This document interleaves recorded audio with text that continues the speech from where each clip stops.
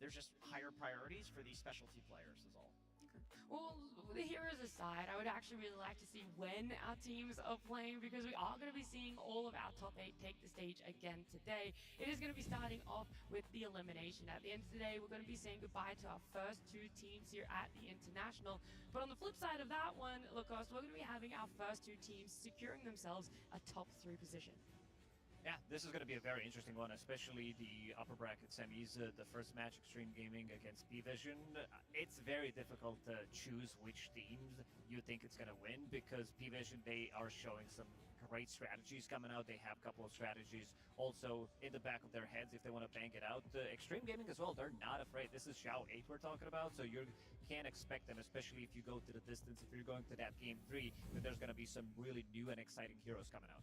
Yeah, the Tidebound Enigma Galaxy elimination matchup as well. It could have been a coin toss at any point, Jenkins, if it was going to be Enigma Galaxy or BB Team that they were going up against. So it feels like they've had the least amount of time to prepare for that one. Yeah, that's a really close one as well because I feel like Tidebound is also the type of team that can just get like 2-0 stomped and then come back the next day and be the best team. Like I would say this is the most likely team to win the whole thing through the lower bracket. If any team is going to do it, it's going to be Tidebound. Well, I actually want to look at exactly that because it feels like, as far as my memory can remember, it's been majority teams from the upper bracket that have gone on to win. And so we collated all of the data for you guys there. And in the history of the internationals, there have been 4 teams that have gone on to lift the Aegis from the lower bracket. Out of 13. It is very rare that this happens. I will say though, out of those 4, we've had 2 teams. It was Spirit and Liquid in their respective years that they won. They were upper bracket, immediately dropped to lower bracket, and went all the way on to win. So it felt like not round 1, but essentially from the beginning they were running that lower bracket. Yeah, it's a lot of games that you need to play. These are 4 BO3s and the best of 5 that you need to win, and they're also showing most of your strategies as well. So you're giving out that data to the other teams as well, showing what you're going to be playing. That's why the upper bracket is the king, even though Enigma Galaxy would disagree. Or Team Liquid. Team Liquid. I mean, it is also worth mentioning that when there was the what was the pre-TI tournament called? Wildcard? The wild card. Well, last chance qualifiers. The last chance qualifiers. We had the grand finals. Was the 2. That was the Singapore TI that you're talking about, right? The Singapore TI. So it's there is the argument that like amount of games played does play a huge factor into like is a team very dominant, but in that case there was also a lot more time to process those games. Now we have 2 days left after this one. Is there enough time to process?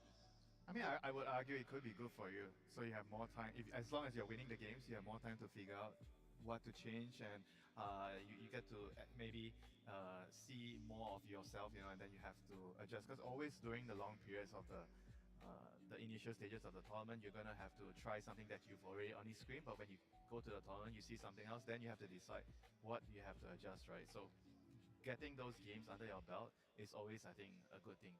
Yeah. Well, it's going to start for one of these teams, right? We do have our first elimination up on the table to begin our day with here, our day number 2. It's Tundra up against Heroic. We're going to start talking about this because Heroic coming in, the only team that was representing the Americas, right? Our sole South American team, making it into a top 8. We wanted to reflect back, see exactly what their previous TI results have been, and if this is rivaling it, and it is, right? One of the best that they had was back in TI 11. That fits 6th position. Yeah. Thunder Awaken at TI 11, getting that 5th and 6th place. This was the best placement for South America. Infamous TI 9, which did have Whisper and Schofield. And then you also had the Beast Coast getting 7th and 8th place at TI 11, which also did have Whisper and Schofield, plus also Heroic and TI 13, which did have Analog, Schofield, and KJ. So that means that Schofield is the big part of those teams, which means that he needs to have good games to be able to reach that. But we can also see some of the personal records. So for Yuma, Analog, and KJ, they already broke their own personal record, reaching into that top 8. Whisper and Schofield, they're there, so if they somehow manage to get a victory in this one against Tundra, all of them are also going to be breaking their personal records, which is still very huge for South America. Do you think there's that mental hurdle at all when you have that feeling of being the sole representatives for your region. I mean, you're very familiar with SEA, who have had ups and downs before, so they've been in positions like this too. I think there's definitely going to be a lot of expectations from the fans from the regions, and unfortunately for the players, sometimes it can be bad for you to think too much into it, and you kind of have to just focus on the game. But sometimes it can also be a good motivation. You know, everyone is like waiting, for that good result, and you're gonna have the extra energy to push it through when games are tough. I think there's also the factor of, like, for the whole year, Heroic has had. They started the year well. They started the year but since then they've had some mixed results. Sure. So it kind of feels like I could see them having the feeling and the expectations of, like, okay, this is the tournament that we're doing really well in. Like, we don't want to just have one of those series where it's close but we drop out. Like, we're so close, and this is where, to me, CAFs really comes in as that mental coach, like figuring out where the blocks are. Are there any blocks? And if there are, like, having those talks with this team and getting those solved. I actually ran into CAFs this morning in the elevator. I was like walking down at just before 7 a.m. and I was really surprised to see him. I knew they're playing the first game, but to see him awake that early, he's like walking to the practice room. Like, these guys are just doing so much to be able to prepare themselves, despite it being an early series, despite it being one of the first series of the day. Yeah, I think a lot of the work has to really fall on his shoes, cast on the coach, because based on their recent results, so from the road to the international to right now the playoffs, every game they've played, every series they've played, either they won 2-0 or they lose 2-0. So the first game actually determines, I think, a lot for them, whether their planning for that series works or it doesn't work. Because it seems like they are not really good at adjusting mid-series, or maybe they don't have a lot of variety to change during a match.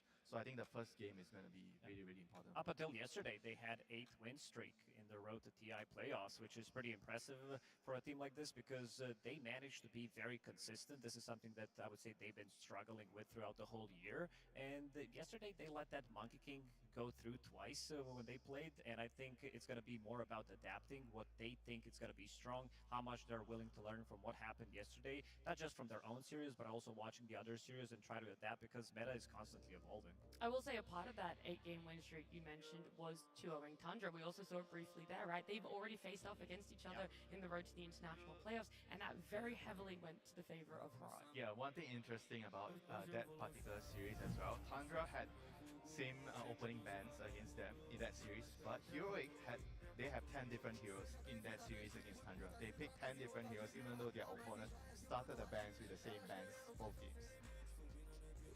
I don't know, like, how much can you look into that? How much does that change? Like, were they just so prepared, or was it they were trying to cover too much? Yeah, I mean, sometimes it could also mean that they have a philosophy that they don't want to play the same thing over again, because the enemy will know how to deal with it in the next game. I think there's also an interesting dynamic that we need to consider, which is the coaches. You have Moon versus Caps. Yesterday we had Caps versus Estini. These are players who have played together for like a decade, right? Like, a lot of the coaches that are still remaining are NA and SA coaches, so they know how each other think. So you're talking about now the Moon and the Caps matchup. Yes, it's like they're familiar. It's like, of course we're gonna talk about Estini and Caps, like both Brazilian big brain coaches, but Caps and Moon and Caps and Ali, it's like these guys have also been playing together on the same server for a decade. They know each other, they know how they think. So I think between these coaches, you're going to see a lot of volatility in the drafting between series. It's like, yes, Tundra did get 2-0 by Heroic, and maybe they got out drafted in the road to international, but I don't know how much that means. When you have coaches that know each other this well.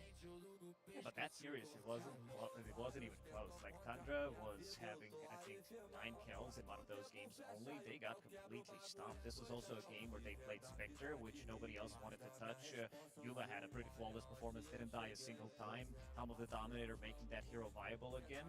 And also, I've been praising Yuva so far throughout the whole tournament, and I feel like he's having the blast of the tournament. Yesterday, when they're in that game number 1, he didn't die on Ursa for a good 15 minutes in a losing game. They decided to pick him Ursa the second time, but it didn't work out as well. But his performances have been top tier. So, I mean, to add to that point as well, I think right now Tundra feels like they're picking a lot of different heroes, which can be a good thing or a bad thing.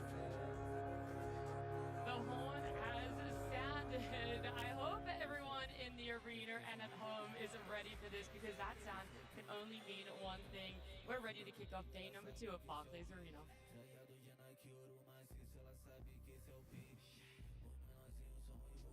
The Aegis of Champions. It bears the record, reminding us of the battles we all hold sacred. The triumphs we still celebrate. The legends we will forever revere.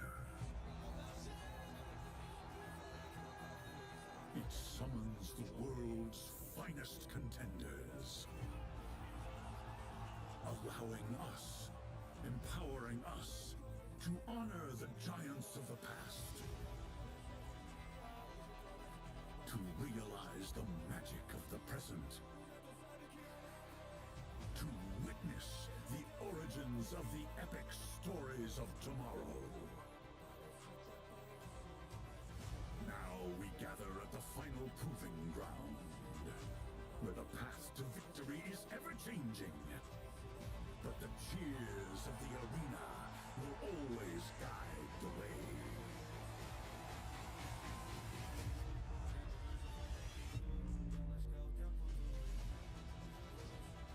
The Aegis of Champions arrives in Hamburg, Germany.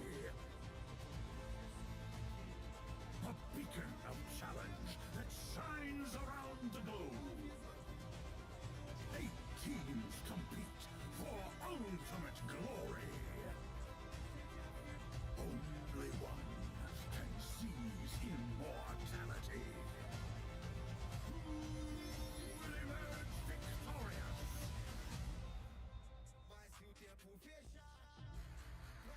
The battle begins. Our top 8 after this will be dwindled down to a top 7. Tundra up against Heroic coming into it. Jenkins coming back out to the stage for day number 2 as well. Does that make the emotions higher, or are you just stabilizing now? I don't know if they can stabilize. I mean, this is the international we're talking about, but I don't know. I don't know if this team wants to be stable anyway. Like, they play the best when there is chaos. For Tundra, yeah, they want to be stable, and I think they're more likely to be stable because, you know, you got 33 on that team. This is the only potential 3-time TI winner. So if there's anybody that's going to bring stability to his team, it's this guy. Well, I don't want to leave our audience waiting any longer, and definitely not our teams either. We want to bring them out on stage, so let's kick off with our first team, Tundra.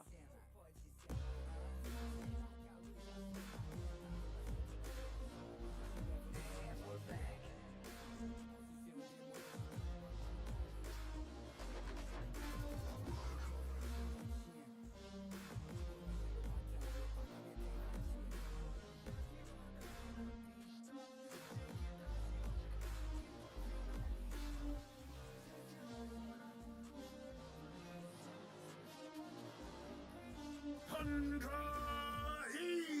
Esports.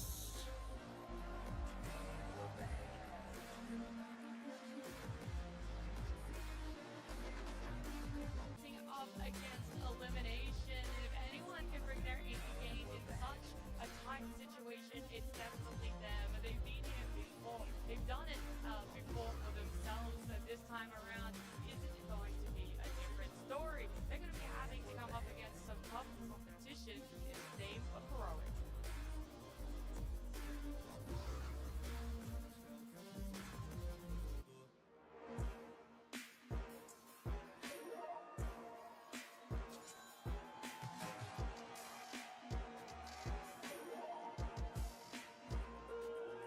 Choose wisely and crush those responsible.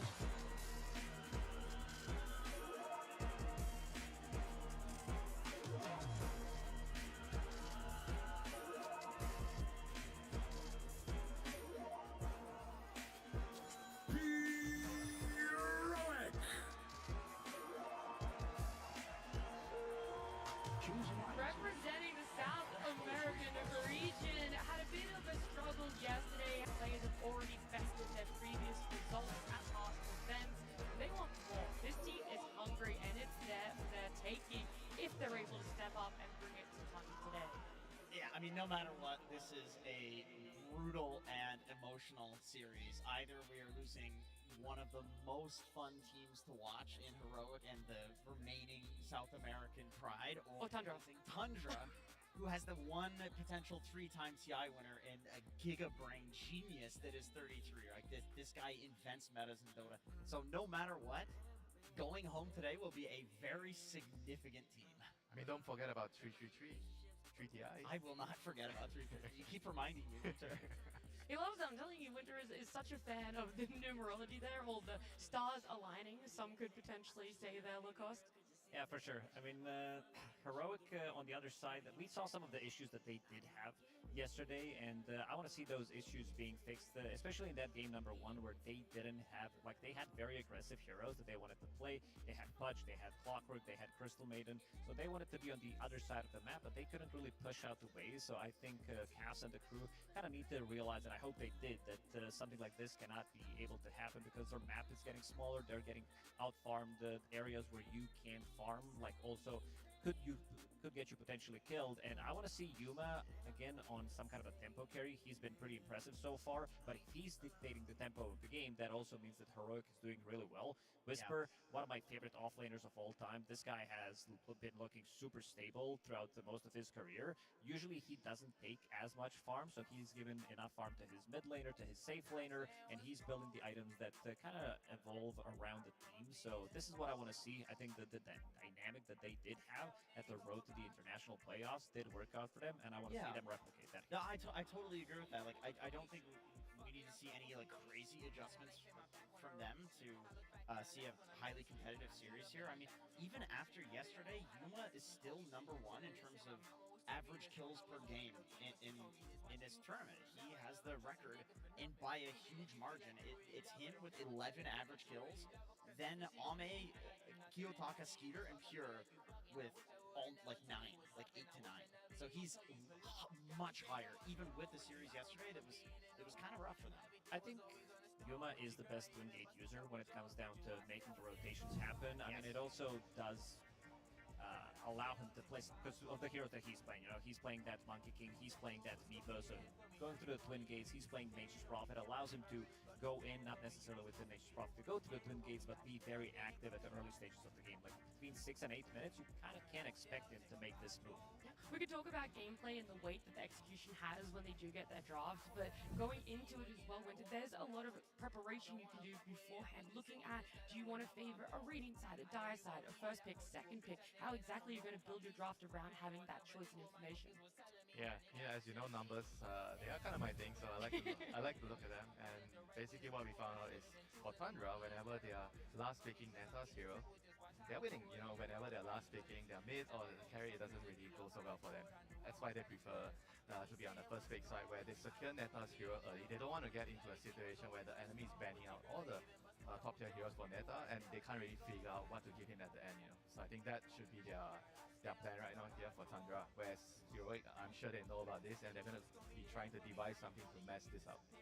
Well, then what about the side of Heroic and their numbers? I think they are also really similar. As you can see here, they are a team that prefers to be on the first pick side. They win a lot more on the first pick, which I think I already brought up slightly yesterday, where I feel like having the 18th pick on the first pick side just gives you a lot more leeway. And whereas nowadays, having the second pick, having the 24th pick just doesn't feel as appealing as before, because teams are really good at using the bans to remove good heroes. So whenever you get to that 24th pick, it's very rare that, oh my god, there's this hero right now, I'm going to pick this hero, we're going to win the game. You know, it's just not going to be possible right now. So My theory on this is that since the Facets patch, there's a lot more answers to those like last pick cheese heroes. You know, you pick Huskar, and there's like something that you can do in the game with P-Vision. What they'll do against Huskar is they'll put a sentry in the tier 2 tower in the off lane, so DM can have a lane.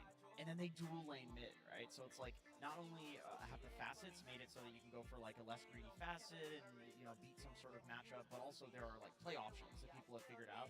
So having those 2 bans to protect the last pick out of the second phase of picking is just much more valuable for these really. I mean, also the sequence, right? I think the sequencing of the pick order has changed a lot. So right now, being on the first pick side, in the first phase, you have 3 bans, but you have the last ban before you pick your first hero. So that itself is already like for me a very big advantage of being on the first pick side. Because so if you want to, for example, pick something like a Puck and you know Void Spirit is a counter, you could potentially ban out the Void Spirit on the 8th ban and then you pick your Puck, something like this. So being on the first pick side definitely feels a lot easier to execute the plan of the team. Yeah, I do agree with that one. Having overall last pick doesn't feel as impactful. I think a good example is Mulreen, because he's the best in the world when it comes down to not playing into unfavorable matchup for him. So he's dragging the creep wave, he's manipulating, he's going to be playing his Primal Beast underneath the tier 2 enemy tower in the safe lane, dragging multiple creep waves, plus farming the jungle. So there's ways to play with it, and I think teams overall just got way better at understanding what they need to do in the last ban phase to be able to protect the heroes that they just win. Yeah, I think the main takeaway for at least for Tundra's side is they need to secure Neta's hero right away for them to have a really good plan. And then what about Heroic? What's their takeaway then? I think for Heroic they are going to just do their own thing. If we are going to understand what they're doing, it means they're probably going to be losing the game. I agree. I feel like whenever you understand their draft, it means that they don't know what to do. They don't have a plan. But whenever you don't understand their draft, it means that they have something going on. You just have to sit down, relax, and enjoy the game. Yeah, trust the process. Trust whatever chaos is ensured to follow. I think so too. And honestly, like this is how this team functions as well. And it's ironic because both 33 and Analog said in interviews that neither of these two players, and it's completely separate by the way, they don't focus on the results. They just focus on doing the right thing, and then the results that they want will come from that. But they're very objective at just focusing on the process, like you said. And I think the process has been working for them, right? Pick, punch, clockwork off lane, and create some chaos. It worked. I think they should have done that game 2 yesterday. Don't know about rushing Ags. Go back to that. Rushing Ags and clock might have been a bit too much. I think you need something in between. Minor One small changes, item. Yeah, just gotta have to tweak it. But I want to see something from Tundra that they've been doing really well. I also don't think that Tundra is going to be able to get the hands on Invoker throughout the rest of the tournament. Doesn't matter how many games, how many series they're going to be playing, because they look way too good with it, because they have this Invoker, Helm of the Dom, Drums, Alacrity, plus you have Pipe, potentially another Dominator from the offlane. It's just too good of a momentum coming out from them, but I'm sure they can figure things out, because yesterday they had very good things that they've shown, but they unfortunately lost both of these games. Enough time has passed. These players are sitting in their booths, and there's one thing left to do. Everyone here at Barclays Arena, get ready for our very first series and our first game of the day.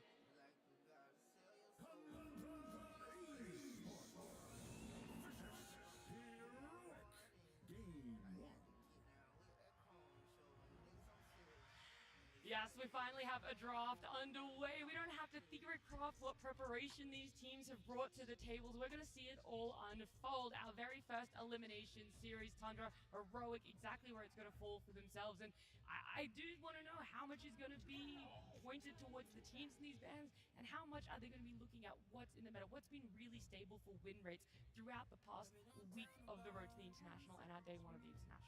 Yeah, I mean, at the same time, you can look at the win rates, but you also have to remember who you are, right? I don't think you can just basically just blindly follow the meta. You have to understand your players, what are they good at. But so far, looking at the bans, they are quite similar from their first meeting, right? When they were on the first pick side, they also chose to remove similar heroes here, and they're going to open up with a Marcy. Extremely strong hero, just in general. I mean, Tundra actually didn't let it through the last time. Yeah. To be honest, like if you want to blame something for the Helm Dom trend, this is the first hero. People realize that when you put the Marcy buff on the creep, every time it gets hit, you hit. Every time it hits, you hit. You can actually buff something and use the buff aside from having a teammate. It's like there are all these you can jump off the creep and it's like, oh wow, this is so good on Marcy. Turns out it's just good on everything. But this was the start of it all. And this Tiny doesn't say anything for them. Mostly it has been played out by Saksa. They really love to run Enigma plus Tiny lane. This has been their staple ever since they played on the old Tundra as well. This is something that puts a lot of pressure, allows Tiny to roam around freely, maybe make a move, like pick up the bounty rune, secure the active runes as well, maybe even gank the mid lane if the opportunity does allow you to do so. So potentially in the back of their heads, they should start thinking about this Enigma. It's, again, Helm of the Dominator, something that Tundra definitely wants to buy from the offlane. I think also Tiny is pretty hard to play into as Marcy. Like Marcy, in her nature, like will get in there and fights, and you can't really get out. And heroes like Tiny, they can just casually throw an avalanche on the ground, prevent some sort of initiation. You can toss her out. You can toss her, back into your team. You also have the Tiny innate, where you are taking less damage every time she hits you, and of course she does these like small instances, well actually big instances of damage. Yeah, not small. But very quickly, and you're reducing her damage. It's pretty hard to kill a Tiny. So I think in general, like he likes playing into Marcy, and believe me, this hero is in every single pub right now, Pro Level pub. It is very hard to find heroes that actually like playing into Marcy. So I mean, when you say that a Tiny carry would be valuable against Marcy, I know it's not a very popular thing. Because if the Marcy is carry, you want like a good matchup. I think that idea of like getting in there against Tiny is hard is the same whether it's a support or a carry. So Yeah, what does it offer more as a carry than just And you have more items, you stand there, you fight him. You stand your ground more. Yeah, you can stand your ground. Marcy usually has trouble finding heroes that can fight. You have trouble finding heroes that can fight Marcy. I was gonna say, I don't think you stand your ground against Marcy ever. I think you get the hell out of there. You toss her out and you run away. You wait for her roll to be over. That's my experience with the hero. Like I really feel like it's very hard, especially if Marcy's going for like the Daedalus build, to find heroes that will actually be able to stand your ground and like out DPS her. I think you have to kite the fights against her. And Tiny's like the best fight kiter in the game. One of them. And you have to buy 4 stuff as well on that hero. Absolutely. Heals, 4 stuff. Yes. Yes. All of these items. There's a couple more bans coming out from Heroic there, the Sand King and the Queen of Pains. This mid pool lowering a little bit more on the underside of BZM and what he's lacked to play so far at this tournament. BCM had a bit of a struggle yesterday when he played at Earthshaker. It's the combination of the two things. We saw a bit of unfortunate sequence of events with that healing cell that did happen, playing into unfavorable matchup, but also not being allowed to enter his own triangle. A lot of his camps did get blocked, and there was also Sanking that was farming in the same area. So I think Thunder is going to be making sure that those issues don't occur again. And I also want to see BZM on a tempo hero. I want to see him, because that game he got completely shut down playing from behind with the Naked Blink Dagger. It didn't look too good, but this hero has been looking amazing in the last couple of tournaments as well. This hero is just a lane bully, dominator.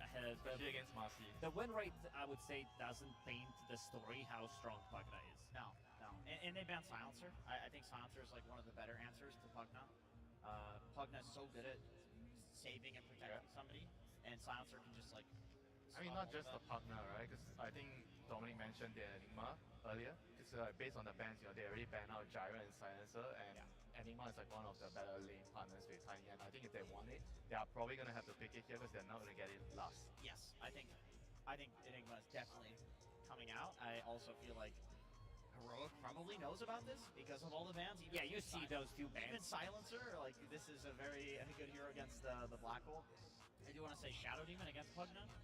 You cannot decrep and save somebody from all of the Marcy damage because SD's ult is constantly purging, right? So they go with the immediate hard counter, and they're actually going to double counter it. And now you have a save and you have a BKB piercing tool as well. Even though Enigma, gets BKB at the later stages of the game, it's more about the tempo, getting these early drums, getting these Helm of the Dominator, so you can, tanking things up if you need a pipe to buy. These are the type of items that Enigma will buy. But I see Heroic with very aggressive drafts. You have Shadow Demon and Batrider, which is going to be... These are probably two of the best heroes in the game to be able to get the stacks going in the triangle, just stacking the jungle in general. Now you need a hero who can actually clear the stacks. Yep. The Batrider isn't as straightforward though, is definitely a support because they've already played it on 3 different heroes, 3 different players at the moment. They actually prefer it as a core, which is very interesting. I think if it's a tiny mid for Tundra, now all of a sudden you have to be worried about Batrider coming mid and destroying you. I really love, like, anytime I see a South American team, especially a team with Schofield on it, picking a repositioning-based hero, I always think that they have a way higher chance of winning the game. South America historically has won games off the back of being better at team fighting than opponents. Like, I remember the narrative in NA was always, when it was NA versus SA, you do not fight SA. You try to outplay them on the map because they will outfight you. They know how to play these repositioning-based heroes. So I love the Heroic who's going back to the Batrider. I mean, which is why we see the Dubs here. Dubs here is really good at like splitting the map, pushing the waves, making it hard for lineups like Heroic here. They want to kill you, but you push the waves and you make it very difficult for them to deal with the map. And on top of that, you're gonna buy the auras, right? Yeah. The auras are gonna be very, very good against like Marcy, Batrider. Sure, you have the Demonic Purge somewhere down the road, but it does make it difficult for Heroic's lineup to fight. And if you want to kill a hero, you probably need to commit with multiple ultis on side of Heroic, because now you have Pugna, so you need to dispel that. So you need Shadow Demon ulti, you need Batrider ulti, because you need to start thinking about Decryptify, Surge, maybe even just a casual tossback should be able to get the Tundra's heroes out of position and make sure that they are going to be running away from that gank. So the heroes on side of Tundra are not that easily killed, and I really like this Storm Spirit from Tundra that came out just now on 17, because it does. We've seen yesterday BZM going for a bit of a newer tech, something that he showed before, but I don't think he showed it on the Storm Spirit, going for that Holy Locket, Soul Ring, pretty much having infinite mana as well. Plugin unfortunately doesn't give you mana anymore with the life drain, but it's still like that's why he needs to think about himself, buying that Soul Ring, buying that Holy Locket. Yeah, I feel like right now Heroic is kind of baited to pick Puck. It looks like a really good Puck game, other than Into the Tiny, who has like a good disable for the Puck. But also, I'm pretty sure Batrider against Storm mid is pretty bat favored until later on in the game, where Storm doesn't mind playing so much against bat. So I guess the question is like, does Analog make this call? It's like, yes, I'll destroy this guy mid. Give me the Batrider, or does he just ask for, yeah, give me the Storm counter? It's Puck, right? It's also a backline jumper to deal with the Pugna as well. Yeah, I think that's the bigger question, right? Is how else are you going to be dealing with these supports? Do they have another pick lined up that's going to help them a bit more in that Earthshaker that is now being picked up? Still could be mid, could be off lane, could be 4 position. We don't know. Dude, Shaker in Arena every time. It's so good. There it is. Oh, they have it on the main stage. All right, good. I do like Shaker against backline save supports in general, because you can go in and echo some frontliner, and then Pugna can't save because you just fissure the backline, right?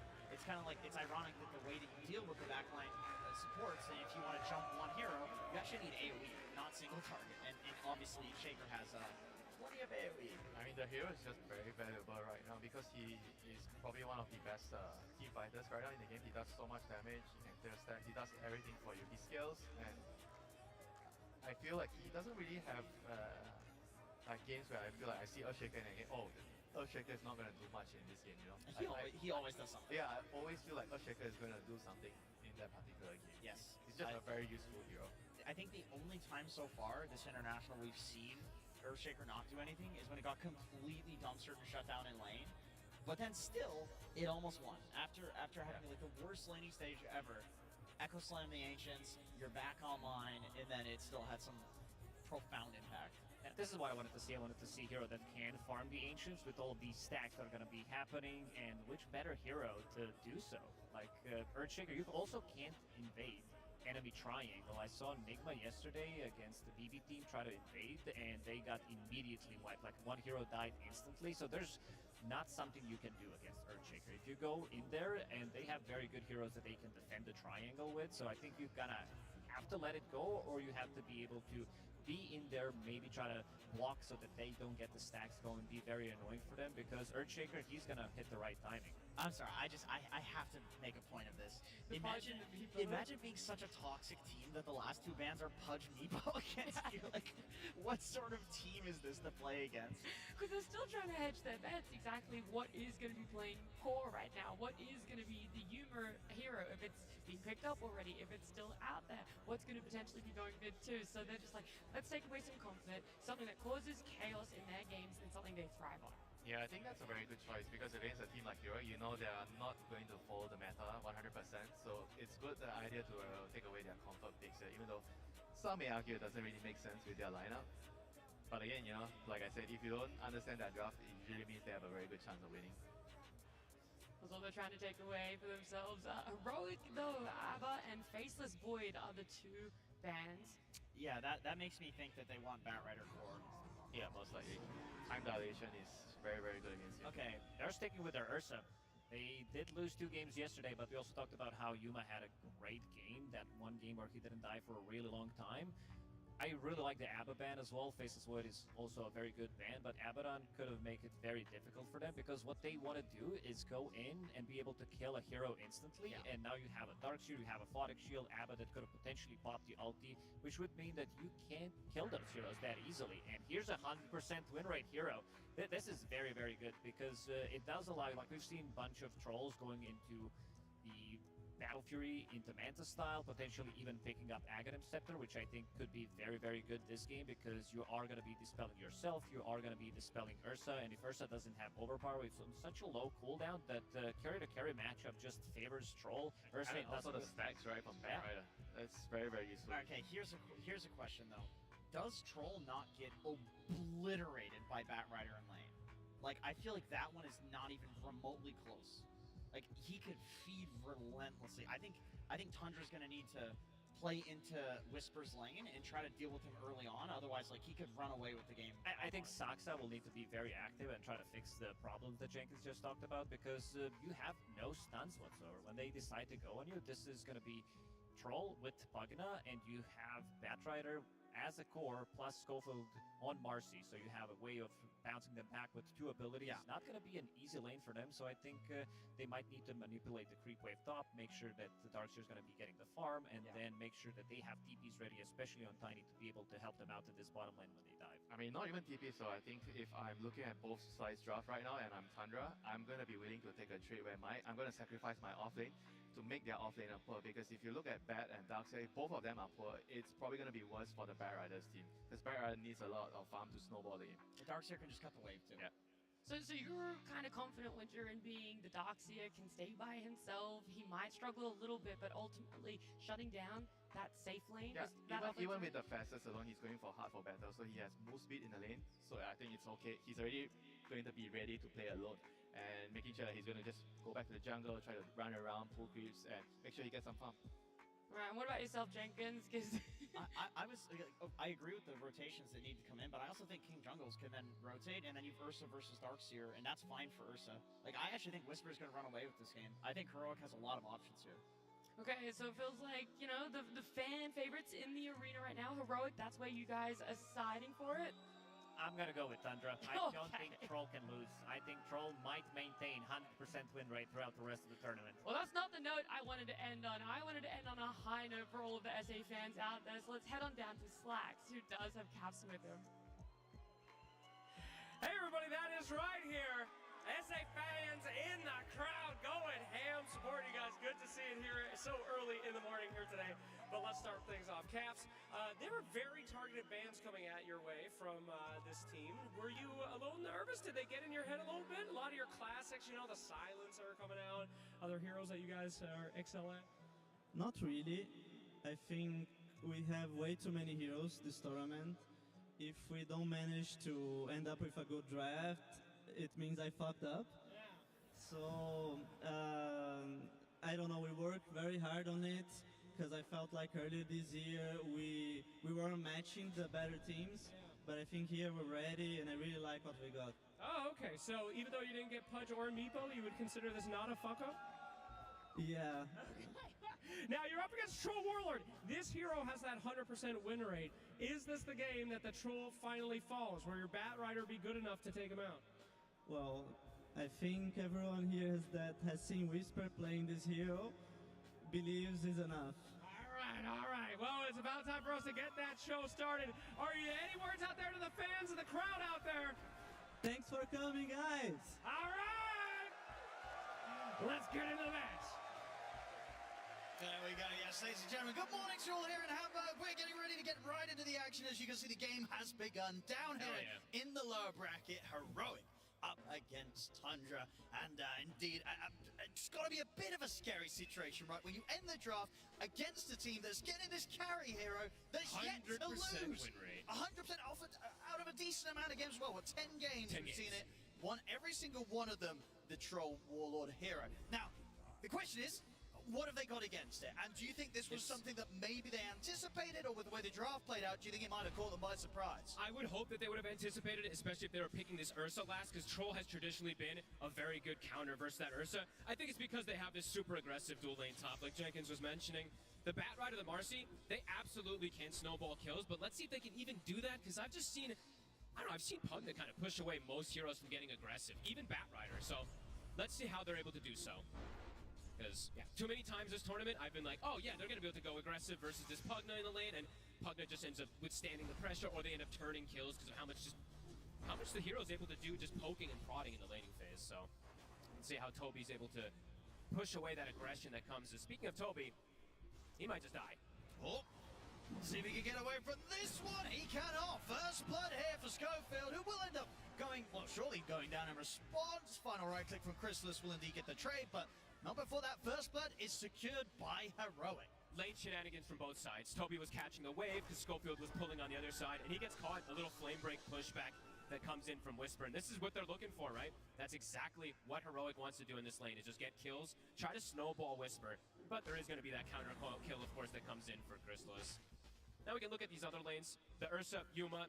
Second game yesterday was pretty tough, I would say, for him. That game, I feel, was kind of tough for the whole team. Yeah. Right? That was not Heroic's finest showing yesterday in that game, too. So this one, he does get to pick the Ursa versus the Darkseer, which has been a traditional counter pick in terms of the laning phase, but let's see how this traditional counter matchup works nowadays versus the Dominator meta, because I think things have changed, right? Ursa can kill these Dominator creeps, but a Darkseer with Dominator can also pressure the Ursa in a different way that it used to be, where Ursa and Darkseer just trade farm versus each other. Now we'll see, because you got to imagine, right, from Tundra's point of view, this Ursa pick was not a surprise, right? No, they came here today very ready to play against Yuma's Ursa.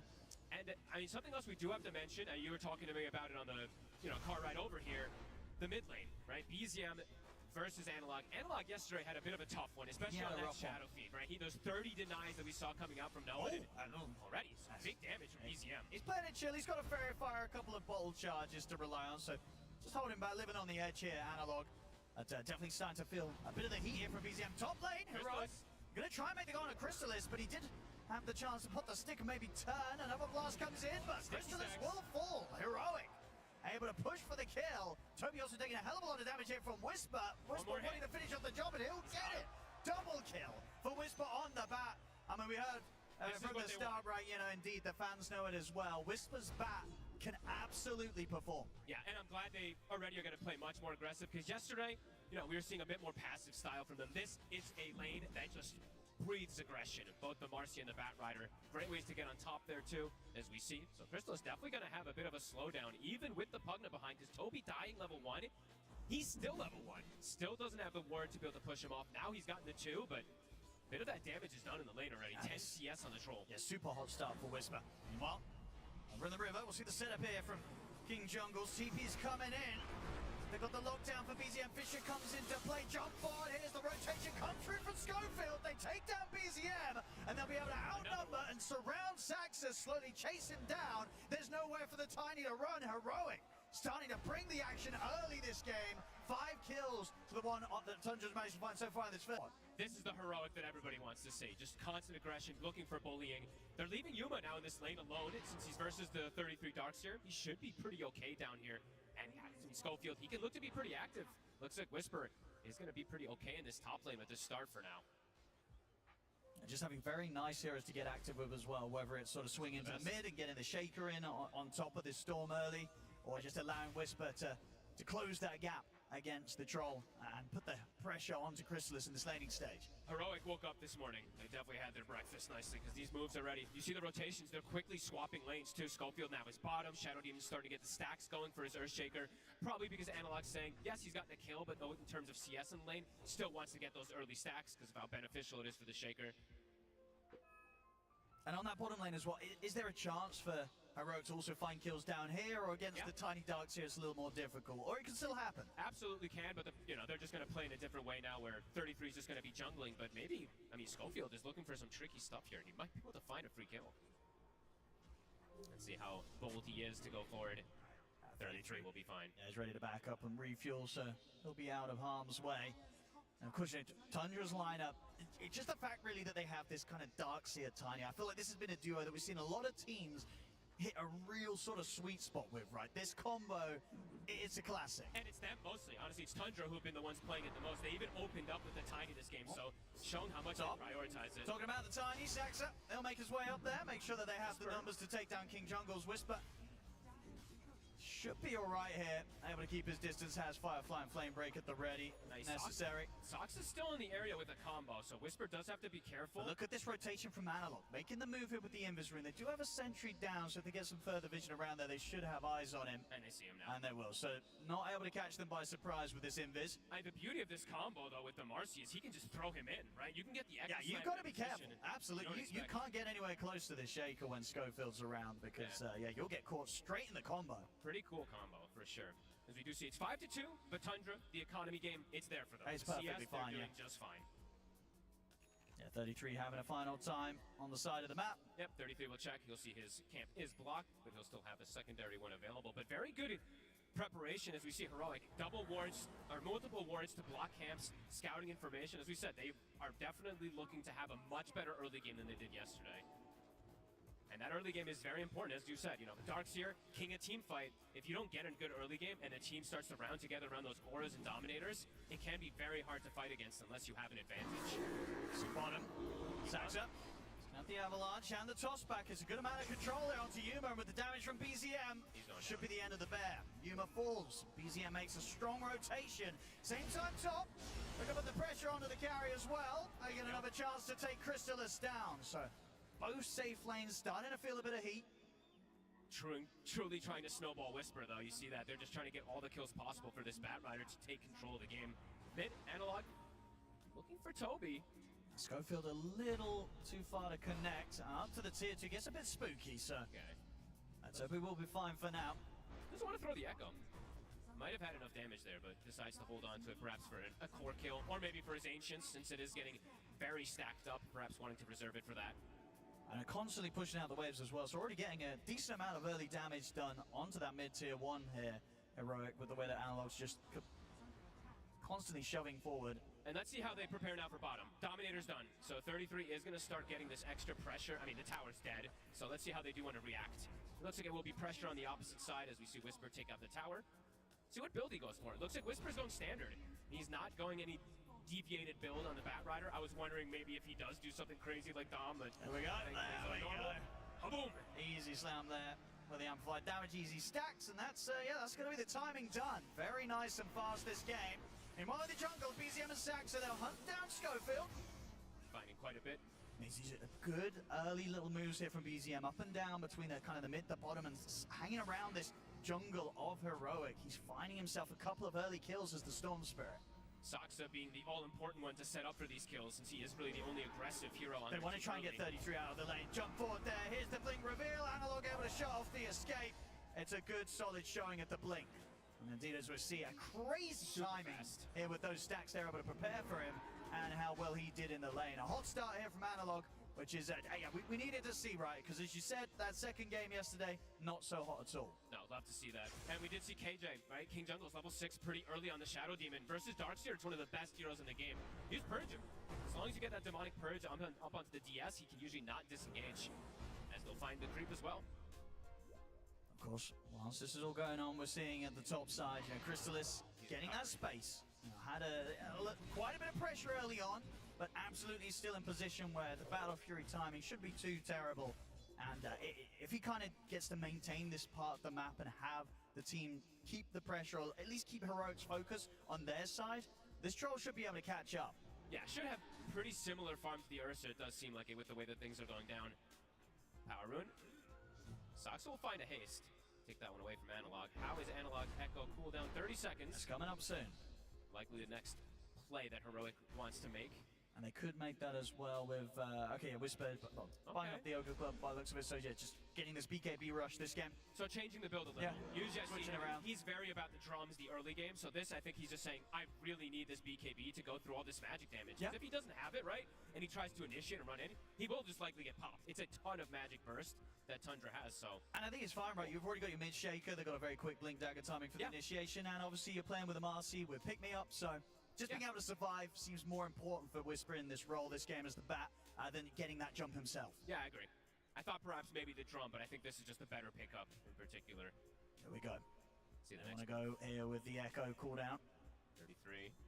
So a couple of ancient creeps here. They've got the burst opening up with the Echo, the follow-up, the lockdown. It's there. Nicely done by the two of them. And they get out safe. BZM's definitely going to look to try and make them pay. The opening on a Schofield. Analog will split from Schofield for now. Saxon coming in from the side. Turns his attention over towards Analog, of course. Wants to try and get the bigger kill. They'll get the toss back into the blast. Analog in trouble. Chrysalis turns up as well as they bring down the Shaker. See if we can get anything more. Saxa. Avalanche onto King Jungles. 32 trying to get the body blocks off with the Hellbear Smasher, but King Jungles is able to get his way around, and they'll be able to retreat. Good target prioritization there from Tundra. Saxa even blocking. I saw KJ walking in to try to use a disruption. Saxa was just following him to prevent any type of save, so very on top of it there. 8-5. More kills than I think we've had in some of our games at the 11-minute mark. Very action-packed. I think both teams don't mind this action either, to be honest with you. It does seem like Tundra is fine because they're still getting the farm on the map, but Heroic is happy because they're getting these extra kills to accelerate things, in particular for Whisper, as he is two components toward that BKB. I think, yeah, just the biggest concern is that the Troll is having a good time, and this hero has been unbeatable. So the fact that even though they managed to kill Chrysalis a couple of times early on the laning stage, he's up there. He's top 3 net worth. He's level with the Farm of Humor. He's going to have a good Battle Fury time.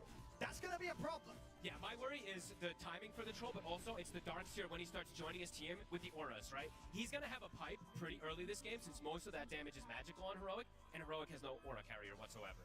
Unless they want to do some weird build on the Bat Rider, which I don't think he will do anything like that. So that's usually the big timing for Darkseers, right? It's like that 15 to 20 minute timing when the team starts running around together. We'll see if Heroic is prepared when it does kick off. Because so far their moves have been pretty good. You want to try and strike at Whisper before he has the BKB done.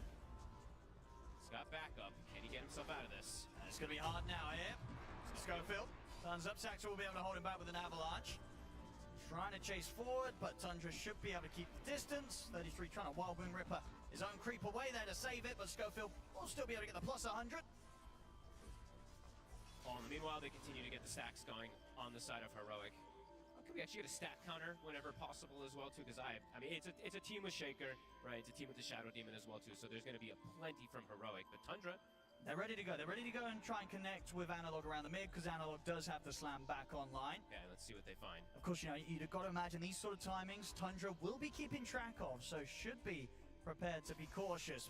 BZM also, he's on strength treads, 1600 HP. He's playing careful. I think he senses that this sort of play might be coming in, but he didn't sense it hard enough. The Echo still gets him into the lasso. That will still do the job nicely. Way too much chain stun, even if he's on the tankiest portion possible. Cannot survivors that. Well, they turn it into a tower. Saxa. I mean, he's going to end up walking into Saxon. Saxon's able to toss Whisper back over towards him. Good Fisher from Analog. Blocks up pretty much the 4 of them. They're going to try and go for the fight. Yuma reaching in under the tower. Takes down 33. Schofield's going to dispose onto Toby. Yuma will try and run down the puck there, and he's able to take him out before he can save himself. Double kill for Yuma. And they might not be done yet. Analog jumps forward. The setup's there to catch out another. Heroic. Find 3 there, and all it cost them is the life of the bat. Surprise Whisper actually died. That toss did way more damage than I expected it to. They'll get the tower out of it as well. Good timing from Heroic.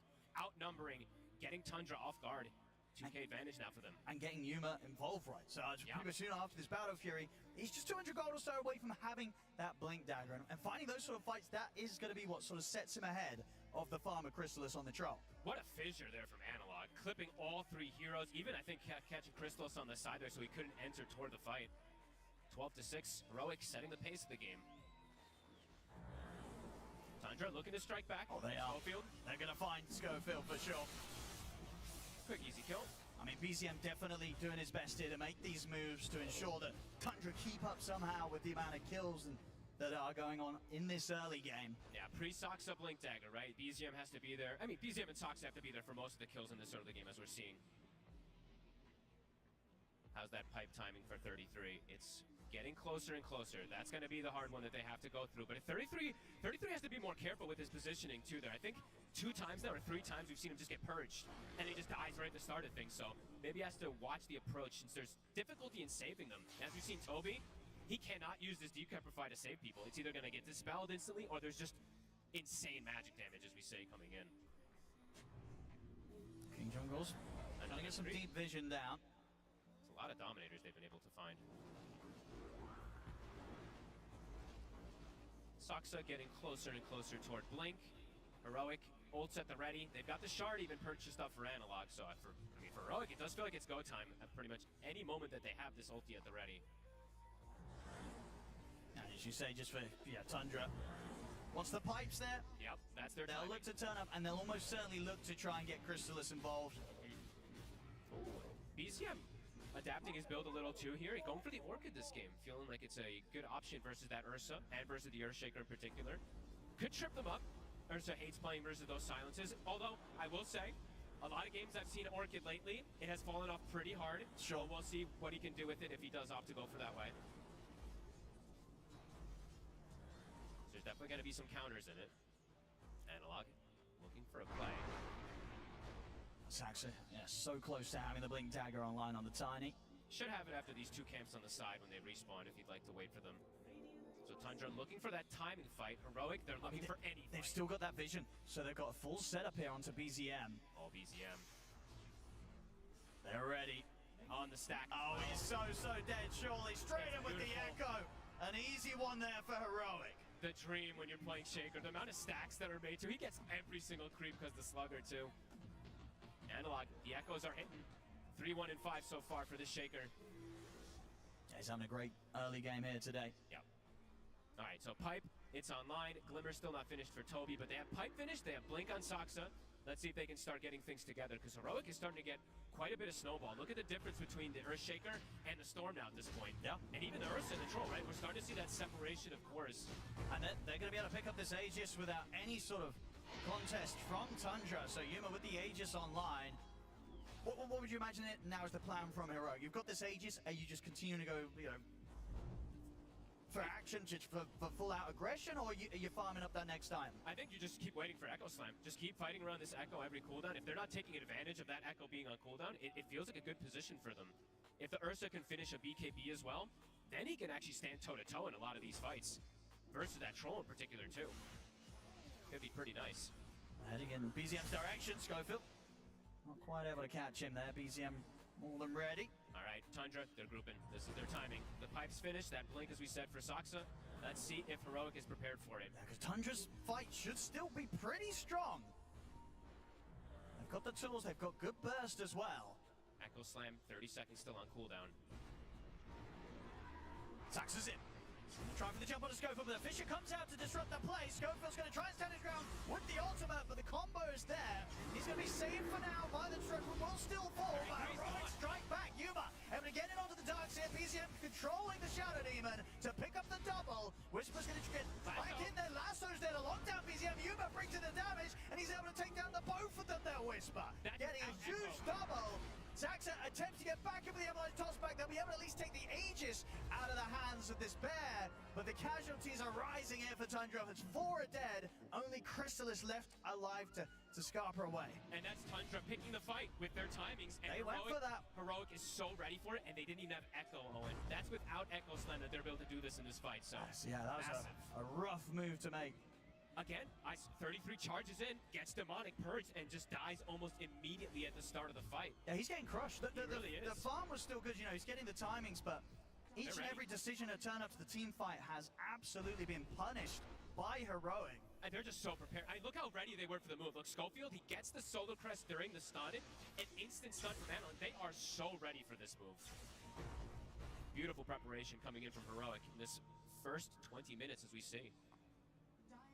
Yeah, you can definitely see why this team does like to play with Humor on the Ursa, right? It's such a comfortable carry for him because his decisions of when to join and when to not so far have been pretty perfect. He's always been there to provide that extra bit of damage to help get the cleanup. Yeah, and having Whisper on this bat, as we're seeing, right? 5, 1, and 5. They were mentioned on the panel. He can definitely run rampant with the game. Tundra again, looking to smoke with their timing, but it's into Echo It this is. time. Indeed, Heroic, they've got more than they had last time ready to throw back at them. Let's see if Tundra can get away with it this time.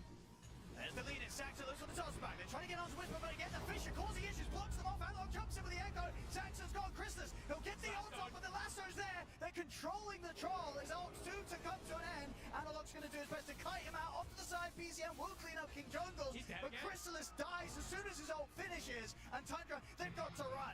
Yuma attempted to get on the chase here. Schofield, is he able to close the gap, bringing him in a little bit closer. They close it in on 33. There's nowhere to run. Dispose back the Flame Breaker as well. Analog ready to slam him down with the Fissure. They just can't take these team fights, folks. Nope. A second time where they've been the instigators. They're looking to try and start this, but Heroic, they're shutting them down every single time. Heroic is playing this game beautiful. Every single fight, they're like, bring it, let's go. They want these fights, and they're gonna get the Tormentor out of it as well. You honestly couldn't almost ask for a better 21 minutes here. 21 kills, 11k lead. Ursa's gotten the Roche, Ursa's gotten Tormentor. Your Batriders destroyed the Troll as well. Looking incredible for them at the moment. And Tundra, that's them picking the fights. They're trying to fight this. They're trying, but both times it has not worked out for Tundra. They've got to reset and sort of reassess what they want to do in this game, because these sort of moves are just not working. How do you reassess though? It's what's the pivot that you want to go for now at this point when you thought you were going to be able to fight with this aura? I'm seeing a Midas queued up from the Dark Series. Oh, They probably won't I know mean- it, but that's usually difficult tell. That's I mean that's the classic sign from 33, right? The game is hard. Yeah. Doesn't always end up buying the Midas after he queues it up, but it definitely tells how his vibe is with the game. It's a hard one. I think Tundra has to slow things down somehow and get BKBs now because they can't fight into all this control. Not it's at just all. way too much. Saksa, that's a freebie. Just playing with him. Oh. No, get him before any neutral can. Same time up top. That's 33 dead again. Oh, and this is getting out of control for Tundra. This has got to be one of the tougher games 33's had on his Darkseer, I feel. We've seen him have some excellent ones on the road to TI, but this game, he is getting bullied. I mean, they all are. Truly. I mean, BZM, he's got 6 kills, but he's got 4 deaths as well, right? There's just relentless kills that are coming in from Heroic. This is the Heroic that we wanted to see, as I mentioned. There's just no slowdown. Nope. 23 kills, 23 minutes, just kill a minute. And they're continuing to hunt with this great vision that we see placed down from them. Just on top of fighting and spellcasting really well, their ward coverage and their preparation around the map has been absolutely pristine. Tundra again, grouping up. See if they can try and find a bit of luck around their tier 2 tower. And this Ursa's level 19 now at this point as well. With a full BKB basher.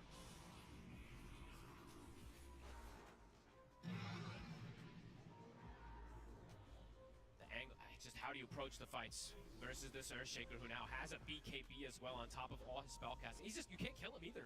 You have to somehow take care of this Earthshaker, but I don't even know how you do at this point. The control that he's providing is just, control and damage he's providing is just way too much. So yeah, I think perhaps it is just slow the pace of the game until they can at least get the BKB for the Troll and the Storm Spirit, but Heroic just constantly looking for fights.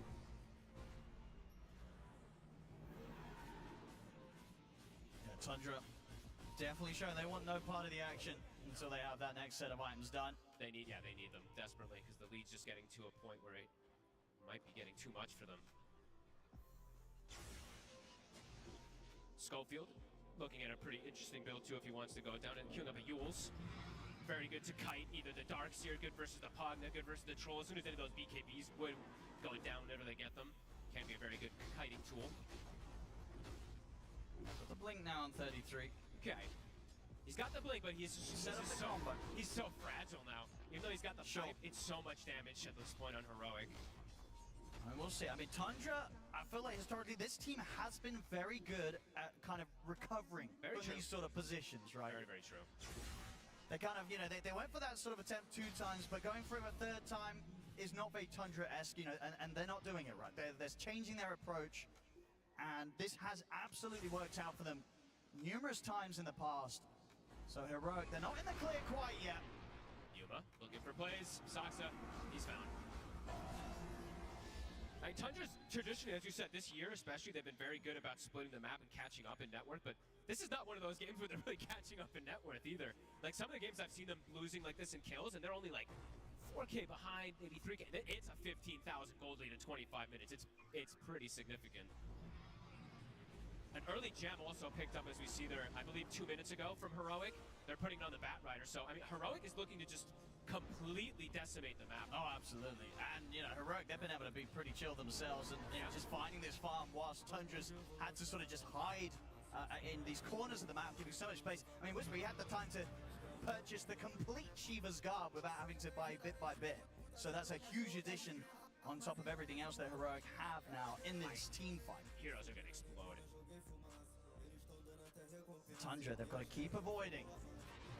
Unless they find little chances like this, they're going to try, but it's a hard one to go for.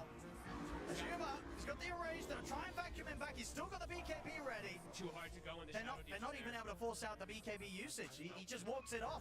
Oh, and I've yet to see BZM get a decent usage out of this Orchid too, and now there's the Demonic Cleanse for the Shadow Demon as we saw there as well. You can't even use it. He's able to just instantly That's get very the true. dispel. Yeah, in these sort of games where you're falling behind, the Orchid Storm purchase can feel that it's kind of missed the timing. Absolutely. That's usually what it ends up being, right? You usually want to try to get this and snowball off it, but you look and you're like, the cores all have BKB. There's also a Dispel on the supports. Things are definitely complicated for the side of Tundra.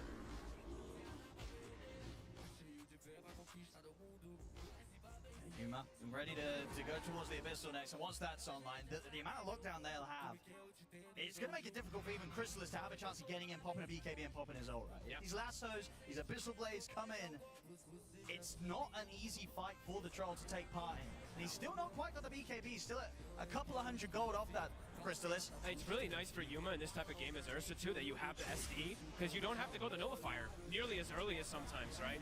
I mean, this game he's also just kind of owning in particular, so probably doesn't need it this early anyway, but he can just go Abyssal. The SD is going to purge the target he's focusing, and yeah, there's no way they can really survive off that. All right, Tundra. So Crystallis, he's got the BKB finished. I believe BZM soon has his done. See if they want to try to fight with that. I still don't think that they can take a heads-on fight with it, but let's see.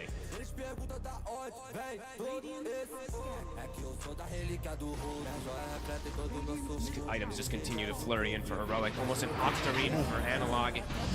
See over in the river. Kobe. He's looking to be in a lot of trouble here, Schofield and Whisper. We'll get some action back on the table here after a bit of a slower period of the game. A night and day difference today from Schofield and Whisper. Just having a hell of a performance on these two. Yeah, the bat's looking pretty crazy. Yeah. I'm sure, was this something that was banned out against them the other days, or I guess they picked Whisper's hero early, didn't they? So they just went for other stuff. But yeah, seeing his bat in action. I mean, Whisper, I think his two traditional, non-traditional offlaners are the Bat Ride and the Phoenix. These two he tends to just go absolutely bonkers on if he gets a good start, and this is one of those games that we're absolutely seeing that. Yeah, perfect itemization too, as we see. The Blink Ghost after Shiva's BKB can go Refresher after. And the lead, it just continues to grow for Heroic.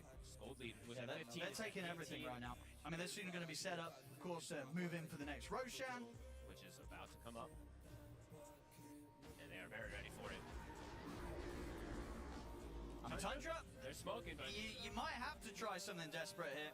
Can they make it? It looks like, I mean, Heroic is ready for the fight. They have the sword on the outside. Whisper, he's just straight onto them. He's going to jump off on the BKB, stay on top of Saxa. Oh, he's just dead before the fight even starts. He'll buy back. BZM tries to get away with the lasso, comes in. Yuma brings in the bashes. BZM's gone, and he does not have the option for buyback. Heroic, they can push on for more. Another bash comes in from Yuma as he closes in on a Crystallis. Jump for him with the Echo Stab. Crystallis pops the BKB. The Fisher will block him off. He's up to the high ground. Crystallis will survive, but only just. The buyback comes in from Toby. Try and lay down the burst on a Schofield. Saxon trapped out to the side. Sets up for Yuma to pick up another kill. Can't kill anybody. They cannot. Heroic.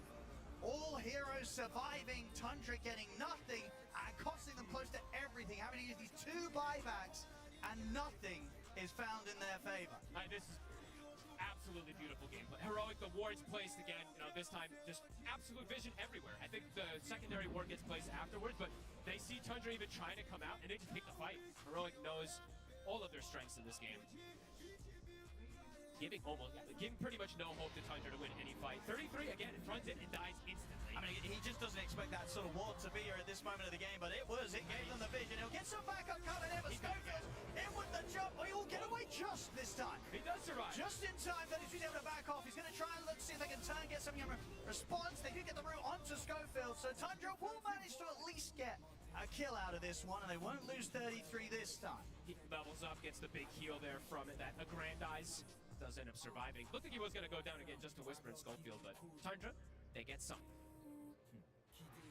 Was the gem recovered? I believe it was recovered from Heroic.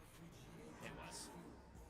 So it did end up losing their gems. Just a small kill, but Tundra able to get a little bit of something, but a very small something.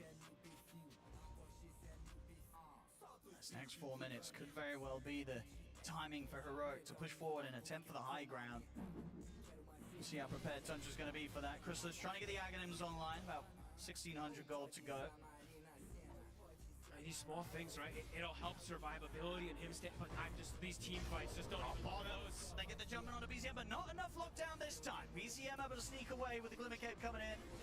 And so, of course, Toby will pay the price. Godlike now for Yuma. He gets to go the fun build too. Look at this, queuing up the Octarine afterwards. As we said, he doesn't have to go for this Nullifier if he doesn't feel like he wants to. He can go for any luxury build. And Whisper with, breaking records on timings for sure on this Batrider. About to have a refresher done. It's only 30 minutes in and he's getting close to 5-6 slotted territory. Yeah, this is insane. Yeah, he's definitely making a case for his bat to seriously be considered in the drafts when you're going up against these guys. And they flex it too, right? As we've seen, they'll play it mid lane, they'll play it off lane, they'll play it as support. So definitely something that could be prioritized a bit higher here as we just see it. This game continue to be a beautiful showing from Heroic. BZM TPing in. See what they can do. He's going to try for the setup on a Schofield. Comes in with a Vortex. Further TP's coming in, but Schofield's able to jump away. BZM trying to chase. Has to be cautious though. Whisper might go in. He's got the refresher. He's thinking about it. He's training with the jump. With a good double back with the flame break. He's going to be able to catch BZM. Yuma brings in the damage. Slams down the Abyssal. That's BZM gone. Heroic ready to go for more. Once again, Stacks at a full. They cannot, they can't even get pickoffs, Owen. Heroic, as you said, maybe time to knock on that high ground. They've got another lasso. If he does see a target, the banner's on the ground. They've got it ready. 2 minutes still on the Aegis. Fastest on this, yeah, makes sense. That might just, in terms of fighting, I just don't know what Tundra does now. And it's felt like that for a long time. Yuma quick to take out the ward as well. Banner's down to the glyph, won't even clear that wave. And they should be able to take out these racks before Tundra have everyone back in the game. So they just gotta watch.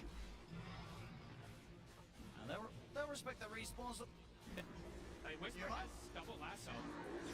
He's going to be able to get away with the Enrage. The Vortex not going to hold him down. In fact, Yuma's ready to look to see if he can turn and get a bash. Doesn't get lucky this time. BZM's able to step away with a zip. They'll play it a little patient. I thought they were honestly just going to go in there on the side of Heroic. They might double back in on this. It feels like because of how strong they are and the fact they still have this Aegis. Heroic will not be scared of going for another fight. No, this is a fake back right BZM here. is going to jump up onto the cliff. There we go. Yuma's able to get over to the back line. The Vision will fall. They've locked down 33. The heals are coming out from Toby, but 33 will fall. Chrysalis will get the ultimate off. But the lasso's there, locking him down. Chrysalis bashed up as well. No chance to do the damage as they control him, take him out, look towards BZM. BZM running low on mana. Schofield had to dispose into the Enchanto and double kill for Emon. It is over. GG is called. Heroic coming in hot in this game one. Woo! I think that's the Heroic that most people were coming to see. All the SA fans rejoice. Holy shit, what a beatdown, honestly. They came in ready to play. Definitely ate their breakfast. That was unreal. Whisper, honestly, everybody, all 5 of them played fantastic. Covering from laning phase to mid game, sweeping the map, great wards. Rolling to his first loss in the tournament. First loss. They are absolutely able to just steamroll Tundra in this game one. And Tundra, right, they were even looking for the fights around their timings, this pipe thing. The pipe timing came, and they got comfortable. And get this game one victory. Heroic with the first win here at this best of 3. It was a fantastic game. The arena going crazy for Heroic, picking up that win there. It's elimination that's on the line, staying in this tournament. And Heroic, everything from start to end, Lucas was just amazing for them from those laning phases and throughout. Yeah, it was absolutely beautiful. The execution, this top lane was just a complete disaster for Tundra. They were unable to punch back. We said that there's going to be a couple of issues. Maybe there were some ways to try to fix it, but it just didn't happen in this game. Whisper and Schofield, they were playing it pretty much to perfection, immediately getting the first blood, using that opportunity, getting another blood grenade, getting another kill, getting a double kill for Whisper, enabling this offlane Batrider that they play as a core. So when we saw him being picked in the draft, we were like, this is most likely going to be the core because they played across 3 different roles and they did work out amazingly in this one. I think Heroic just looks like the better team right now, straight up. Can you honestly say, going in today, did you expect a very competitive series here. Because I feel like for the whole year, we have seen, like, time and time again, you have teams like Tundra, Liquid, they have a rough group stage, rough road to international, and then all of a sudden, come playoffs, they do the Tundra thing. Right, they power up a They little they bit. power up, they start winning. It's like, okay, sure, they have a stand-in, but it's Toby. Toby has won tournaments this year as a stand-in, right?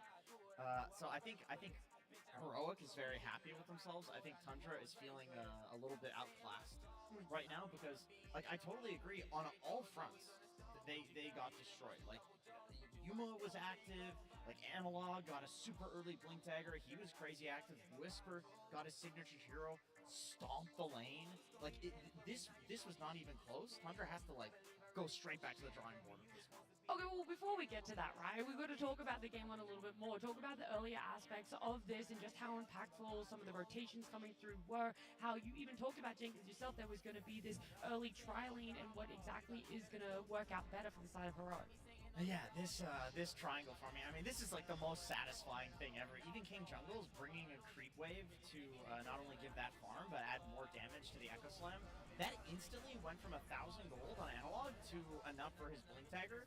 You do not expect a 9-minute Blink Dagger timing from any hero. Like, this is just not an instinct that you have. Even a player with the skill level and the experience of 33, like, dying in this way right after the Blink reveal is, I mean, that's early. Like, that's a rough death too on Darkseer.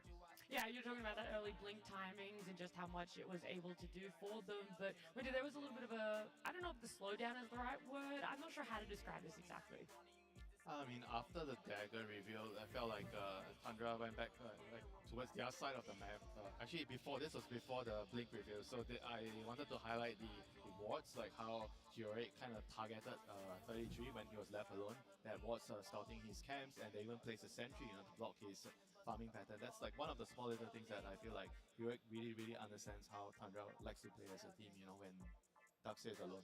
This is why I feel like this one was a big outclass, which, like I said, I don't think many people expected this big of a difference, because every single player on Heroic understood their role and pretty much did it perfectly against one of the highest caliber teams in the world. Yeah, I feel like the first 10 minutes, right, Heroic did everything correctly, whereas Tundra, they didn't know what to do. They weren't very sure about, okay, do we play with our Storm, or do we play with the Darkseer? Because Darkseer can't play the lane against Ursa. Do we help him, or do we help the troll, because he was like kind of getting bullied by the Bat Rider, which I felt like we had this little discussion where I think the Tiny needed to choose who to sacrifice, because there's 3 lanes, they have to really help. They can only help 2 realistically. And I felt like the one thing that didn't really happen was the runes, right? The Storm didn't really get the first couple of runes, and it was the Earthshaker getting the runes on top of the stack. So he had a perfect start. Because if you think about it, if you're helping the Darkseer, what happens after that? You help him, and then he still goes back to farm, right? But if you are helping secure the runes, then Storm gets the runes. Storm gets to help the troll, and you kind of unleash He's gonna pay it forward. Yeah, because what happened in the game was 5 minutes, around 5:50, they actually went top to kill the Bat Rider, and they lost the rune control on 6 minutes. So Earthshaker got the rune. I think these are small little things that it might not look like much, but it tells you the story of what the teams are prioritizing, and I don't know if that was the right way to play the game, even though they killed the Marcy when they went top. They were killing Storm Spirit multiple times. Like, there was a big difference in the mid lane in terms of like how they're playing, because he was never getting initiated on. And you did mention the rune control. In first 25 minutes, they did pick up 7 runes compared to only 2 runes on Tundra. And if there's one hero in the game that needs those active runes to be able to control the tempo of the game, that's definitely Storm Spirit, and it just didn't happen in this one. Analog, he did have BZM's number throughout the whole game. Like, you could see BZM stacking the Ancients for himself in the outer ring, thinking that he's safe there. But again, these Twin Gates rotations that we praise Heroic for, they go for it, they find it, they steal the stacks again, they get the kill, and they go back to farming immediately. And also one of the issues that we did address is that they weren't very good when they played against yesterday when they were playing against P-Vision, of how they were moving across the map with the aggressive heroes that they did have. This time around, they were very clean in terms of execution, going for a kill, pushing out the waves, because again, this is pretty similar tactic that they did have yesterday. It's just the execution wasn't as clean. Yeah, I think that's even shown in team fights, right? They were willing to bring those numbers. I think the vision game was a little bit better as well, Winter. But earlier on, you think Tundra lanes are struggling, they're still able to find farm for themselves. There's still items coming out. You know, they're trying to getting a Blink Dagger as well, but those not really eventuating too much more when the team fights do end up Yeah, happening. that was kind of like, I felt like the real turning point of the game. Sure, Tundra, they were struggling initially, but when they got the dagger on Saksa, they immediately made this play. They went up top, but they started the fight on the Marcy, but they didn't really kill him instantly. It took a while before they died, but the fight kind of dragged out really long, and they got stuck in a pretty bad like echo stand eventually. Yeah. So I felt like this was like the part of the game where Tundra needed to get something out of the dagger, but they couldn't really deal with the trico, you know, especially the Bear Rider, Earthshaker, and the Ursa together. I think this is a perfect example of like why Earthshaker as a hero is so high value right now. You know, you have the threat of the big echo, and with the Yasha and Kaya, he does enough damage to like in with the Slugger, innate with the 1v5 your team, but also with just the fissures, like Analog was crazy disruptive of all of the initiations that Tundra was trying to make with their timings. Yeah, this also happened like after that, you know, they were going to fight again, you know, for the Tormentor, and they lost another fight on the Tundra side with the dagger. So these are the two big sequences I felt like Heroic just played really, really well. They anticipated the move, they brought enough heroes, especially the carry that Ursa came in, joined the fights, and made sure that they took control of the game from here on. And you can see that they understand how to play with Earthshaker really well. In these clips, you can see that they're always fighting around Fissure, utilizing that Shaker's Shard to be able to get that extra bit of a stun, because the Fissure lasts long enough for you to get that extra enchant totem on him, get the stun. It's pretty massive, and they are really utilizing it well. Yeah, the Marcy being so impactful, right? You see her as this position 4, and it's like, we can jump her, Jenkins. It's easy. We should be able to just at least have the numbers advantage now, especially with the Blink Dagger reveal. For this hero, you talked about how much of a menace it is. To see it still be that menace as a support, too. Yeah, it's I mean it does so many things. Like you have the Helm Dom build, which as a carry has a lot of impact, but you also have the support build, which can jump a hero like Batrider right on top in the laning phase, like give him some way to initiate. So he went for Tranquils, and then he was gonna, I think he built into an early drums, at least he had that queued up. He had it queued up and switched to a BKB. Switched to a BKB, so it goes for the early BKB, because they were focusing him very heavily considering all the kills that he had. We even saw some like bait fights where it looked like Whisper was about to get himself killed, and then they were actually like everybody on Heroic was ready for this. And I love this Shivas that he did pick up. It allows him to get even more scouting, and this is also in the early props that they placed before that, understanding that Tundra might try to go for this Hail Mary play, try to defend Roshan because they were faking it at this time, and then Whisper blinks in, gets a really good initiation, slows everybody down with Shiva's Guard, canceling any kind of Blink Daggers if they have it at the time, and it just feels like this healing reduction as well that he's going for. This is not a traditional Batrider item by any means. You're playing against Pugna, you're playing against this Troll, so he's just gonna get kited. And also I think Pugna didn't really have a game at all. You're playing against Shadow Demon, so your Decryptify is gonna be removed. Storm Spirit did go for Orchid, then you have a Demonic Cleanse as well from the Shadow Demon. Very, very difficult fights that they need to take post 20 minutes. Even Earthshaker being able to interrupt his suck on the back line, it's one of those things where it's like before you had to hit the fissure on Pugna, but now because everybody's going for the aftershock increases with Earthshaker's ulti facet, pretty much throw a fissure anywhere in the fight and you're going to hit a backline Pugna. There's a high chance. It's a very high chance. Yeah, look, our standout player is definitely going to be Whisper. Everything from the early to the late, the itemization, it feels like there is nothing that we can pick apart from what he did there. It felt borderline perfect there, but someone we haven't really spoken too much about that I also would love to highlight is this Shadow Demon. We know just how impactful he has been already in this tournament for other teams picking him up, but now with Troll having a 100% win rate, it getting picked up, you kind of realize if Shadow Demon's in a good position, this Troll ult is redundant. It doesn't matter what items you get, you're not going to be able to lifesteal when that ult goes off, and it's just a non-factor.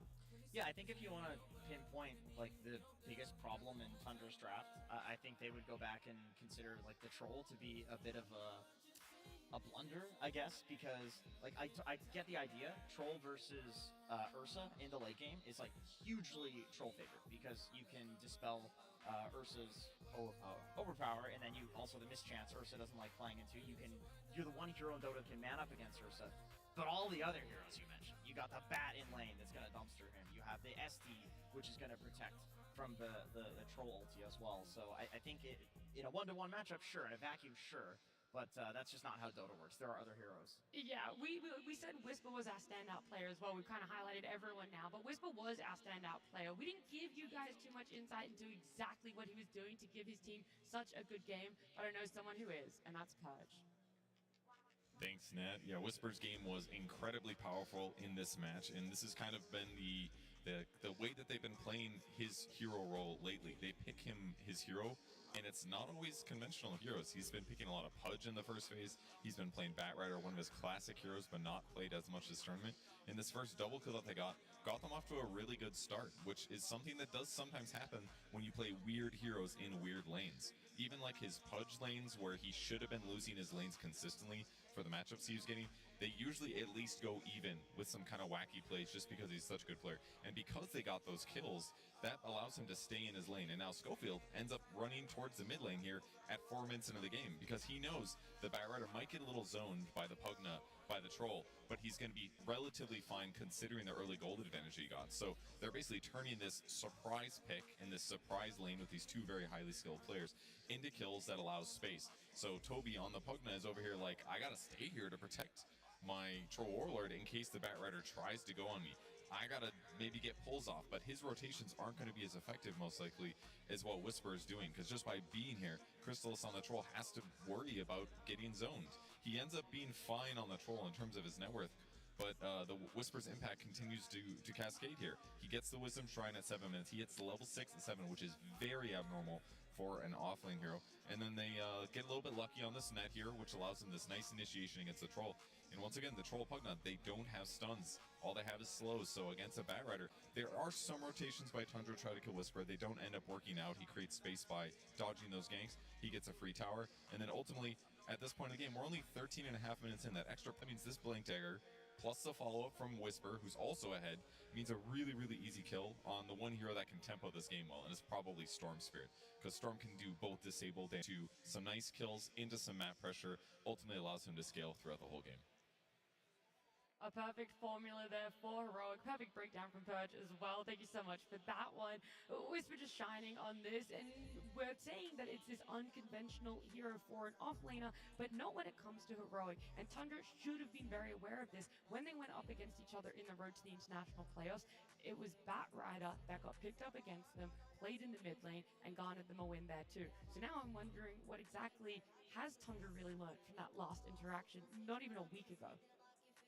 I mean, the stats is correct, right? Because whenever they're second pick, they have a very bad win rate, you know, so they're losing the game one small on the second pick side, and hopefully this time they might want to, you know, change it up and try to do something else if they are going to be on the second pick side again. But I feel like overall, maybe the main problem that I see in the game is the inability to sit on the lane, to hold on the lane.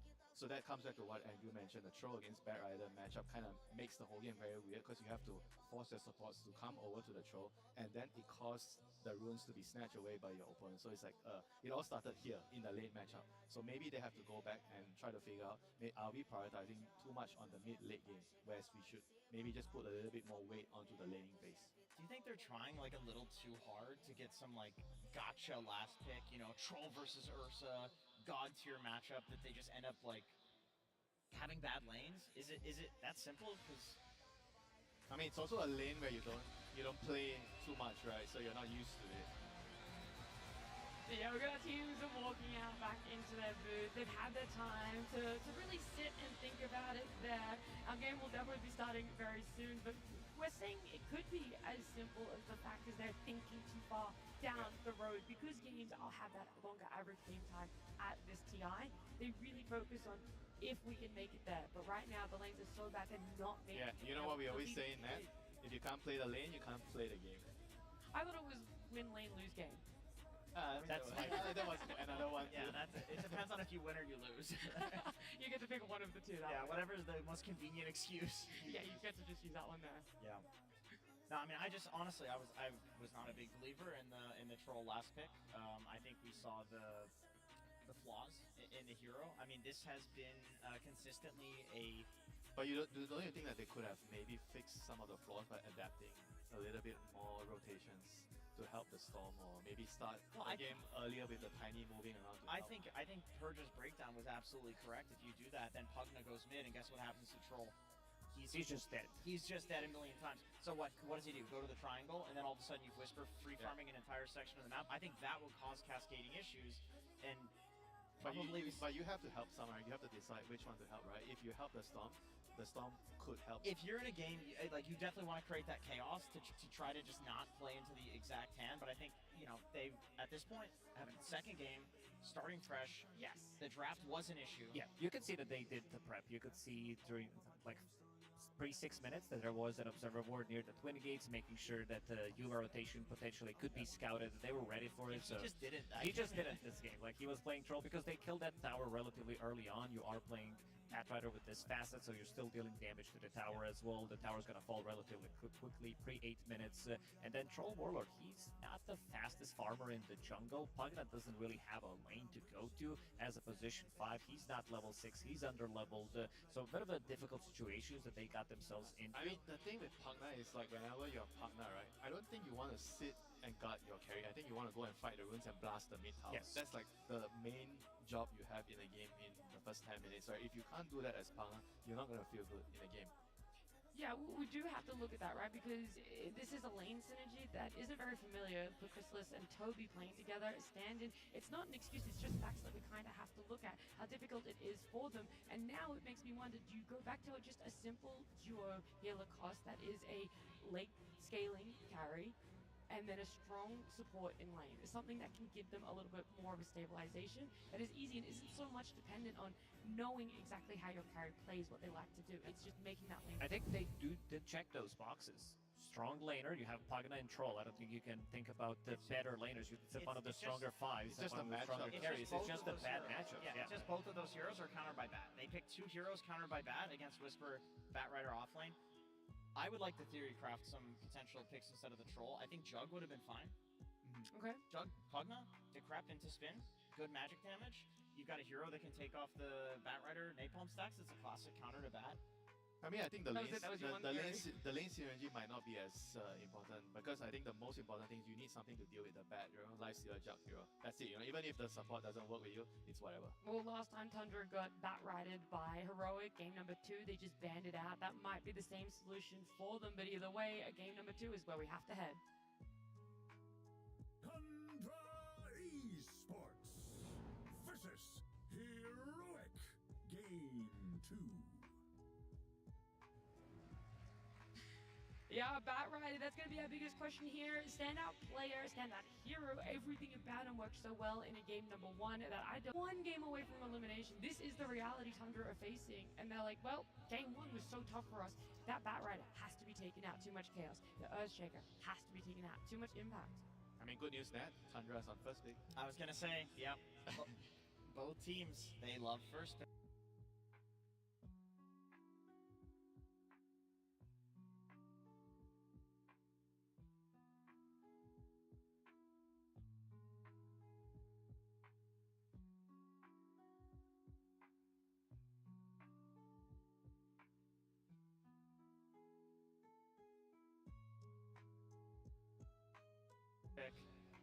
And Tundra, they got it this time. Yeah, but on the other hand, is the trend going to continue for Heroic? Every time they win the first game, they're just going to win the second game as well, you know? I mean, Invoker's in the pool. I don't see a reason why For now.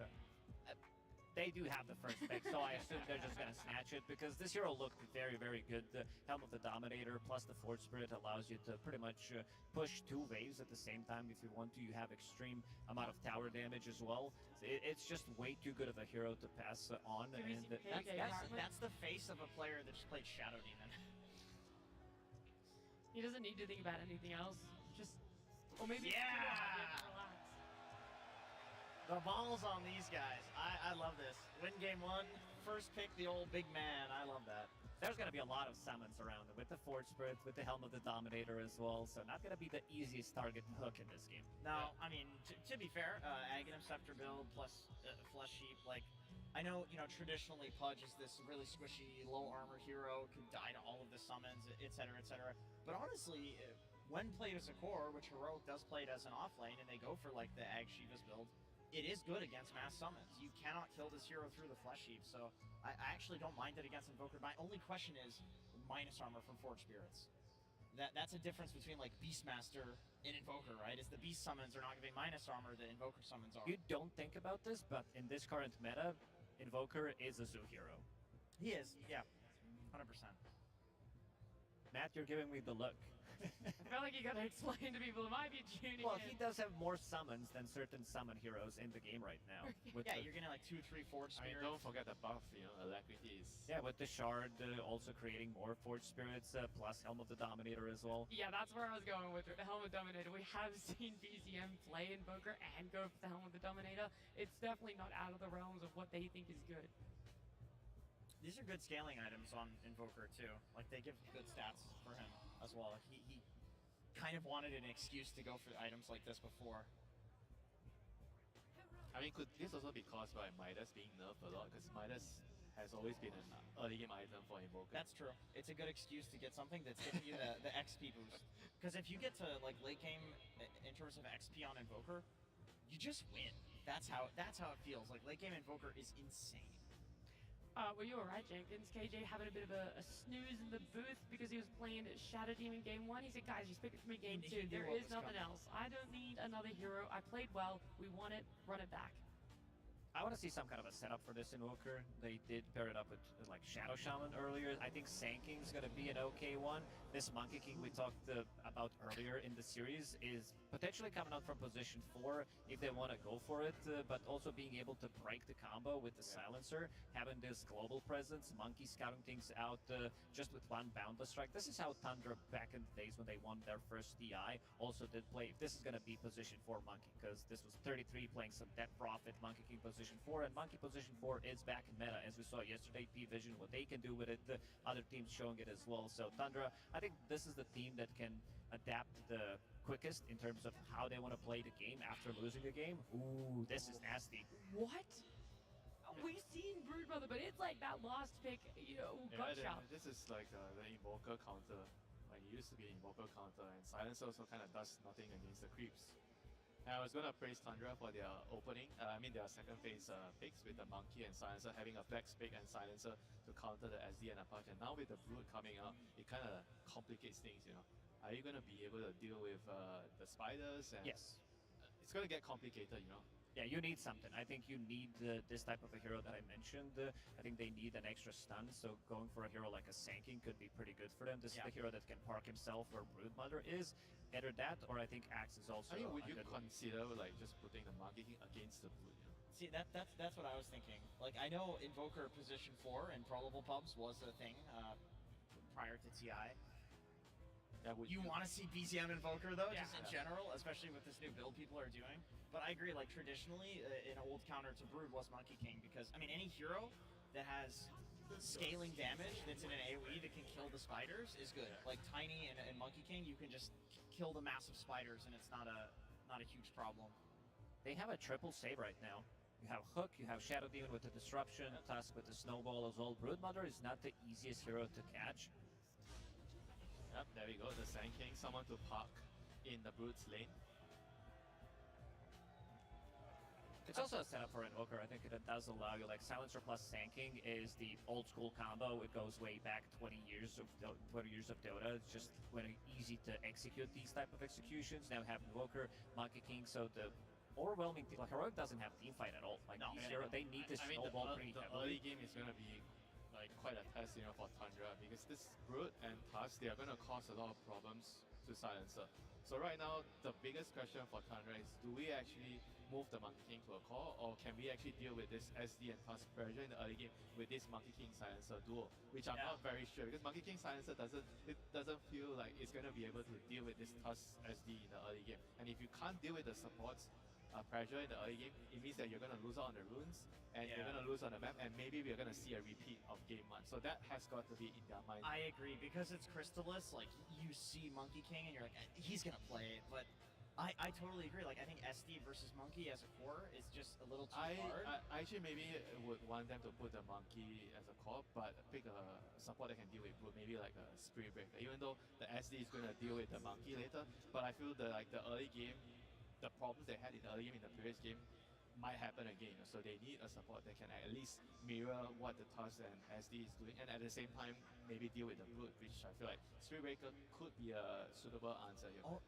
I love the SB in a vacuum, but against SD, it's another hero that can just purge the status resistance. Yeah, I think something simple like a Snapfire could be really good. It gets you over the shards, it gives you damage to kill the Broodmother as well, the 1-2 pairing with the Sand King, and they do ban it out.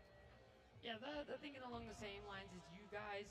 There is just something so synonymous about Chrysalis and this Monkey King that they're thinking comfort on the verge of elimination. Do you really You do not want, you don't want to overcomplicate the draft. I think Heroic is doing exactly that, because these combination of these 4 heroes, I don't think we've seen them in, I would say, a couple of years, because it just doesn't happen. It's not easy to execute this. This is a hard draft for Heroic to play, so I really do respect it, but Tundra, in my opinion, it feels like they have the upper hand, at least in terms of like ease of execution right now. If they can survive the early game. Yeah. I do feel like if they can do well in the early game for Heroic, I think it's going to be like a very straightforward game. They're going to pressure, take the map with the Brute. So for Tundra, it's going to be up to them to decide where this Monkey King is going to go right now. It's going to be a tough decision here. They're going to have some time here to figure things out. And on Lifestealer. I mean, if you want to catch, I think Disruptor is a good one. He's still in the pool. You can play him 4 or 5, and it doesn't. They had last game. Yeah, I was gonna say. I feel like Tiny is just fine. He's fine as well. Yeah. Yeah, one of the better setup for Sunstrike, level 1 with stun. Okay, we got a carry Underlord. Wait, Crystal's carry Underlord. I mean, it's a most likely. It's a Brute answer. Yeah. It also destroys Tusk. Like, you can never Blink Snowball save anyone when you're playing against Underlord. You do have Cleave. This is a very good solution, yeah. I'm curious about the Underlord Pudge lane. I can't say that I've seen that one before. That is actually not a fun lane. I think that lane is going to be annoying, because Pudge does a lot of magic damage to you. Underlord has a lot of right-click damage. So does Pudge with Rotten Yeah, that's true, actually. You might be able to 1v1 that. I think the lane should be in favor of the Pudge. That's kind of where I was leaning too, but for the game, this is definitely really good. They've answers to the Broodmother. I mean, Heroic is really lacking in team fight right now, so I wonder, do they pick a carry that fixes that? Gyro Luna type of hero? I mean, it could also be a Brood carry still. It feels like both of these teams still have that potential to mix things up at the last moment. We're going to wait to see what Heroic think exactly for themselves. I think I kind of like the Gyro Luna as a kind of hero right now. It gives them like the presence in a team fight, because their heroes right now, they're all single targets. Imagine they just... Okay, I was going to say... What? Brute is carry? We're going to wait. Hopefully these guys are going to start picking... It is a Pudge carry. Pudge carry. It's a Pudge carry versus Underlord carry. Yep. What a time to be alive. Okay, Whisper Phoenix. I mean, that should hypothetically do very well in lane against an Underlord. You know, you talked about the magic damage of a Pudge. Phoenix may be one of the few heroes that does more than that from a range as well. Yeah, they're basically trying to find a replicate to what happened in the first game. Like Batrider is like a hero that can pressure a lot with the early game, with the Marcy last game. Right now they have a similar set with the Phoenix and Tusk. So they are having a very similar game plan where they want to try to pressure the lane to a point where Tundra has to rotate a lot of heroes to one side of the map, and they're gonna take full control with like the Brute. Heroic, they need to win the lanes. Like, they need to heavily snowball, because this lineup, it can't really team fight against Tundra. They also have a bit of a global presence, not just a bit of a. You have Underlord with his ulti, you have Invoker, you have Silencer as well, so they can disengage a team fight, bring the numbers relatively easy. Heroic is in a very tough spot, I would say. If the lanes don't go well, this is just a super strong draft coming out from Tundra, and they adapted really well after what happened in that game number 1. What about this Monkey King position 4, though? Someone that we have seen it on is 9 class. He's very chaotic. Is Saxa going to be playing it the same way? Is there even a different way to play Monkey? No, I think 9 class figured it out, and I think Saxa has that respect for 9 class that he's just gonna. He probably watched those replays and he's like, okay, I see. This is really good. He's going to do the exact same thing. I agree with Lacoste. I feel like this is a very high degree of like difficult execution for Heroic. I respect that they did it. I think it's really cool. If they win, it'll be in a very flashy, stompy way. But I think Tundra has a lot more options this game than they did last game. All right, we're looking towards towards Tundra, just exactly what they can bring out here, because this is for elimination. So let's head on down to the stage with Slacks and their coach, Moon Meander. Thank you very much. Yes, we're here with Moon Meander. Moon, so great to see you once again, and quite an interesting draft that you are up against, my friend. You knew the Pudge was coming, banned it last time. They're going to first pick it. Were you expecting this? You think you have enough?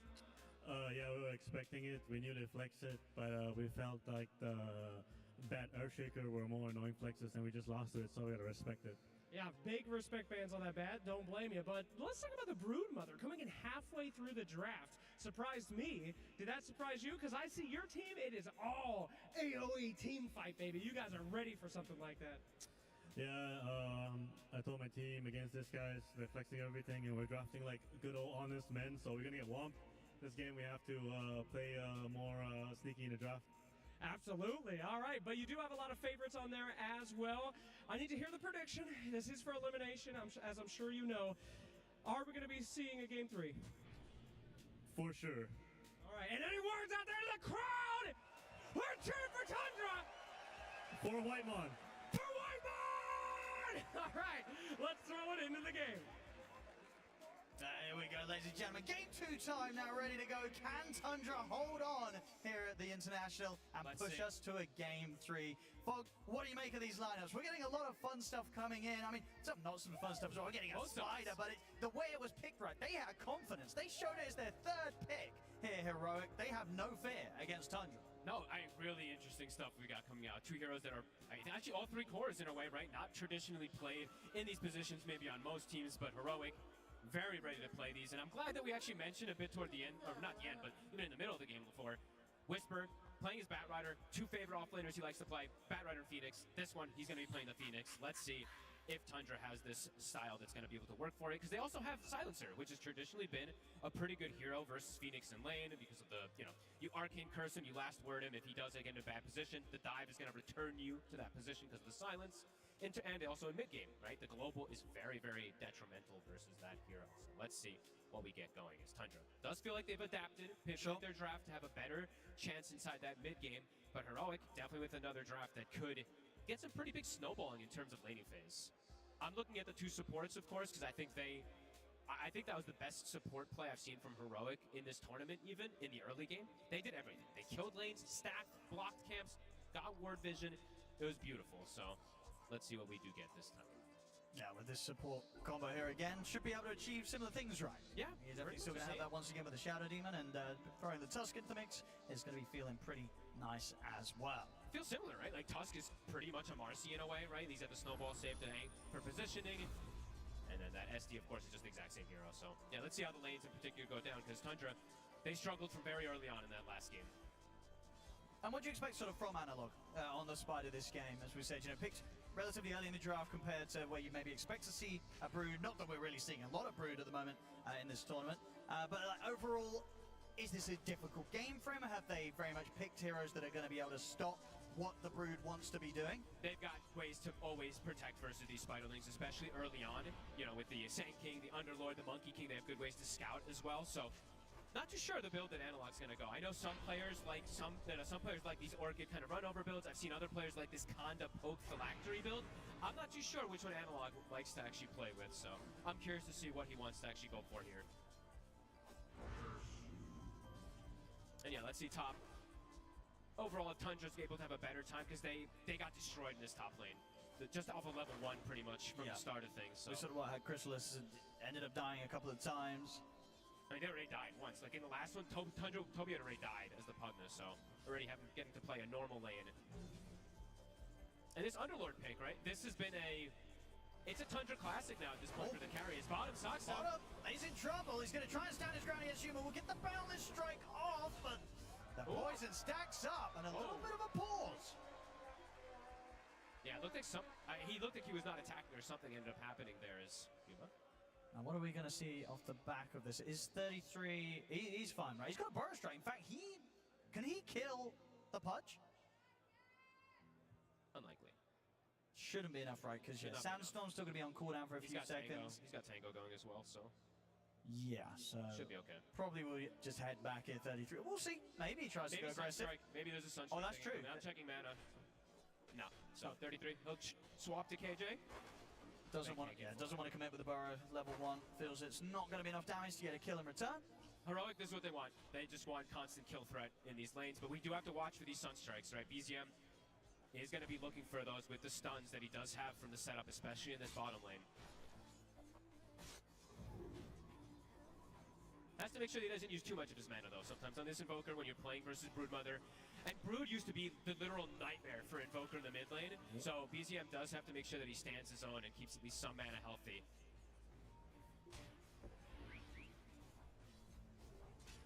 Yeah, already starting to get that pressure on and play underneath the tower. Yeah, and a good amount of denies in. Hey, when this level 6 comes, I'm wondering what Tundra wants to do in terms of moving things, because even though the new build with the Invoker is the Dominator, I don't know if it's enough to handle the Brood Spiders that just start coming in. We'll have to see how BZM ends up handling that. Bottom 33, you mentioned to me actually something I did want to talk about. You said the win rate for him so far. He's actually 0-3 on the Sanking so far in this tournament. So let's see if it ends up being a bit better for him this time around. Because most people, they're playing at mid lane. So definitely interesting to point out. Top lane. Oh, but get the trap here onto Toby with the shards. Toby, he'll go down. See if he can set up for Crystallis to find kills, return the firestorm back up. Whisper tries to dive away. He didn't Lotus. Tundra will be able to get the trade. I guess he probably thought he wasn't going to live anyway, but Whisper did not pop the Lotus on himself.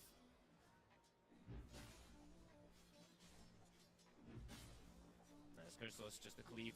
Whenever you get these kills, extra damage, he's going to pick up his boots.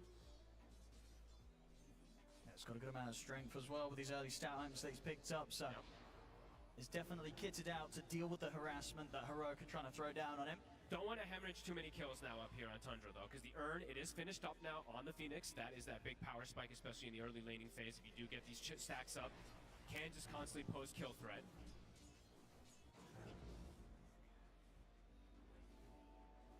Yeah, and it's interesting to see mid laners that, you know, we have two mid laners that don't play with bottle.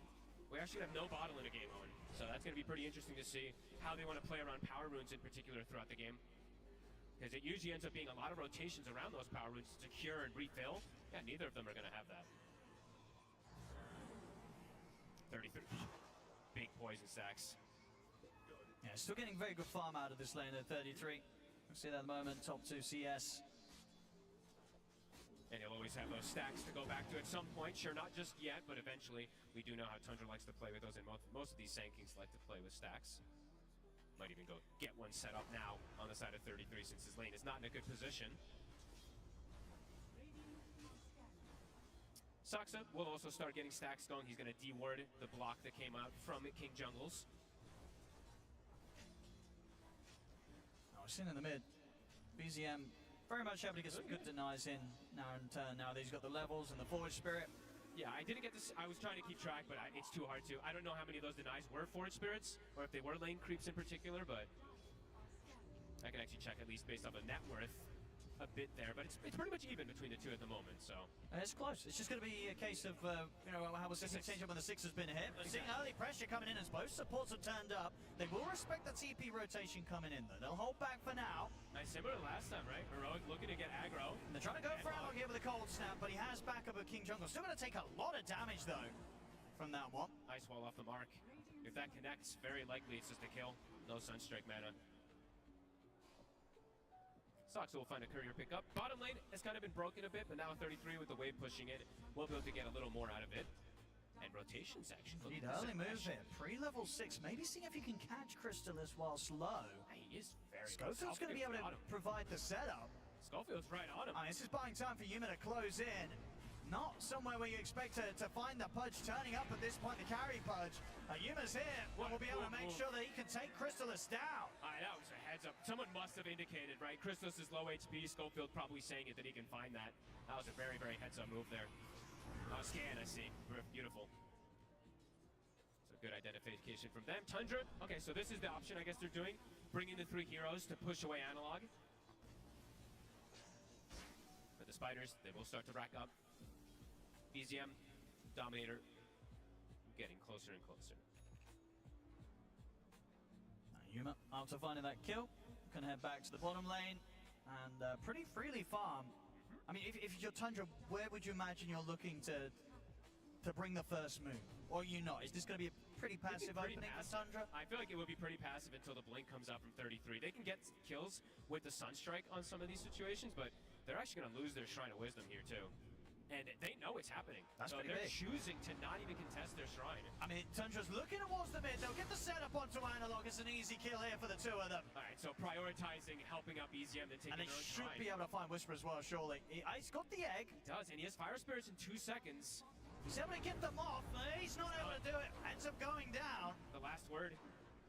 Sometimes Silencer can really do this versus Phoenix a lot. Can be very, very annoying in the early game. And, I mean, even in the mid game, at all stages in particular. Yeah, big couple of kills there for Tundra to find, pretty much on their side of the map, with Analog getting caught under the tier 1 and Whisper getting caught strolling through the jungle. And it was a choice they made. They gave up their 33. Shrine of Wisdom.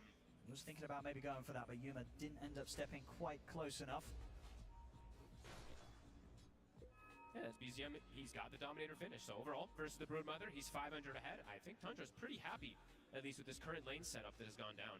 Secondary Shrine, of course, we see. Heroic will be able to claim that one for themselves, so good jump of experience. Saksa will go check it, but it's already been taken. Easy hook for Yuma. Gets the grab on and Toby. We'll see Coldsnap come in and try and put a stop to it, but Toby's already gone. BZM, unlikely. Maybe with the help of 33, they can find something. Chrysalis ready to join as well. Ice Wall not going to catch them. Heroic should be fine to get away. So that's 33 and Chrysalis both turning up. But BZM didn't quite have enough control to set up for Tundra to do anything in response. Yeah, Tundra's got the opportunities in the map to be able to have a lot of heroes just very quickly. With the Underlord, with the Sunstrike, right? It's kind of this pseudo-hero being there as well, too. So trying to react to some of Heroic's move, but don't get a kill out of that reaction. A little close start there. Definitely. Nobody getting completely shut down. Just overall, really, Yuma sticking ahead by a little bit extra here, as he's had a very clean start as the carry poach. 2-0-1, and he's ready to maybe see if he can find someone again up on this top side of the map. Whisper's got the Vessel coming on the Courier too, Saksa. Up in the trees, and he's able to get the hook. He knows exactly where he's jumped up to. Yuma, ready to grab him and claim another kill for himself. Giving it a last hit too. Very nice moves here from the carry punch, knowing exactly when to swing across to the other side of the map and find these opportunities. Might be able to find the tower out of this too. Early pressure from Heroic. They're going to be able to get the secondary tower, perhaps mid. So they can punish Analog. They should be able to with the 3 of them. So he's pretty speedy, actually. In fact, he might just be speedy enough. Looks to be just okay. It's close. The last tick pretty much gets him. They needed that, Tundra. They get it. Same time down bottom. Global Silence is going to come in as Tundra attempting to chase down the Shadow Demon. Sunstrike, beautifully placed by BZM, will secure the kill. Very big kills around the map. Literally the last tick, it looks like, on the Broodmother that they're able to get that one there. And it looks like he has shown his build, so he is going to be going down the Orchid route that we were perhaps expecting, but I'll say the same thing as I said about the last Orchid, that sometimes if this item doesn't snowball, it can fall off very quickly. Yuma, bottom. Sox is looking for a setup, but decides against it. Chrysalis was prepared to join. No Sunstrike Man, I believe, on BZM, otherwise maybe he does commit for the play. Top. So far they step up. I mean, Schofield's looking at this, but still hard for Whisper to play into this any time that Silencer is around. Toby going to be ready with the spells to trip up the combo. Chrysalis, he's got his item that he does do on his Underlord, as we mentioned. This is his carry that he's played throughout the year. The Mask of Madness, it's done. Can be pretty ridiculous how much damage this hero gets. If he does get even one kill in a team fight, it starts to snowball pretty rapidly. Saksa constantly trying to get tabs of bottom. Has to be careful.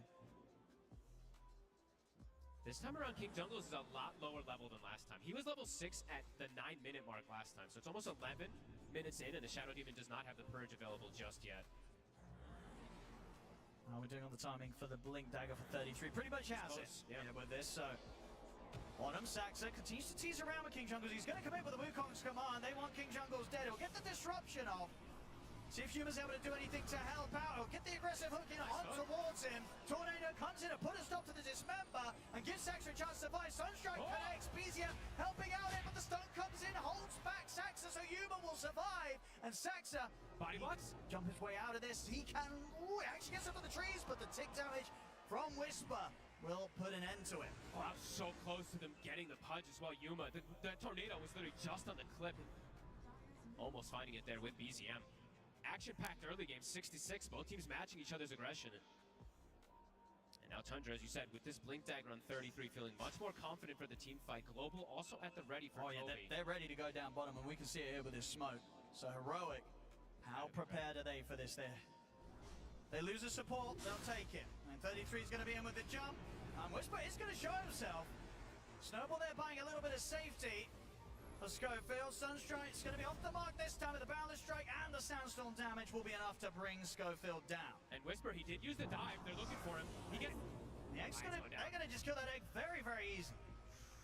So Tundra turning up now as a team, showing much better of a chance than they had in game one here with these sort of efforts. Super aggressive moves that we see coming out from them. Saksa, he almost has his Dominator now finished too, so the numbers, you know, they're starting to get them to rack up. The Brood, Analog has to play his own game. He doesn't want to look to turn up to those fights until he does have his desired item.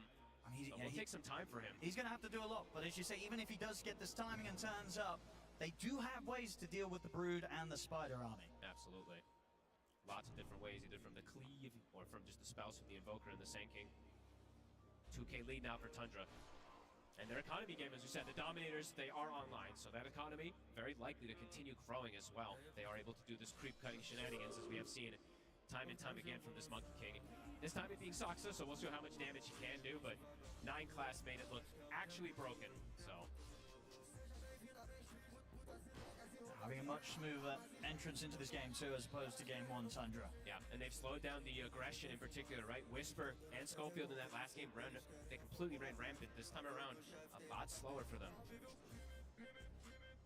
33 still with the epicenter and in the neighborhood down bottom if there is a chance to fight. Just set up for a play here. They could try and burst Whisper. He's got to be a bit careful. If 33 gets the chance to go for this, he will. Whisper holding back. They're trying to cut the tree there. Saksa being very annoying. Saw that Whisper tried to go for that dive play. Won't be able to. Heroic looking to finish up these next items. The Aghanim's very soon done for Yuma. Perhaps that's when they'll look to accelerate things a bit more. But Tundra are getting to just... Tundra's getting to do what they wanted to do this game. Is they sit are, back they and are. Creeps. I mean, it's going to be this double timing, right? Aghanim's on Purge and Orchid on Brood are pretty much going to hit at the same time. So as soon as those are both out, which will be very, very shortly, you got to imagine that Heroics, they're going to make the move immediately. Yeah. But they do have to watch out because there's a lot of counter aggression from Tundra. There's a lot of global aspect. You know, there's literally global silence, a global teleport, and that global sunstrike too. So even if you run into 1 or 2 heroes, it can be multiple more in a way very quickly. They've got the money here for the Orchid, so they'll be on the way out. That's the Aghanim's done. They have a smoke between them. They do. King Jungles is ready if they want to make that move. Let's see where they do want to look to go. The scan will come out. Catches 33 Toby. And they get the setup. I mean, this is the thing, as you said, if the silencer finds you first as the Phoenix. It's so hard to play Phoenix with silencer. But as we saw in the draft, you know, they didn't care. They wanted to still run this. Global was used. Saksa setting up on top. BZM. Sitting a step out. And with the Wukongs, Saksa's ready to take King Jungles down. And Yuma, he's got to run. He is very isolated. 33 is here. And they can keep hunting him. Water Strike not going to connect, but closes the gap onto Yuma. Same time, Analog will be able to kill off Chrysalis. His chase chop continuing though. His team's coming. They're coming through the portal.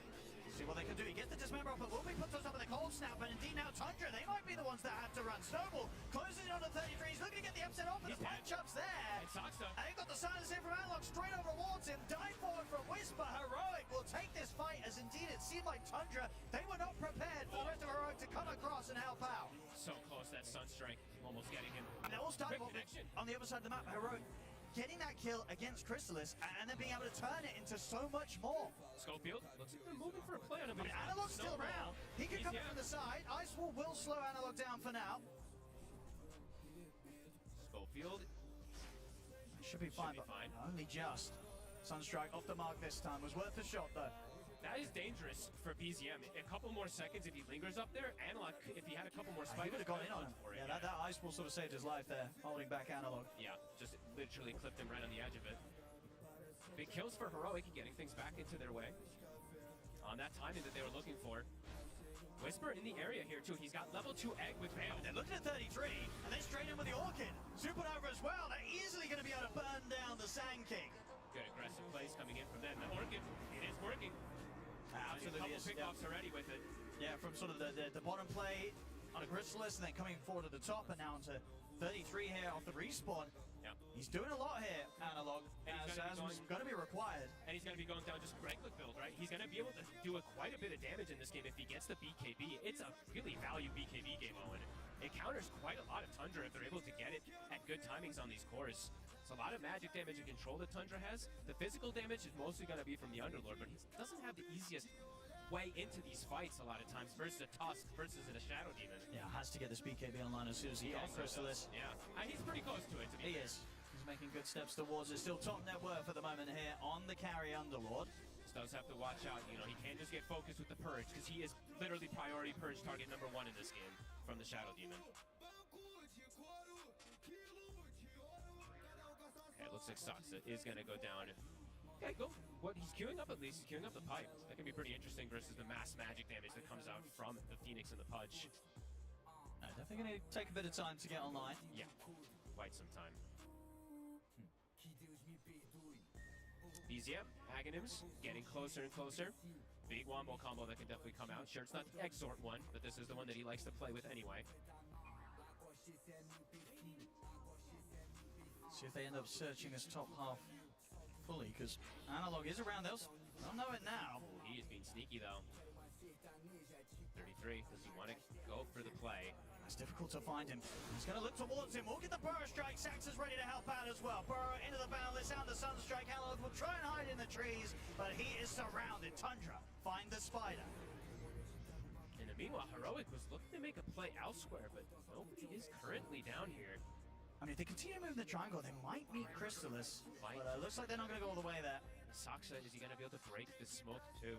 Or are they going to find Crystallis? They might find him. They're a little split up. They're not fully following King Jungles right now into that area, so.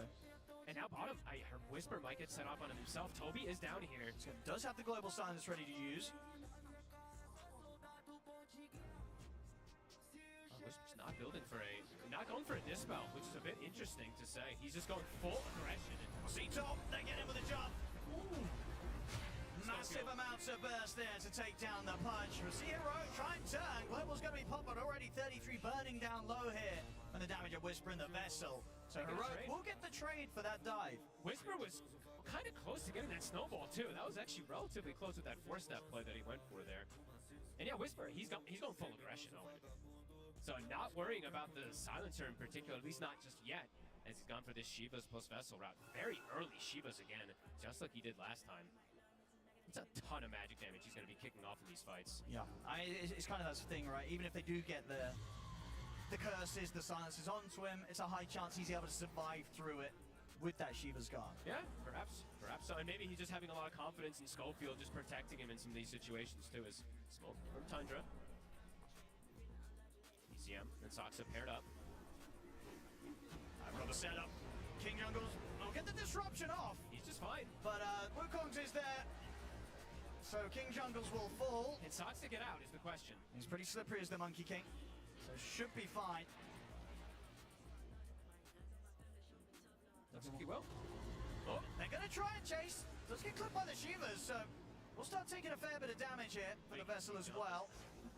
But yeah, one of those heroes that you really don't want to spend too much time chasing, especially when it's the support. He's just too slippery. Yeah, thought perhaps they could get actually a kill on the retreat there, since it took some time to bring down the SD, but not the case. 3 TPs, or 2 TPs there from Heroic, and they're going to lose their mid tower now out of it from the split push from Tundra. Tundra manipulating the map. A 3K lead now for them. Yeah, BZM picking up the farm very nicely. He's going to soon have the bots as well, so. More global. All across the map. Lotus Orb as well for 33, so we'll have a bit of a better chance of just getting in there and surviving against some of the single target that Heroic are trying to throw down on him to control him. And Crystallis, he can turn up to these fights now. As we said, he did disassemble, got the BKB, now he's got the Echo Saber as well. He's strong. This damage is pretty ridiculous if he's actually able to connect on these heroes. If he finishes up this Harpoon before the fight, then he can easily pull them in and actually hit targets easier. I mean, so what do you look for if you're Heroic? You know that any sort of play that you try and make, it is going to be answered by Tundra. So what would you imagine the call is now from Heroic? I think they can still fight. They've got their double BKB timing as well. So it's just going to be execution inside of that team fight. Who gets that initiation? Schofield. And Whisper here. 33's going to find the setup. They'll drop the global. It's a dead Phoenix. Not a chance with the silencers coming into play. 45 seconds. I mean, they might look for more Schofield. But the D-Ward will be able to slide away with the Force Staff, and Tundra does have Yuma by his side. Tundra wants Tormentor here. That's their ideal here. So Heroic might they want to go for the fight, but they don't have like their strongest hero. Sure, Yuma's he's drawn the line on the map, so he wants to get over it, but this Tormentor dies too quickly here to the full 5-mana Tundra, so not a chance to interrupt that. Maybe a chance to still find a kill. They're looking for the catch on the retreat. They have a deep ward placed. Can they catch Chrysalis? Chrysalis here. They're going to get the hook in. Smart play. Toby. He will get away in time before King Jungles comes a-looking.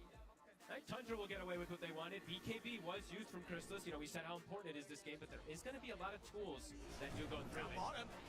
Let's see Whisper turn up. Sax is in trouble. Analog's ready to commit as he pops the BKB. He stays on top of the Monkey King and is able to kill him off through the Wukong's command. Wasn't able to fight back that time. Sax does still have BZM around.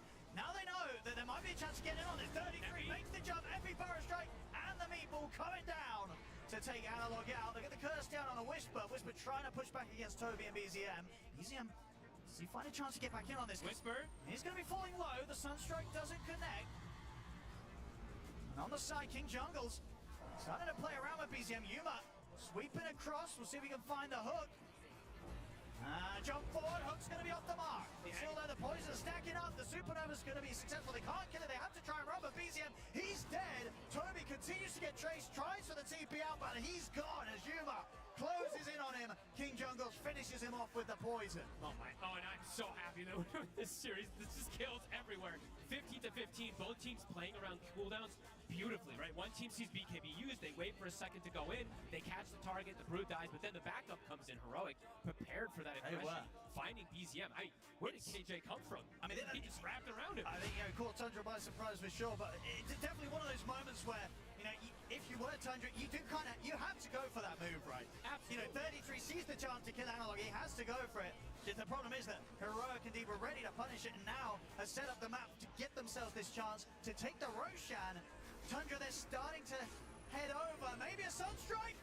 Not going to do anything. They're able to clean it up for themselves and get that Aegis onto Yuma. Zax up. Yuma gets out too. Tornado doesn't clip him.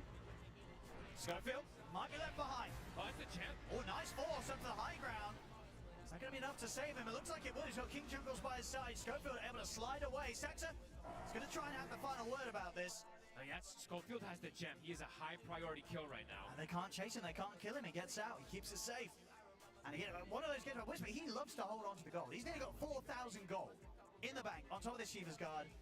Possibly considering, do you imagine he'll commit for this, the bots of the Midas, or maybe he is thinking BKB or something else? I'm thinking BKB or Lotus. Yeah, there we go. BKB, he needs it, and it's coming out. It's too important in this game. Because we are seeing, if Whisper does manage to get his spells off, like, it's pretty ridiculous how much damage this Phoenix can do, right? So if he's able to pop BKB, get the egg off, it's pretty much impossible for Tundra to fight into. He also can be more hesitant about just using the egg, right? He can just stand his ground with it. They're going to get the jump on it. As he dies. See if they got the burst, dive away. The global silence will come in, and now the BKB's up, so Whispers can survive and start burning down 33 with the Sunray. 33 will fall. Whisper lives. Heads up play. I mean, they probably just checked him, and they're like, hey, he's got no extra, and then a BKB just appears out of nowhere, so. Yeah. I mean, obviously the strength, right, of saving up this kind of 4,000 gold and then bam, just dropping an item purchase. That can definitely catch people completely off guard. I don't know if they saw him pick up that BKB there. And yeah, little things that Heroic is doing that's very clever. Even them killing this Roche early, I wanted to point this out. They even used the SD with the disruption with the menace. I mean, we're definitely seeing as well. It might not be able to put a stop to him jumping away, but the whole kind of dive in Shiva's Guard is very good for trying to scout the area and find where the Monkey King is. It feels like Heroic is starting to get some pretty good momentum their way. Now having this Aegis also for Yuma, these fights are looking pretty good for them. And 33 does have to be a bit careful because he is starting to fall a little behind, starting to be the sacrifice. And I think After having such a great start, that is. He's still in a good position in terms of net worth, but a couple deaths now for 33. Yeah, BZM at the moment with the more impressive KD on Tundra's side. And one of the struggles, though, that has been for Tundra, you know, despite the fact... what we got? BZM, you're mentioning him. He doesn't have his BKB. They've got the setup. There's nobody coming to help him. He is very, very dead. King Jungle, these 2 times yeah, that these he's just finding. supports from Heroic are just hunting down and finding these huge opportunities. Same time, Yuma gonna try and chase down Saxa. The quick curse from Toby should hold Yuma back enough so Saxa will survive, gets out of that. But I think one thing we're seeing, or not seeing right now for Tundra, for all the kills and the fact that they are able to keep up with the pace overall, kind of on an individual level, they're still yet to really find that big fight for Crystallis to be able to pop off from. Absolutely. He's not been really, very quiet. you know, they tried to make those earlier attempts with the Fiend's Gates, but nothing has kind of happened where he's turned up with his top net worth and cleaned up a fight. So far, Heroic, they've been able to dance around any time that Crystallis wants to show up. No, definitely. And as we said, you know, he's going to be focused a lot in this game from either a Demonic Purge or a punch, or, you know, the potential Sunray if his BKB isn't there. Yeah, it can be a a lot. lot of damage that can really trip up this Underlord. So we'll have to see what Crystallis can do when the fight actually is something that he can actually contribute to. Analog.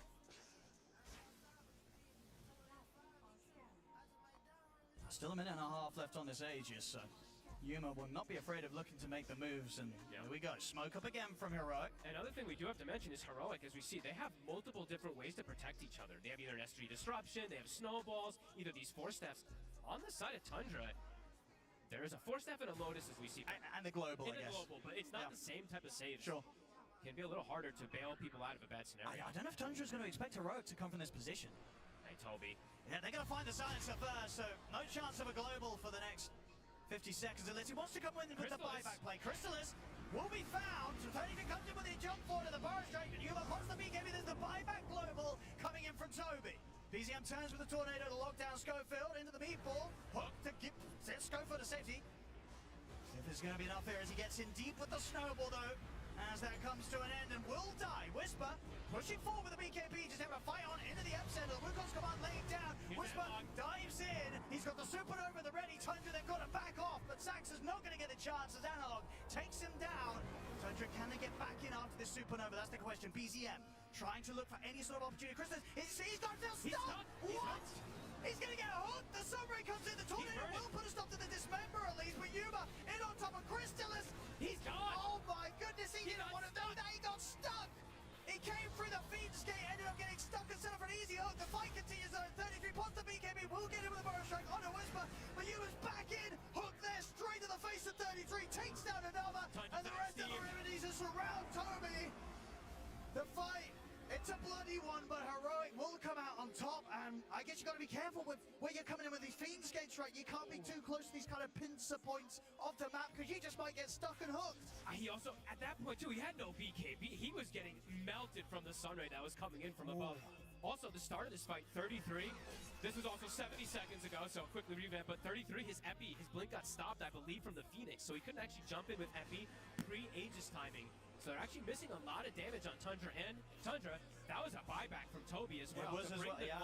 It really was. And they still lose the fight. That's rough. We'll see it again here.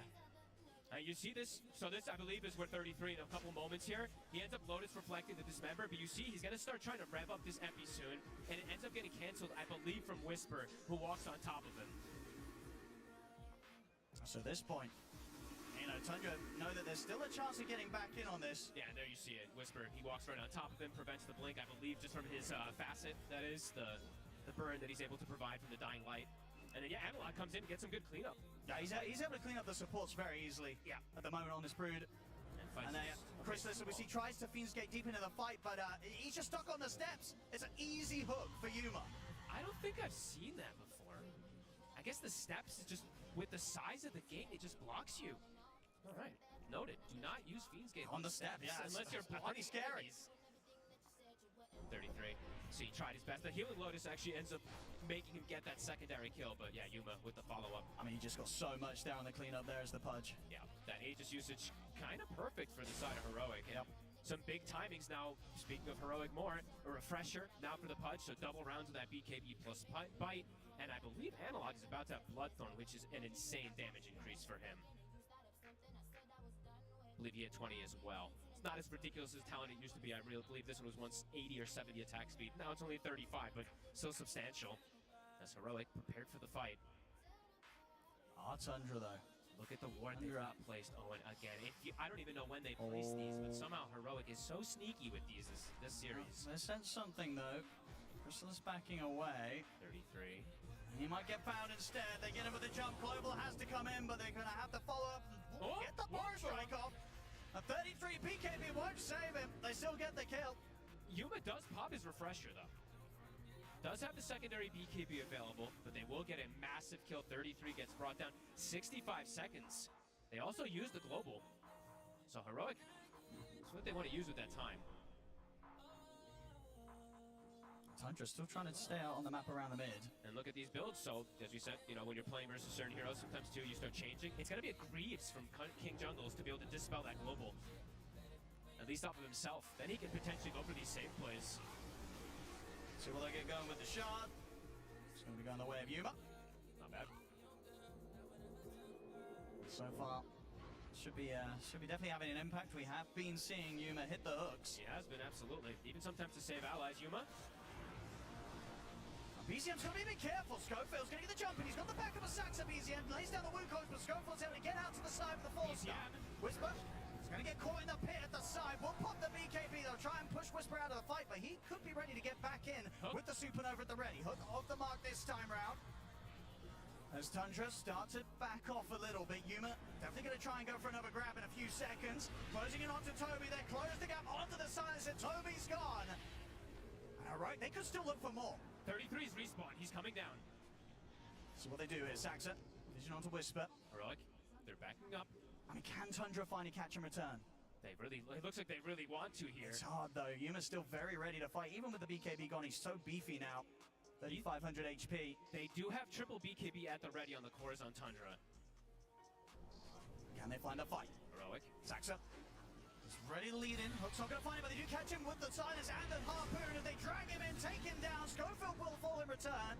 Tundra get the trade. They still have to be very cautious though. As we said, Whisper still ready with the Supernova if the fight goes down. Analog on a larger scale. Analog still has all of his stuff up as well too. He's actually gone Disperser instead of going that Bloodthorn for now. Drive forward, they get the Dismember. BZM did get the BKB off. Global silence there to put a stop to the Dismember and give BZM the chance to get out. As you'll back off, Chris is trying to get hits in, but it's still very difficult. The hook, not quite long enough to grab Crystallis this time. And Crystallis is sitting at like 700 damage, but he can't hit targets. He was alacrity'd up, so he literally was doing about 700, but they're kiting him. The reset comes out. Heroic, they did have to use a buyback there, but still getting a good advantage in terms of net worth there. Up to a 6K lead. And that was that Soxygen or was that their own secondary gem? I actually didn't check, sorry. It was their own secondary gem, okay. Smoke up, Heroic, feeling strong. A full refresher also on Whisper. Oh boy. These fights look hard for Tundra. That's so much relies on Toby having the global silence up. And he is only going to have one ever. And he is quite more to this game on. He is by far the bottom net worth in this game. Crystallis, they've got eyes on him. Might get purged. It was hit the side. Whisper's been able to cut the tree of Saxa. Saxa's got to pop the pipe and run. Crystallis. Gonna get in on top of him. Yuma in with the BKB. Crystallis trying to trade back and does have 33 ready to go at the side. Schofield will help to finish on Saxa. 33 ready to make the jump into the trees, but Yuma, he'll kite them out. They'll come in onto Analog with the defensive hook. Comes in Yuma, saving Analog. Ready to move back in now with his own BKB. The Supernova's there, the punch up as well. Crystallis is gone. Hook will catch onto the helm of the Dome Creep, meaning that 33 should be able to sneak away, or maybe not. The Shiva Slow coming in from Whisper. They'll put the refresher. He's ready for a second. Shiva's Guard in on top of them, chasing and burning down both 33 and BZM as 33 will try and hide in the sandstorm, but the spirits connect. Whisper brings him down. Oh, and they're starting to steamroll the coverage, the team fight, the spell casting is insane. The saves on each other too, just hooking each other out of these little situations. Crystals can't stand and fight almost ever. And Whisper, I mean, we're seeing why he doesn't care about that silencer. Absolutely Why not. he doesn't care about these little small dispels. He's all about this macro play. Insane performance from him so far. If Tundra don't have global ready to press, there just seems to be not a chance for them in these team fights, even with the BKBs and such. And as you say, just here, the fact that both Yuma and Analog, sort of able to dance around this Beautiful carry gameplay. Underlord, not give Chrysalis any sort of chance to get the damage done. And even here, when the Burrow Strike connects, Yuma separating Analog from 33 and Chrysalis, keeping one another alive. Honestly, and this is some of the better team fight spellcasting I've seen in quite some time. Heroic, they're just covering each other beautifully.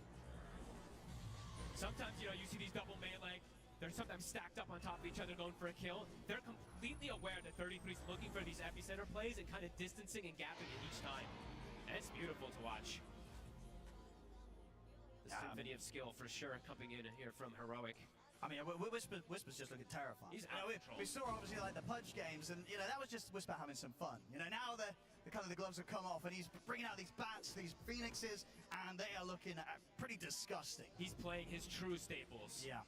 For those who do love to watch Whisper play these, he is going completely ballistic so far this game. All 3 cores top of net worth, and as we mentioned too, the supports, they're still getting a decent amount in Toby. I mean, he's queuing up the refresher, but he has It's a long, long way away. But it's what he has to get. The global is so important to provide them a chance in these team fights. That is surprising. It's giving Tundra a 52%. I will see. Dota Plus has been right in the past. It also probably has no idea what the hell is happening in this game because we have an Underlord carry, a Pudge carry, right? Things are a bit more bizarre than usual. So far, Heroic. Especially in these, the last 10 minutes, it does feel like they've broken the game quite a bit here with these last few fights. These refreshers do seem like it's adding another stage of difficulty for how Tundra wants to look to fight. There's double BKBs, double Phoenix Ag. Just don't have that many counters versus it. And now a BKB even on the Tusk. So the supports, they have ways to play around global. Greaves on the Shadow Demon, BKB on the Tusk, Demonic Cleanse on the Shadow Demon. Lots of different ways to cover each other. All right, big neutral items as we see for Tundra. Dazun on the Sand King, Dazun on the Invoker. Plenty big plays here for BZM at 33. Looks gonna be there. Yuma again. Ready to make sure that opening combo from Tundra doesn't do a lot. And remember, this hook, it can catch people off guard because of the crazy low cooldown when you hook allies with that shard. It goes down to, 6 seconds if he does hook an ally. Picking up the Lincolns next for the Pudge. They're getting close to 25 on all 3 cores on Heroic. I mean, they've got the Satanic done on Chrysalis, but as we've seen, he needs to get the hits in on the target. He just can't attack, is the problem. Yuma again, making sure that it's not easy for Tundra to open up onto anyone other than the Pudge. Yuma? Sacks up. Trying to see what they can force out from him. They'll get the BKB out from Yuma. Trying for the hook. I'm going to grab them this time. 33 considering maybe making the jump, but the BKB comes to an end. He's in, but the refresher BKB's there from Yuma. Heroic looking to disengage. Tundra pushing Heroic back successfully. Yuma wants no participation in this without his BKBs. He wants to finish that Lincoln's. Tundra gonna look to try to punish while those BKBs are on cooldown. Yeah, they've got to be careful who shows here on Heroic, because Tundra very ready to make the jump. There also is this Aegis at the ready, still for Analog, so. Even if they do get the connection, it's definitely not going to be an easy team fight for Tundra. No, and as you said, multiple different saves, so gotta be careful who you go for.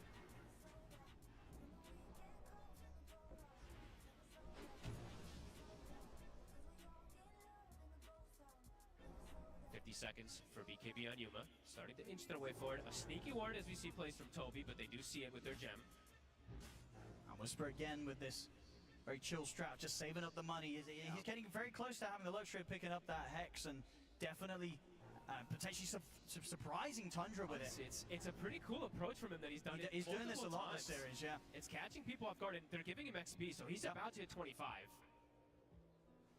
So yeah, 25, and with a potential full Cypher Vice that he could pick up for the next fight, Whisper. Level 25 also hit for Analog. Quite a bit stronger in terms of his right-click damage potential, and he has been able to get some right-clicks off. He really has. Like, I mean, in these team fights, you know, the supports of Tundra, they gotta hide. They do. Because this Spider's been finding them time and time again, cleaning them up very quickly. It's like the hardest game to play Silencer really at this point in the game. He's got Force Staff and nothing else. No defensive items possible for him.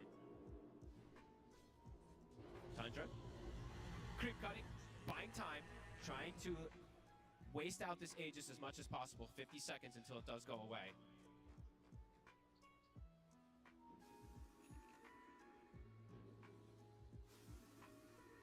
What are we seeing next? It's just difficult for them to keep these targets held down, right? As we're saying, like, we have to see for the fight for Tundra when they can actually get Crystallis to hit targets. Yeah. Because, yeah, are we able to bring up the hero damage done? Just want to see if that does look not too hot, or if he's still been able to do a bit with the firestorms and such, because that can add up. It can. I mean, Whispers is probably through the roof, right? His is probably highest than Split BZM at 33, but I imagine that the Underlord's damage done is quite a bit lower than the rest of the cores this game. Okay, Yeah, so I mean, not too bad. All things said. BZM definitely carrying the team Firestone damage output right now. Yeah. A lot of it just from like little physical poke too from his summons, as we see there. Yeah. See there from the Force Spear and the Dominator. Yeah, I think it's just that, you know, when you have your carry with kind of like this AC Satanic and soon to be Daedalus, right? You need to have a lot being done by him. Schofield will not allow them to take that shrine. They'll be able to claim both. Talking about damage done, so Saxa's got a Deso on the way out. That's an interesting pickup.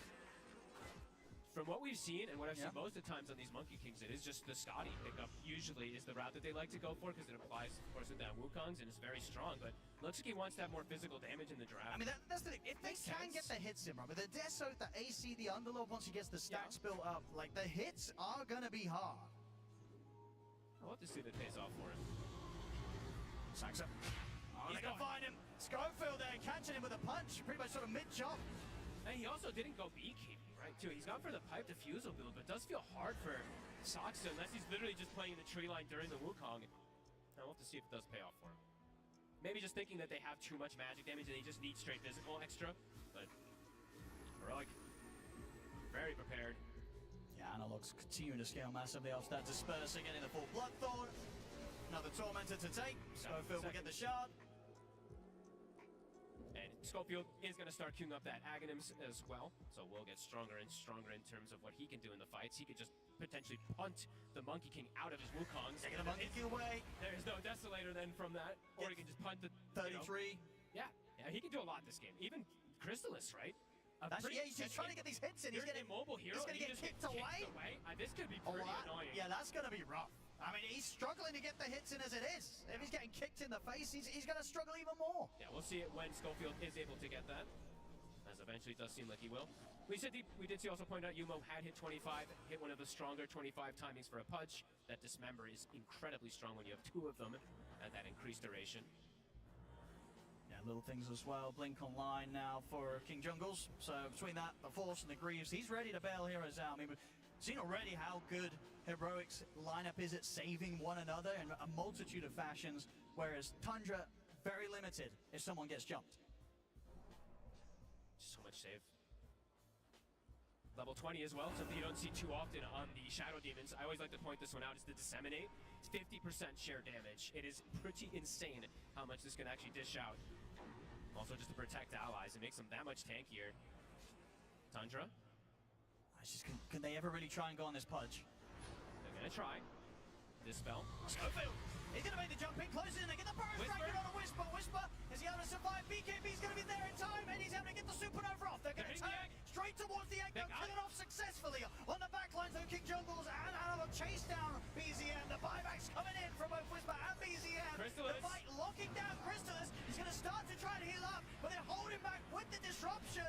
He's gonna get surrounded, punched up. Can he actually get the hits off Crystallis? He cannot, as Crystallis is gone out of the fight. 33 will get back in with a burst strike. The Hex stuff off the Whisper with the BKB, and the second Supernova hits there. They're gonna try and kill the egg off with this buyback from Crystallis. The 33 dead. He has to buy back. Crystallis can't kill the egg in time. They're just killing them off one by one. There's a dieback on BZM. This fight's an absolute mess for Tundra as Heroic overrunning them. Crystallis trying to hit back and get the shots, holding back the dieback on him.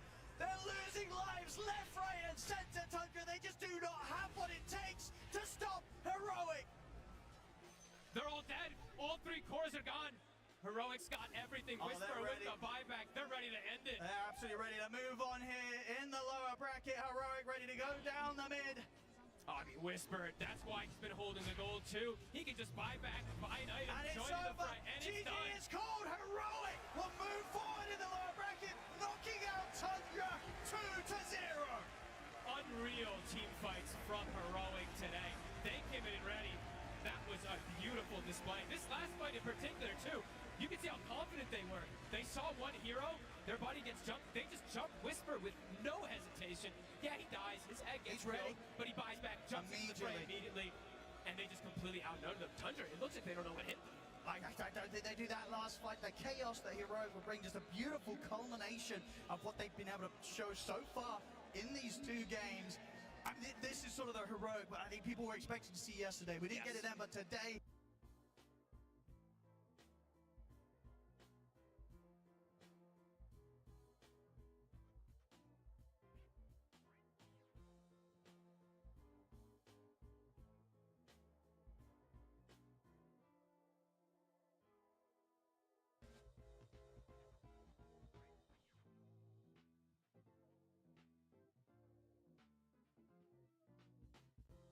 We get absolute peak Heroic. Yeah, he died. Unreal. Back by night And it's joining the over. fray, and GG it's done. is called in the lower bracket. Heroic.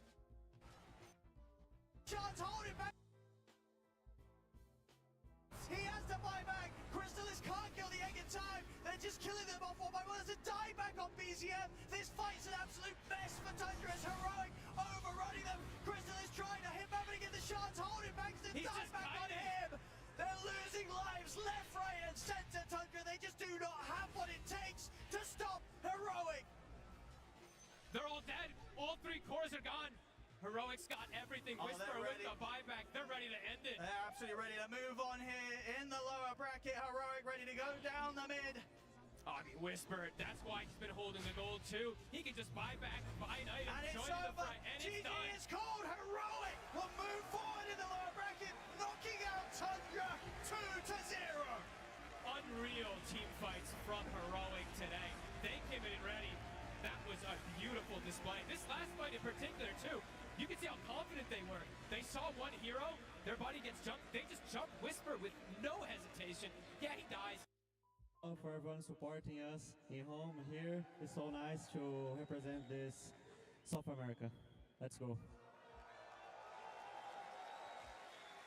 And you're not just securing top 6, but you are doing it in style. I mean, we had Phoenix, we had Broodmother, we had Pudge. You guys just picking whatever you want. I mean, who is enabling this level of creativity in this team? Who is just letting you guys do what you want? Yeah, we have to be bold. We are here to prove themselves. So, yeah, we have to be man and pick whatever we want. You know, first pick Pudge, pick Brood. Caps, our coach, is trusting us. The players are trusting themselves. Also, Mongo's doing a very good job. Thanks, everyone. And I think it's only natural that we take a minute for the fans. I know you love doing this analog. Please say something in your home language to the people watching at home and of course here in the arena as well. First, thanks everyone that's here. It's amazing to be here. The aura of this arena is so insane. Thanks everyone in home that's cheering for us. Maracanã! One win away from the best result ever at an international. Give it up for Analog and Heroic. The crowd is just going crazy for Heroic here. They were up against, still in that low bracket there on the verge of elimination, but a 2-0, they come in, they get the job done, and like you said, Jenkins, leading into this one, if they win with it, it's gonna be with style, and my goodness, wasn't it? Yeah, I totally agree with Nomad. They are picking whatever they want. They are saying, we do not care what the meta is. We do not care that everybody is complaining how broken this Helm Dom thing is. They're completely breaking it. And if you want to be a champion, if you want to win this entire thing, this is what you have to do. This is what teams historically have done, is that there's one pervasive meta that's happening, and the one team that can manage to break it, they win the entire thing. So it's really nice to see from the boys.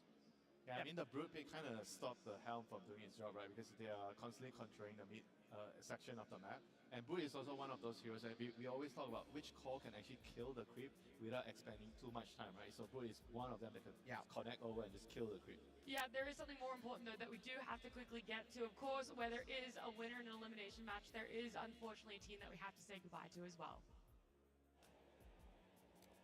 Yeah, hi, thanks, Nat. I'm here with 33. Obviously, I wish we were having a conversation under different circumstances, but this year you guys have gone out in the lower bracket at this stage. Unexpected for you, I'd suggest, but also you're playing with a stand-in. Toby deserves a shout out for getting you this far, doesn't he? Yeah, I think he played great and he came exactly when we needed him. And yeah, big thank you to Toby. Indeed.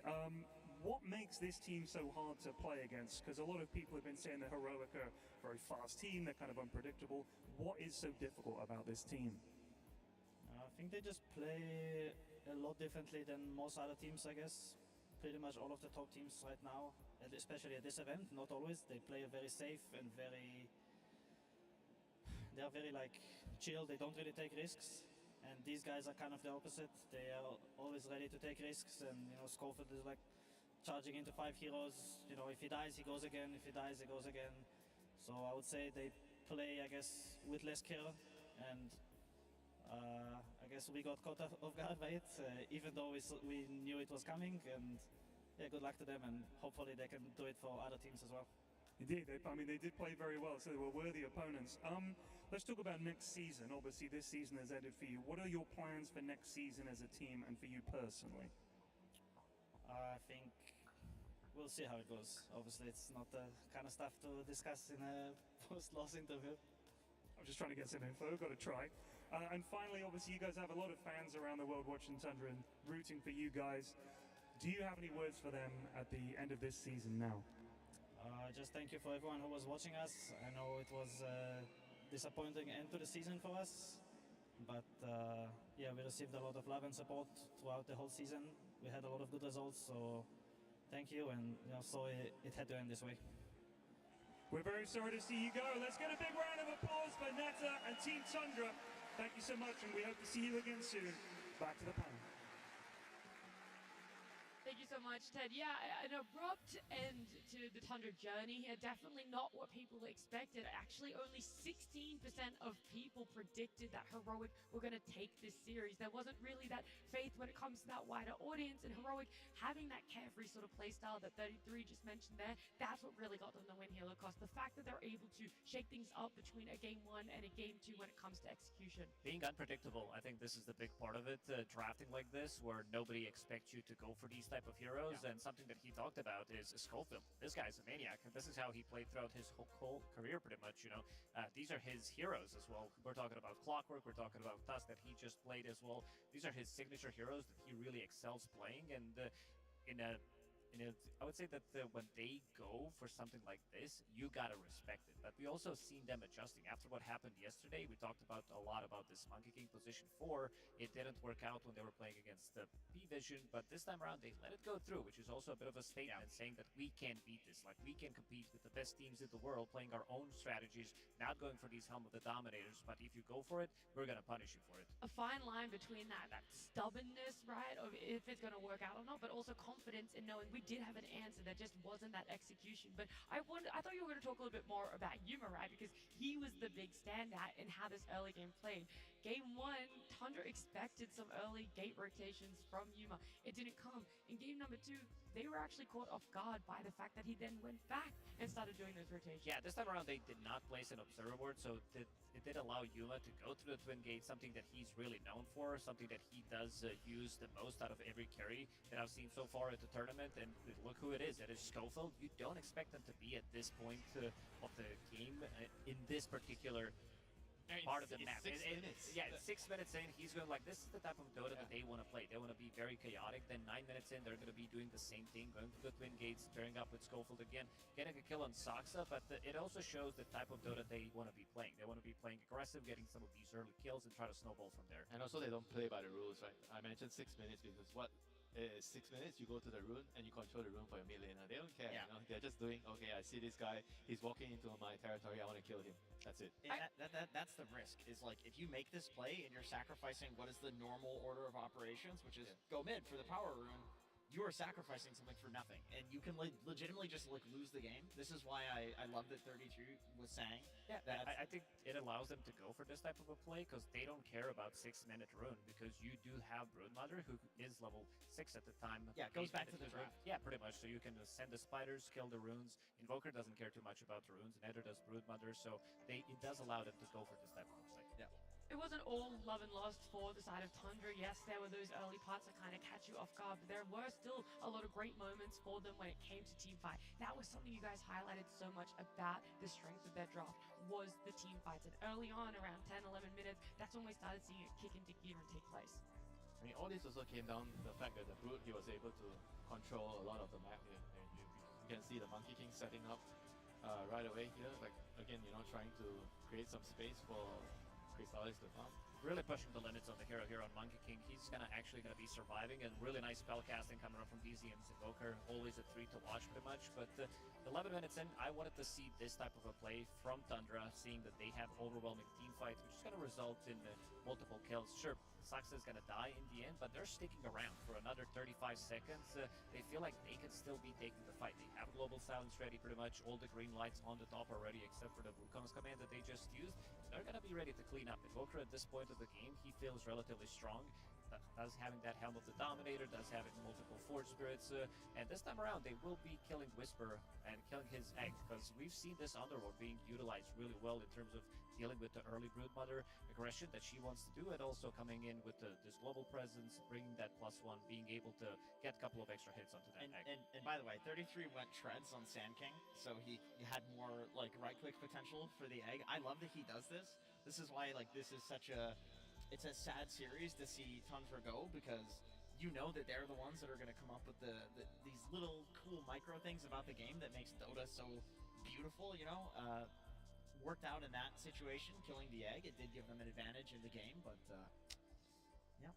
Yeah, it doesn't eventuate to it, but you do talk about this global aspect of it, the mobility of Tundra too, and that could have been something that was great against how aggressive Heroic were going, but there weren't always connections, Jenkins. Sometimes a pickoff happens, and in one of the particular situations, that then leads into a rough fight for Tundra. This was the big one, and the reason that Tundra was not expecting it was because this is 4v5. Whisper's the strongest hero. He was not there, and Heroic still goes for it anyway, and they make the play. From this, you can see Crystallis is still dead. They rotate everybody towards bottom, then they get a kill bot. This transitions into even more kills, and then they take Roshan. So from a single extremely risky play, smoking 4 versus 5, not only 4 versus 5, but your strongest hero is dead.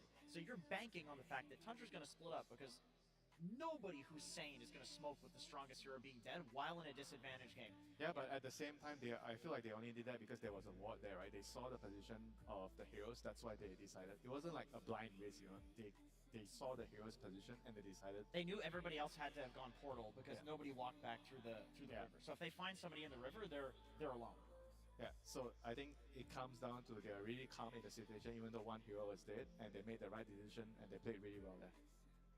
There is one moment that was probably very unfortunate. I'm not going to say it was the turning point by any means, Jenkins, but definitely an unfortunate moment that you like to have a little bit of a laugh over. We have to rewatch this. I mean, this is just one of those things about Dota. There are so many mechanics in this game that you have the Underlord portal blocking Crystallis on the cliff there, and in a lot of situations, you're just like, okay, I'll go back through the portal, I'll TP out, not against a punch. In that situation, you're stunning yourself to get hooked in as one of the strongest heroes in the game. I mean, at this point, he's carrying, right?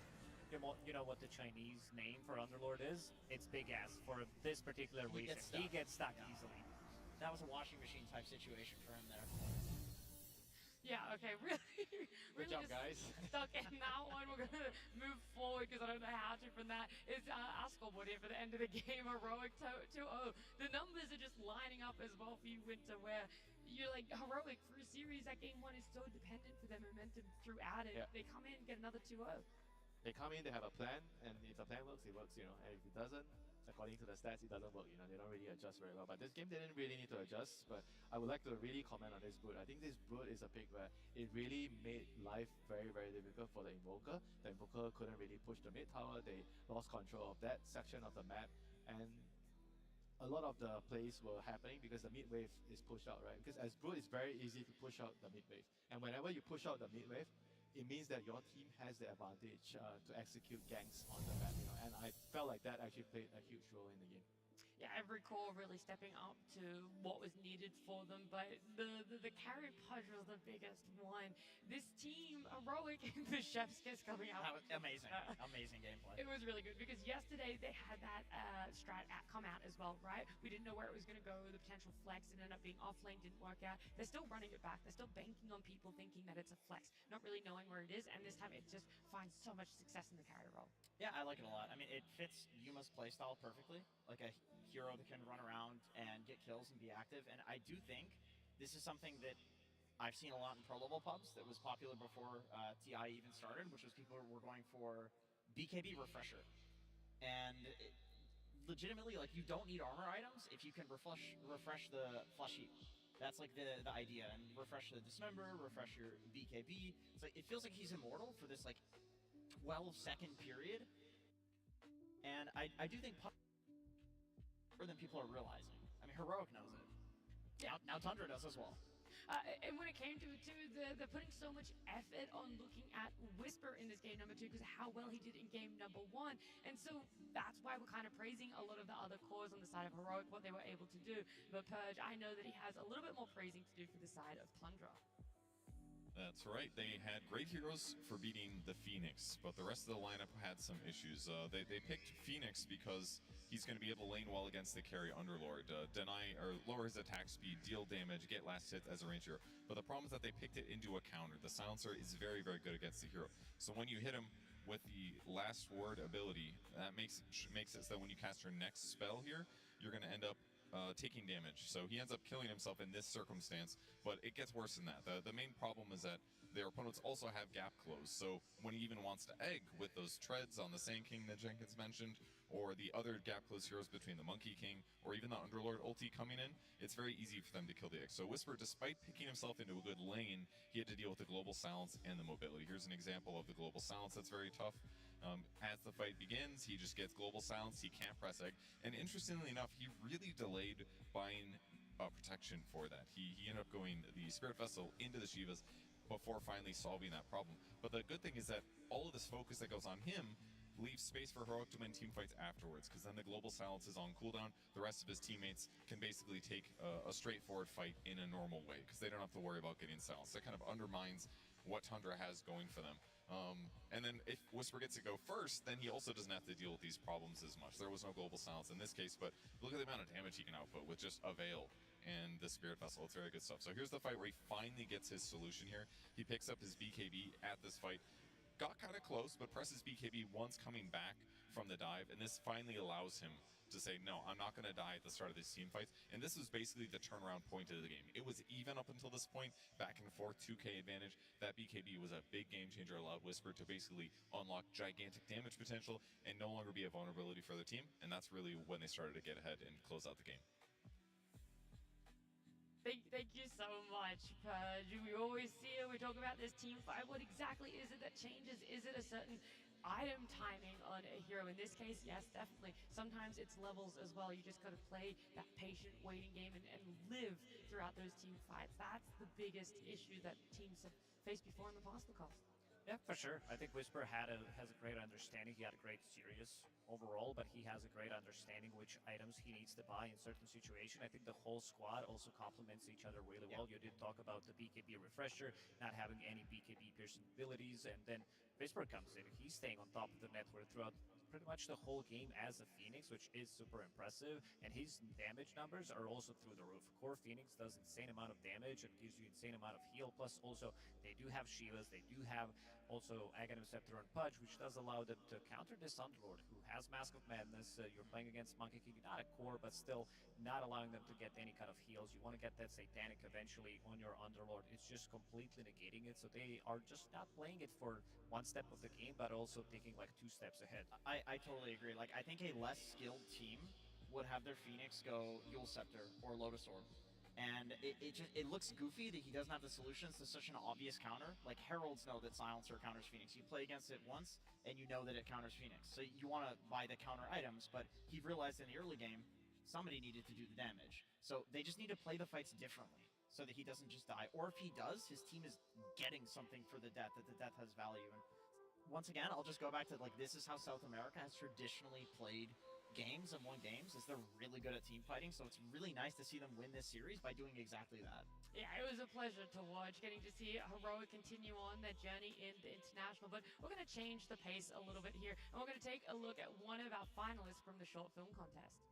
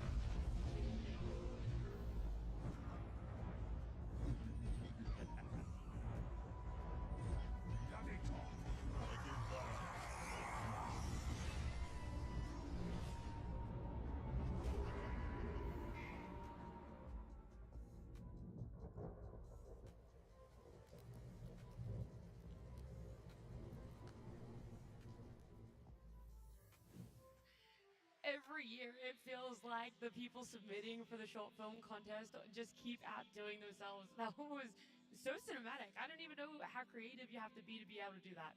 That's a good facet, by the way. No, it's not. That is an underrated people facet. Do not tell people that. Because then, as a No. support, you can start stealing kills, and you have an excuse for, I'm going for the damage amp. I just wanted. It's not stealing. It's not KSing. Can we mute his mic?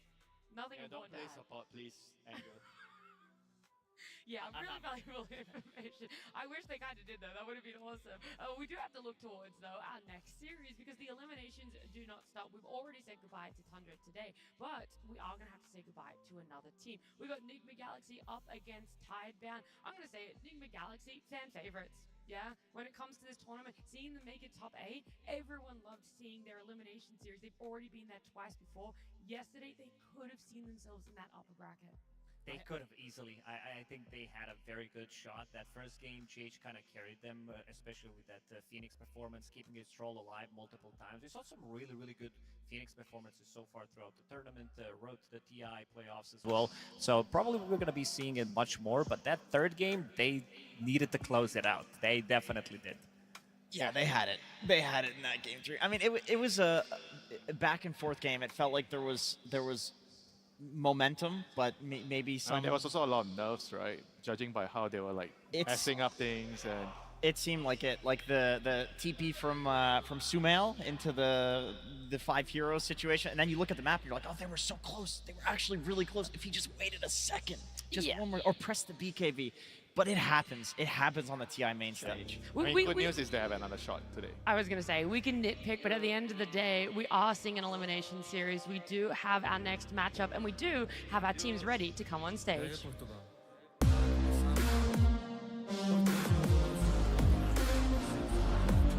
we're back.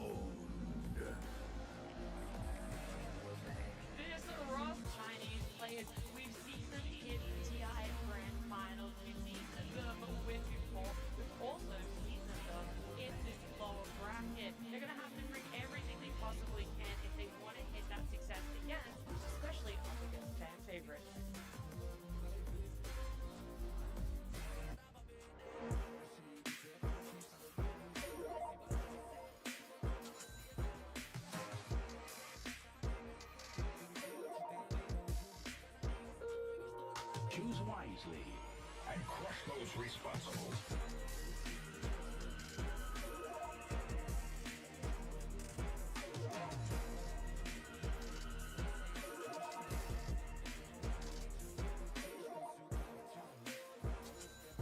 Nigma Galaxy! Choose one. So far, everything has been an uphill battle, time after time, and they had to prove themselves against tougher opponents. This time around, it's on the main stage, it's elimination, and it is still a best of three who go and turn at any point themselves. Yeah, once again, another really brutal series. I mean, that's all we're gonna see here in the elimination games. You know, Team Nigma, they have Sumail, North American pride. You know, they have the two players, Noob and Omar, who they put the MENA region on the map. You know, it's.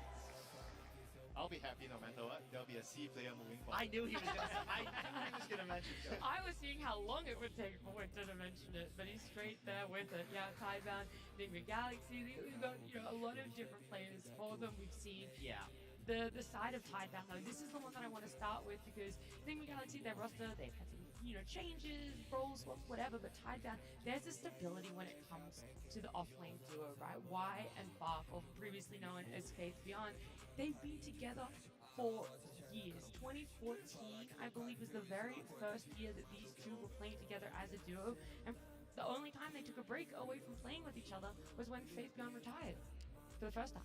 Yeah, this is an iconic duo. They are truly bubbies of the world. They have the world record for the most wins together as a duo. 1,016 wins as a duo, as bubbies, with a 60% win rate. Just an incredible story. I mean, you can't mention Tidebound without mentioning Wings. You know, they have a bunch of the Wings players, and then they have some standout, Chinese players. The coach, Coach Blink, he's also part of the legendary Wings They squad. have 3 out of 5 of Wings. Yeah, very reminiscent of how much success they've been able to do. We're seeing there, as you said, Jenkins, best of bubbies. So many games, and that's wins, right? That's how many games they won, not played. So it's not a 60% win rate of 1,000 games. They won over 1,000 games together. It's interesting because usually you see the duos and it's like a side lane duo, whereas with Bach and Y, they're not always playing together in lane, right? This is like a position. You know how they're connected together? One is the captain and one is the offlane. You always have to keep your offlaner happy. This is true. And I think for Block, friendship and trust and respect and all of these things matter a lot for him. Like, I know he's the type of player that if he likes something, he'll play it. He'll ask for it. You just ask him what he wants in the draft, and he'll perform with it. So I think that the trust layer to playing with him for a long time definitely matters a lot when it comes to drafting. I mean, it's the priority as well. I think he's one of the type of offlaners where he needs priority in a draft. Maybe if you talk about someone like Saber, he doesn't need as much priority. But I think for Bart or Fabian, he's a person that he's going to take a lot of space, a lot of farm. He wants the later picks. He wants to have the matchup advantage. So he needs to be prioritized. No, you're good, Jake. I think he often has the right idea too. Like I think he's an underrated person when it comes to developing the meta. There's a lot of new guys on the block, like the 9 classes of the world that are defining new meta stuff. But Block was the first person that I saw go for Dominator on Centaur. He'll play Queen of Pain offlane before other people. He's still playing it, and honestly, I think this is quite an underrated hero. So he has very unique ideas on the game, and it's good to see a team around him that does trust him. They have a lot of unique heroes as well that they do like to play. We're talking about, they love to play Timbersaw, even though this hero didn't still win a game. They're going to be playing Ogre, Juggernaut. Chinese teams, they love to run their Juggernaut as well, but nothing to say. Got to be careful about this guy. He loves his Primal Beast, he loves his Pango, he loves his Tinker. I would say that he has pretty similar hero pool like Malrine does. Like, he has a couple of specialty heroes that he loves to run from the mid lane, and he tends to be very explosive. I mean, not to mention they have like a position 4A, right? Not everyone actually does it. So they have a bunch of unique heroes just picked by them, and they have their own way of enabling those heroes. Yeah, and that was definitely something targeted towards Tidebound, like that H-Stab version that you talked about. But on the side of Nigma Galaxy, right, we talked about just how the longevity of Lark/Faith Beyond and why has been in their careers together. The inverse is you have Noob and Omar. So they were a similar sort of story. They've been on past teams together, PSG Quest, all the way back at TI. What was that, 12 is where we saw them? But Noob was a mid laner back then, right? He's only been transitioning over to an off laner for about 1 year now, almost on the dot to the day. And now he's partnering with an ex-teammate. They are still in that lane together, still in the same team together. I would say Omar is like the really stable one. He always kind of delivers, pretty similar to what other position 4s from the top teams are doing. Like, he's definitely up par with them in terms of the lane shenanigans if they want to play into unfavorable matchups as well. Noob, I would say, needed a little bit more time. It does happen when you're transitioning from the other role to the off lane as well, and I think he's in a really good spot right now. Very interesting player, and definitely expanded his hero pool, playing like 10 different heroes so far, and things are looking good for NGX. I agree. I think when the roster swap initially happened and Noob was switched to offlane, I don't think anybody with more than 2 brain cells like didn't expect him to eventually do very well, because for the quest lineup, like that entire roster was incredible. Like they were explosive onto the scene. So I think it was only a matter of time for Noob. He kind of started where he was transitioning some of his mid heroes to the off lane. We saw a lot of Snapfire off lane, which by the way he could still play. He could still pull that out. But then eventually he started learning the more traditional off laners. He still does pull out the mid. Style, I would say when I first saw him, always felt like he's more towards like a team-based mid laner. Yes. But I feel like it might actually be better. Agreed. Here, initially I saw him, he played an off laner. And right now we can see him having success on the off lane.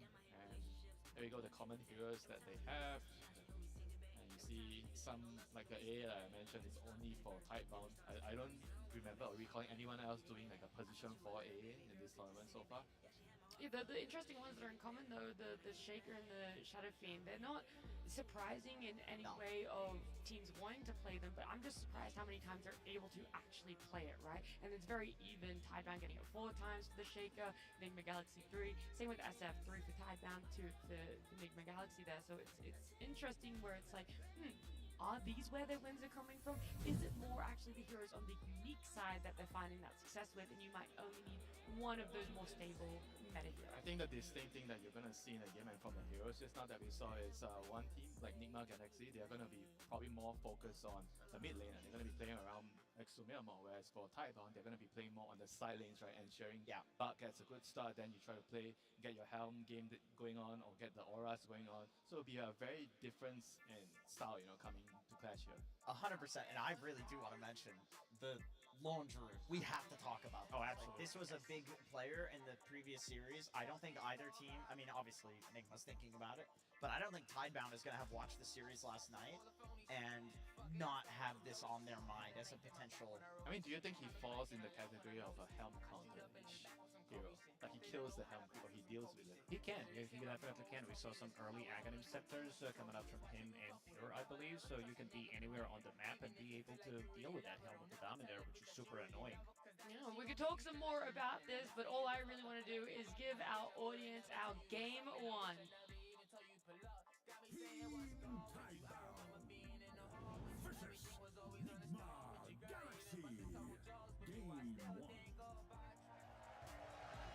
Yeah, another elimination. One already today. A second is going to happen in this best of 3.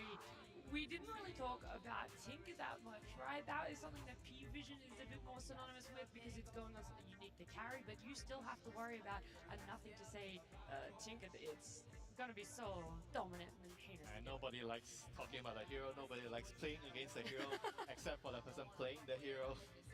And this is a menace right now. I think part of the reason why the hero kind of resurfaced is because of this, like, you need a core that can deal with the split push from the Helm, and Tinker can kind of do that easily. It's so easy, yeah. And his scaling is so good that Satanic has played it as a carry. Yeah.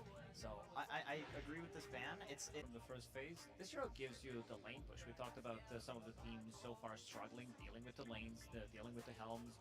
Now you have pretty much 2 things. You have your own wolves, you have your Helm, and you also have your own charge. You're randomly spawning these wolves into random lanes and being able to always pretty much push out the lanes. You have a bit of a global presence, reducing the armor as well, so that's pretty nice. Plus you also have Roche taking potential supports.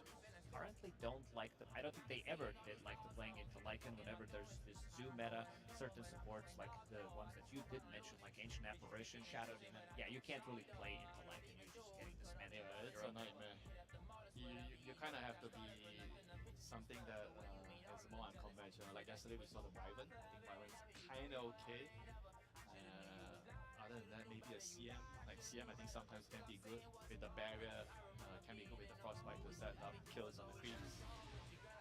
Okay, so they go for a lane counter to start off with. You can. I mean, the other back up thing the about lane. this pick is they played Gyro on Planet, I think, if I'm not mistaken. I've seen him play this hero before. So it could also be a flex pick. Yeah, they're not locking. They're not locking in their Yeah, drafting. which I feel like when we were talking about size, right? I always mention that it's easier to draft when you're on the first pick because not every team has a flex hero or anything that can move around. Because on the second pick side, whenever you're picking the 16 and 17 picks, whenever you don't have a flex pick, then it can maybe be difficult for you because the opponents know exactly where your heroes are going, so they can get a very good ATP. So if you can find a way to make sure that the draft is not easily figured out by your opponents, you're always going to be putting yourself in a better position. Yeah, and you mentioned the flex. Like, if something like a Doom comes out, something that counters Gyrocopter, you can say, okay, it's a support. We're going to pick some counter to what you've picked. Yeah, the core to support flex feels way more valuable than when you're doing it between the cores, which is more just annoying and irritating, I feel, when you draft it. Honestly, even as a 5, Gyro is good against Lycan in lane because 5s still go flak.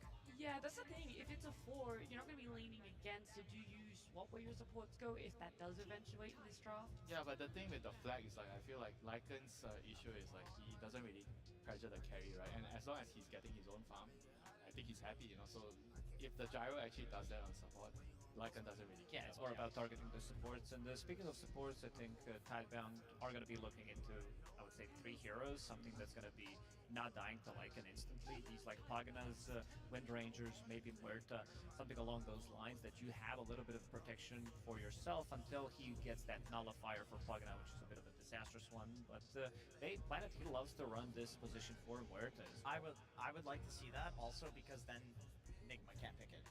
This is also something that Omar has really it's been his enjoying. best hero, I think. It is so far. probably his best hero. He played it really well So, yesterday. I love this suggestion. There are so few supports that don't die to Lycan. This is one of very few. I mean, they do go for the snap, so that's going to give them even more team fight. In phase, you have some catch, and I think the talents are actually pretty overpowered with the double stun and This the cooldown reduction. This hero's busted. So they do take the Muerta. Otherwise, it was going to go back the other way. Most likely, but I'm now really liking the Mars. This hero is very popular, high pick rate, high win rate. I would say one of the better heroes against Lycan. You drop the supports. Bane doesn't like to play into it. You always have the combo with the Snapfire to pretty much be able to kill any hero on the map. But I'm also not the biggest fan of Muerta into Snapfire and Gyrocopter. I think there's way too much magic damage that can be. But you're also good at cancelling. It's a hits, block right? pick. Yeah. You can silence and you can get your fear onto the Snapfire. I think it's also a reliable way of like dealing with the Snap. Sure, you don't like the magic damage, but I think it goes both ways. I would be utterly shocked if Mars doesn't come out here too, because I also feel like Gyro loves playing with the Mars. Top kind of is good here too. Like if they want to run Gyro as a carry, Quavo is pretty decent into Lycan, pretty decent into Bane. Same idea. You're like caging. You're basically anchoring the fight somewhere for all of this like ground targeted damage that they have. It helps the Snap land her kiss. Yeah. There's definitely a lot of synergy here. As a support, very high valuable pick here for Team Tidebound if they're looking for a melee tank in the lane. But the downside of that is you're kind of stopping the Gyro from being a flex pick anymore if you do that.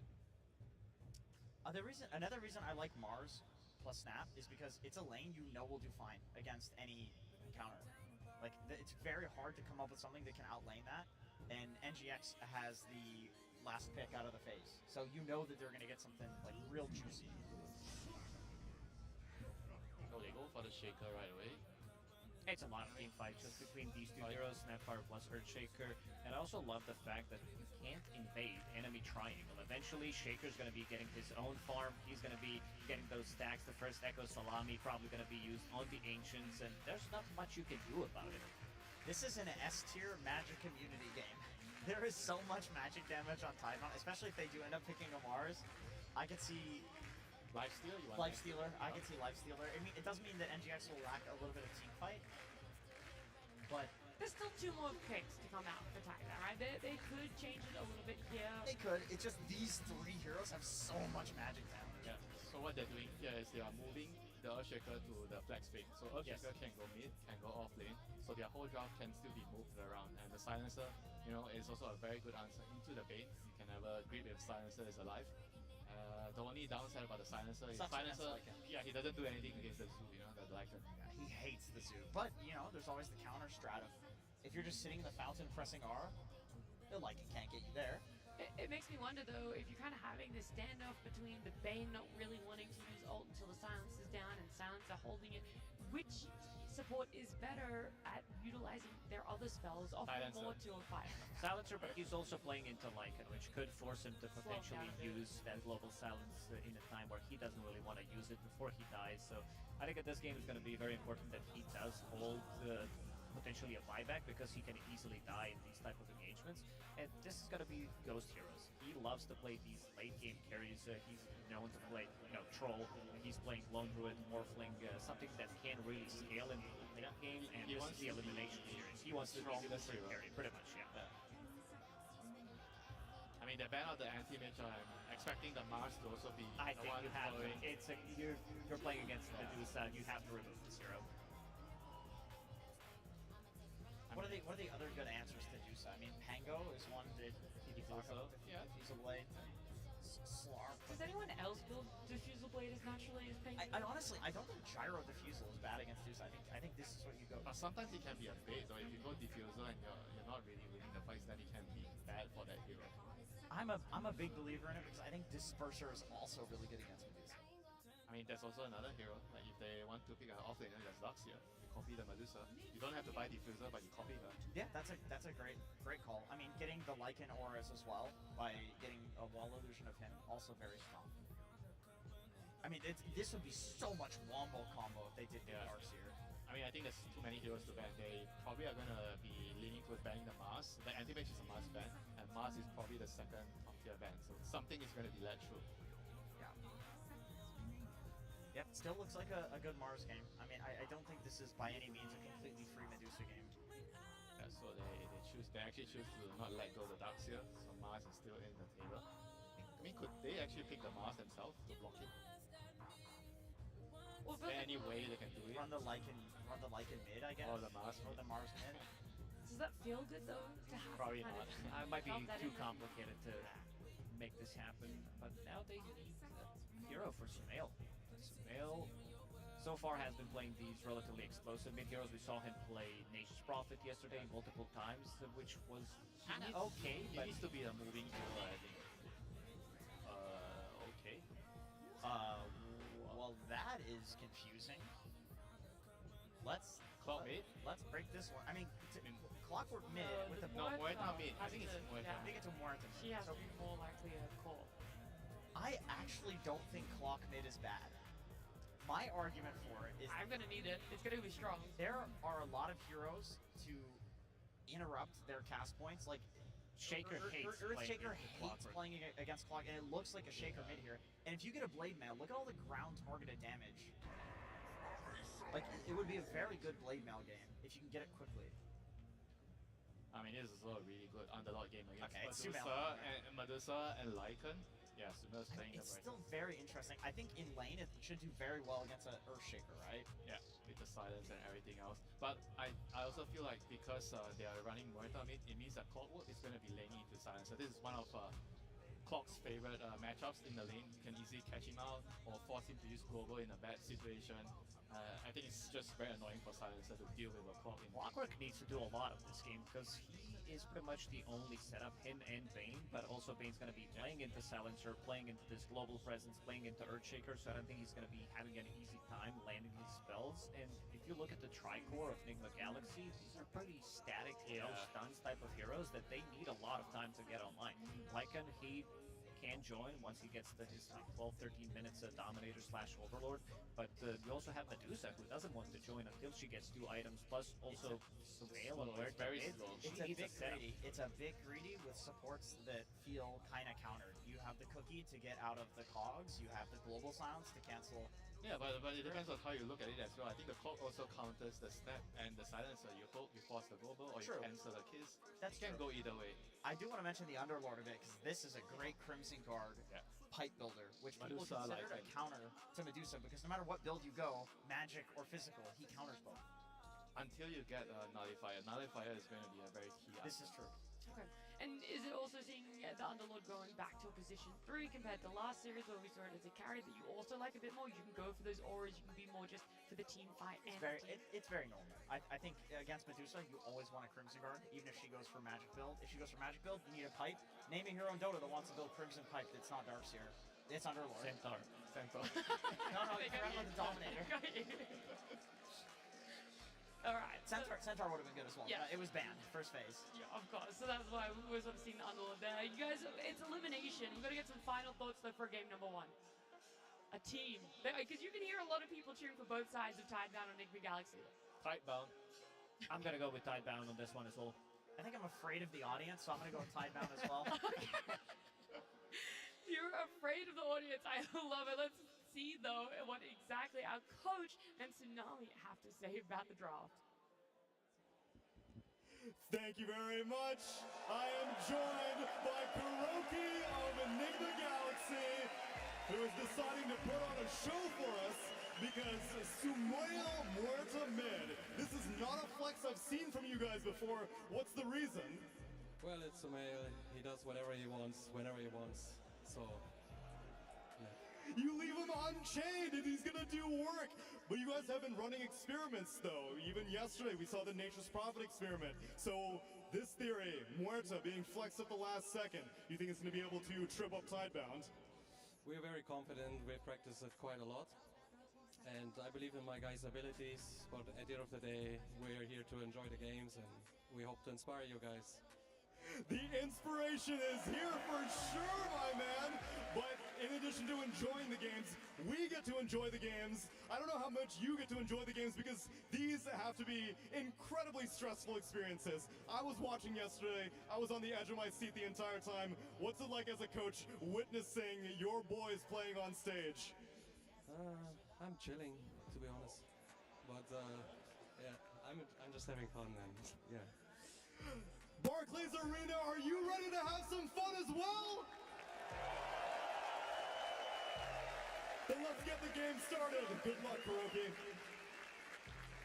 All right, into game number 1 between Tidebound and NGX. Kuro very, very chill as always, Cinderin. And we'll see if he's chill after this game number 1, because this should be a doozy. Tidebound and NGX find themselves very early in this lower bracket here at TI. Yeah, if there's one thing you want to have as your coach when you're getting into these like high stakes games, it's definitely someone who can keep a calm. That was quick. Omar first blooding Y. Good start for NGX. Go ahead, Cinder, and sorry to interrupt. I think it's a very healthy sign for Enigma Galaxy that Kuro is as relaxed as he is, because we've had many teams throughout TI's history that talk about how you perform your best when the pressure is off. Yeah. I think at this point for maybe NGX themselves even, you might have already exceeded expectations a little bit.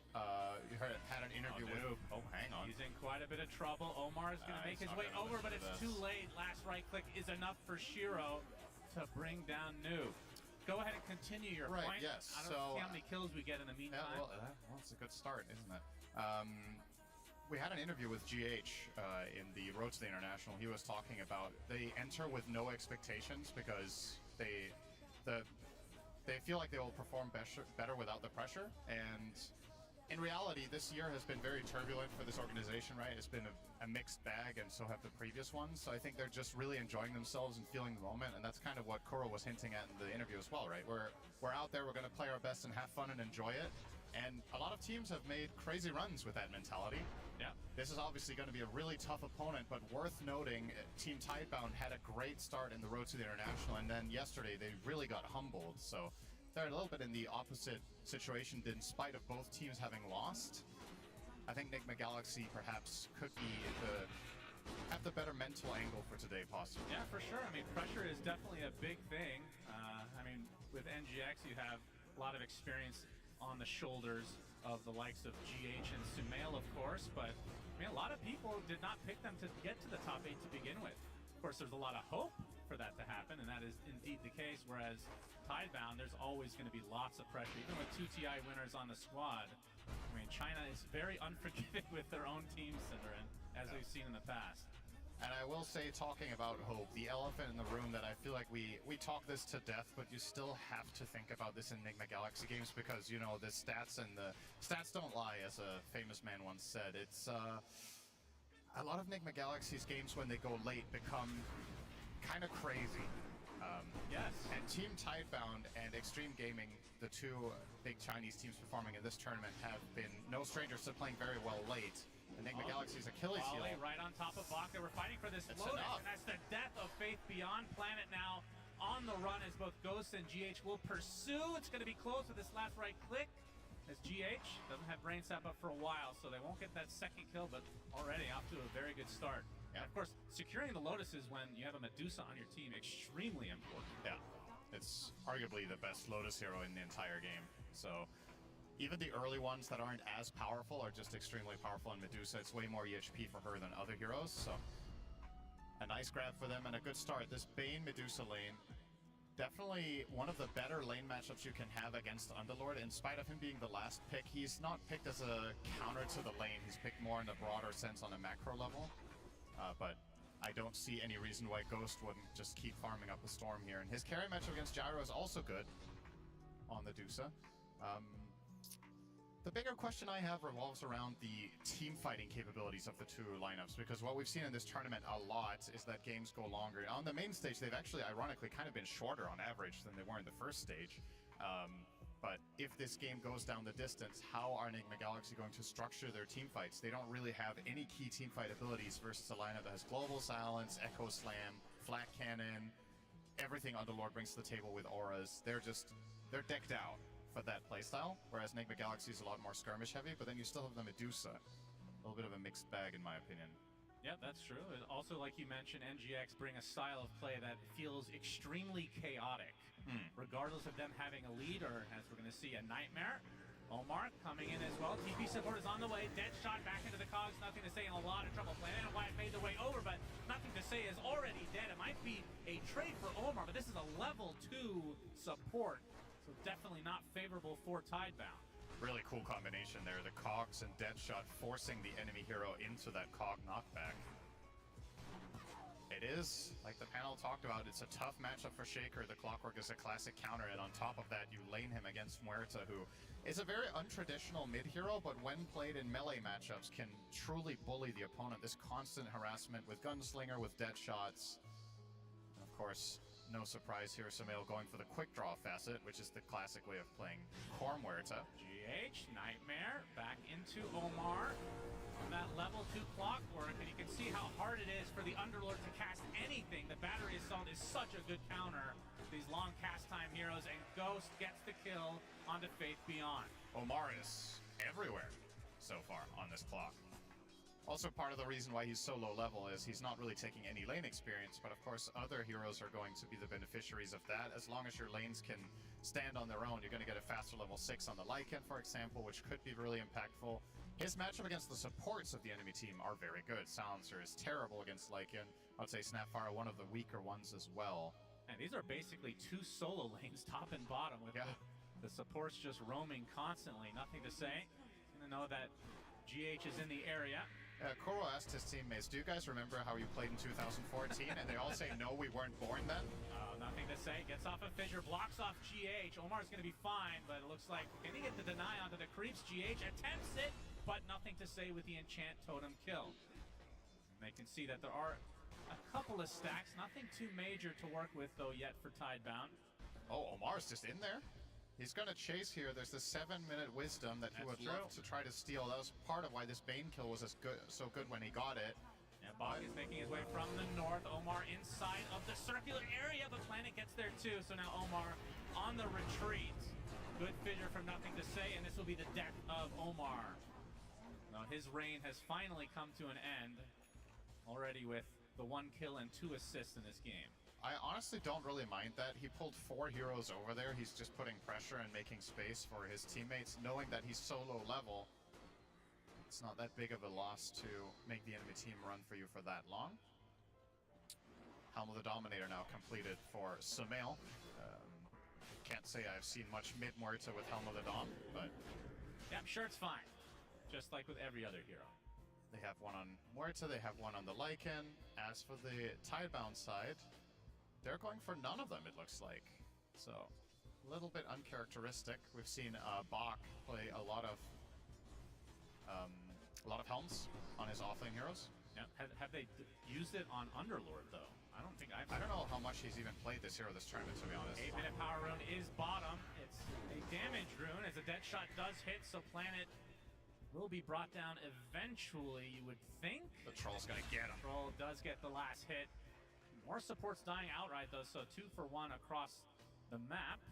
NTS managing to kill off Omar there with the Echo Slam. So, first use of that will not be on Ancients or a big camp stack. Speaking of, GH is in the neighborhood trying to get a read on just how much is in that triangle with this Bane. He removes the sentry but doesn't block any camps. Still, the pressure is going to mount now. They're going to try to take advantage of Echo Slam being on cooldown, so now you can go in here and use these rally creeps to really get to work. And Sumail also with the amp damage rune. 9-minute mid tower is a very good look, considering, remember they have Lycan and they have these 2 Helms. And the GH Nightmare. It's going to force Planet out, though, and they're just going to walk away, it seems. This is without question a good start for Enigma Galaxy. You got the dead shot you talked about, along with the Nightmare facet inside those cogs. Pretty crazy combo. And then with the calling from the outside, they have a lot of good fight potential on this NGX side. As why he finds himself, Sumail slows him, but GH is on the other side to finish the job. A 2K early lead for NGX, and in terms of how important it is for these teams to get off to a good start, in terms of like their lineup, how does that shape up this game? I think it was more important for Enigma Galaxy to get off on the right foot here, because again, when we go down the stretch, I do think Tidebound's lineup just is a little bit more stable in later game team fights and overall more constructed scenarios, but Enigma Galaxy's lineup is really good at playing these 2 versus 1 ganks or 2v2s. You know, you run around the map with Bane, with Clock, with Lycan. Shiro found by Omar, level 5 right now. TP support on the way. He's just getting bounced left, right, and center. Completely out of mana now, though. Planet will be the recipient of the help of that homing missile. As Omar, again, looks like he's going to drop. But he is, again, just forcing so many heroes to help aid their cores. That's 3 heroes this time brought. Yeah, Ghost is having the freest time ever because of this. So you can see on the net worth distribution, the big loser in this game so far is Nothing to Say on the Shaker, which I have to say is starting to become a little bit of a pattern in these games. It does feel like that, yeah. Shapeshift from Noob. Mortimer Skits is coming out from Planet. He's just going to get chopped down, though, by the Lycan as Shiro slowed to a crawl. Now going to get chased by the Pine Cone and the Wolf. Pretty much out of mana right now. Why? Looks like he's going to dissuade Noob from going any further. Still fight worse for wear. Is Bach left to his own devices, though, now inside the cogs with the battery assault. But with that TP, going to force the rest of NGX away. Nothing to Say comes in, trying to take out the Pine Cone. Looks like they'll be able to get that with the tower. But like you said, Ghost left all alone. He gets the tier 1 tower all by himself. I mean, this is some stellar play from NGX, to be honest. Whether they find the kills or not, they are dictating absolutely everything that's happening in the game. And of course, we were criticizing this about Tidebound yesterday, their support duos being a little bit more on the passive reactive side. In this case, the Snapfire can be aggressive, but is constantly being pulled around the map. And well, what are you going to do as level 5 Silencer except respond to these moves? So, Angmar really just... I don't feel like Tidebound has made a move yet. It's been 12 minutes. I think all of their kills have been reactive.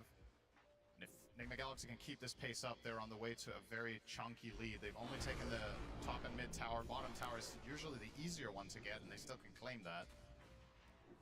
Of course, Ghost is just farming up Stormin. My question with this Shaker is, when are we going to see something big here? Well, he just got his blink, so that might be the timing, but he gets Nightmare before it's delivered. Sumail there, Fiend's Grip applied, the silence had activated to prevent the cookie from coming out, so that was a pretty long Fiend's Grip. There's nothing to say, tries to run away, more reinforcements though, arriving for Tybound, and there's the blink reveal with the Echo Slam from nothing to say. Sumail is still living though, calls out, not even gonna clip him. He is getting a little bit low, but does find the distance, finds an illusion rune in addition. Some way, somehow, nobody dies other than the tomato, and tomatoes are real people, of course. That is a very bad blink reveal for Shaker. That is not what you're hoping for. It was considering close, though. He got the full element of surprise there. Not only is it the blink reveal, but it's in the middle of a fight, right? Yeah. He got initiated on, got the reset, and then has the blink. It's very unexpected for Enigma Galaxy that play comes out, and they still don't get a singular kill. And it begs the question, did Bach not have his ulti ready at that point? This is obviously a hero that you want to connect to these moves with Fiend's Gate when the team fights are bigger. Still stuck around down bottom, and now he might just get dove, potentially. Rocket Flare reveals his position, puts down the Pit of Malice. Omar, well, he still has the hookshot available. I don't think they're going to need it. He's getting completely surrounded here. But again, TP supports from Tidebound. This time Wide shows up. There's the hookshot with the dead shot to follow. Bach still surviving, though. Super tanky, gets out the Firestorm, but now getting bounced left, right, and center. Sumail brings him down. That took a long time. It did. But they got him. And okay, that's a little bit worrisome for Tidebound that Bach can sit there and tank a gang for literally 30 seconds and they still feel like they can't help him. Goes to show that their lineup needs time. When the early game fails and you're lacking key ultimates, you still don't have global yet, minute 14. That's not ready. Shaker doesn't have Echo. So obviously Enigma Galaxy will try to take advantage. This looks like a Wisdom Shrine play from NGX. Yeah, they're getting both of them. We'll see. There aren't TPs coming. Bach going to be in the middle of a 20-second fight again. A beautiful Cogs. That means GH can steal it. Mortimer's Kisses is set up pretty nicely. Stone Gaze, though, comes out from Ghost. And the first to fall is Faith Beyond again. And now look at this, the Nightmare. Onto the Earthshaker. Looks like Shiro shows up, though. And that means NGX will likely want to run away. GH going to be the recipient of the call down. So it ends up being a 1-for-1. It's a Global Silence finally coming out from Y. He dies shortly after, but this is the bigger kill. Ghost super low on HP, on mana in this case. Pops the Lotus Zone, staying alive as a result. Jiro already using the Flak Cannon, Noob in the area as well, but nothing to say. Kind of running out of steam. Sumail coming in from the south, wants to continue the pressure, but doesn't have too many resources at his disposal, so looks like this might break things up. That's still very much, once again, mission accomplished for Enigma Galaxy. You trade supports, but you get the wisdom. And again, Echo and Global. Omar is still here. All right, how long you been there, young man? He will eventually be brought down by Bach. Actually, Shiro in this case, but yeah, back-to-back deaths for Faith Beyond. That certainly will set him back. I mean, he's 1-4 already in this game. In spite of that, he's still almost 1,500 ahead of his mid-shaker. Ouch. Yeah. These mid-shakers have been very polarizing. It's interesting, it was theorized to be one of the biggest picks coming into the tournament, and it has been picked and banned a lot, make no mistake, but a lot of the games we've cast haven't been too impressive with this. It feels like they just get off to such a poor start and never come back. Yeah. But of course, the stacks are supposed to be something that will assist them in that comeback story. That might have been part of the meta development that has caused Shakers to suffer, is that teams have just become better at contesting that triangle and putting more emphasis on it. Because the Shaker games we've cast, we haven't really seen those like quad stack echoes into getting a fast blink and a full level. GH is in no man's land. Oh yeah. -1. Easy kill for Tidebound. They're going to need a lot more of that. They're at a 6K deficit already at the 16-minute mark. NGX really showing up in this game one so far. Looks like Pipe is going to be the first main item for Bach into the Crimson Guard, as the panel was kind of discussing. No huge surprise. Or a bot. Yep. That is going to be the key moment in this game for Tidebound, is can you find that stabilizing team fight when you hit a timing? Because in reality, they haven't hit a timing at all. I think the only possible opportunity was the Shaker Blink, but as we've already established, that fell flat. Yeah. He's only level 9, minute 17 on the mid-Shaker. It's the same as Clockwork right now on NCS, so very poor outlook here. Effectively, he's like position 3.5 from mid. Planet. Runs into GH, instant nightmare. Nothing to say is in the area though, and you can see the Fiend's Grip, or the Fiend's Gate rather, from bot coming to fruition, but now the TPs from NGX come as well. Echo Slam, this is all for a Bane, by the way. They're gonna clean up the Earthshaker easily, so 1 for 1, mid for support. Of course, the mid is basically a support here. I was gonna say, you could argue a support for support almost at this point, but yeah. This is the roughest. I mean, we cast what was it, BZM having a really rough game. Yeah. This is worse, it feels like, right? It's not a good recipe to win Pro Dota to play with 3 supports. That's well, not a common strategy. 4 protect 1, in some ways, is 4 supports and 1 carry, right? Well. Shiro is going to have to do some heavy lifting in this game. Going for the Butterfly next on top of his Manta and Dragonlance. That's the good news for Tidebound, is that Shiro is having a good start here. He's 4-0-1. He had a very rough series yesterday, so I think there's also something to be said about, you know, getting off to a good start on the day and feeling like everything isn't coming crashing down after a good start to the tournament. Because yesterday he had 2 tough games back-to-back. He kind of just got destroyed. Yeah. Both in particular, I would say in his Marcy game, but also the Shadow Fiend game wasn't too hot either. Fiend's Grip, and we can see Snapfire left all alone, so easy kill for Sumail. NGX continuing to increase their lead. Y is spotted, again taken out in turn. So 2 support kills extremely quickly for NGX. The question is, are they actually going to go for Rogue? Ghost is extremely close to Butterfly as well. That is a huge power spike for Medusas. Even Pierce the Veil pop from Sumail to try to take out the Roche as quick as possible. And they're not too afraid of any response coming out from Tidebound. Well, they're going to find GH, which is the smallest consolation prize possible. They have to do it all the way at their own base. Yeah, that's going to be a Roche. So Roche number 1 for NGX, looking really, really good here. You could potentially make a case for sieging high ground minute 20 this game. I know that sounds unbelievable in this patch and what we've seen so far in this tournament. After the Tormentor, I'm sure. But you have Manta, Butter, and Aegis minute 19, which is an insane timing. Yeah, this is going to be super hard to contest.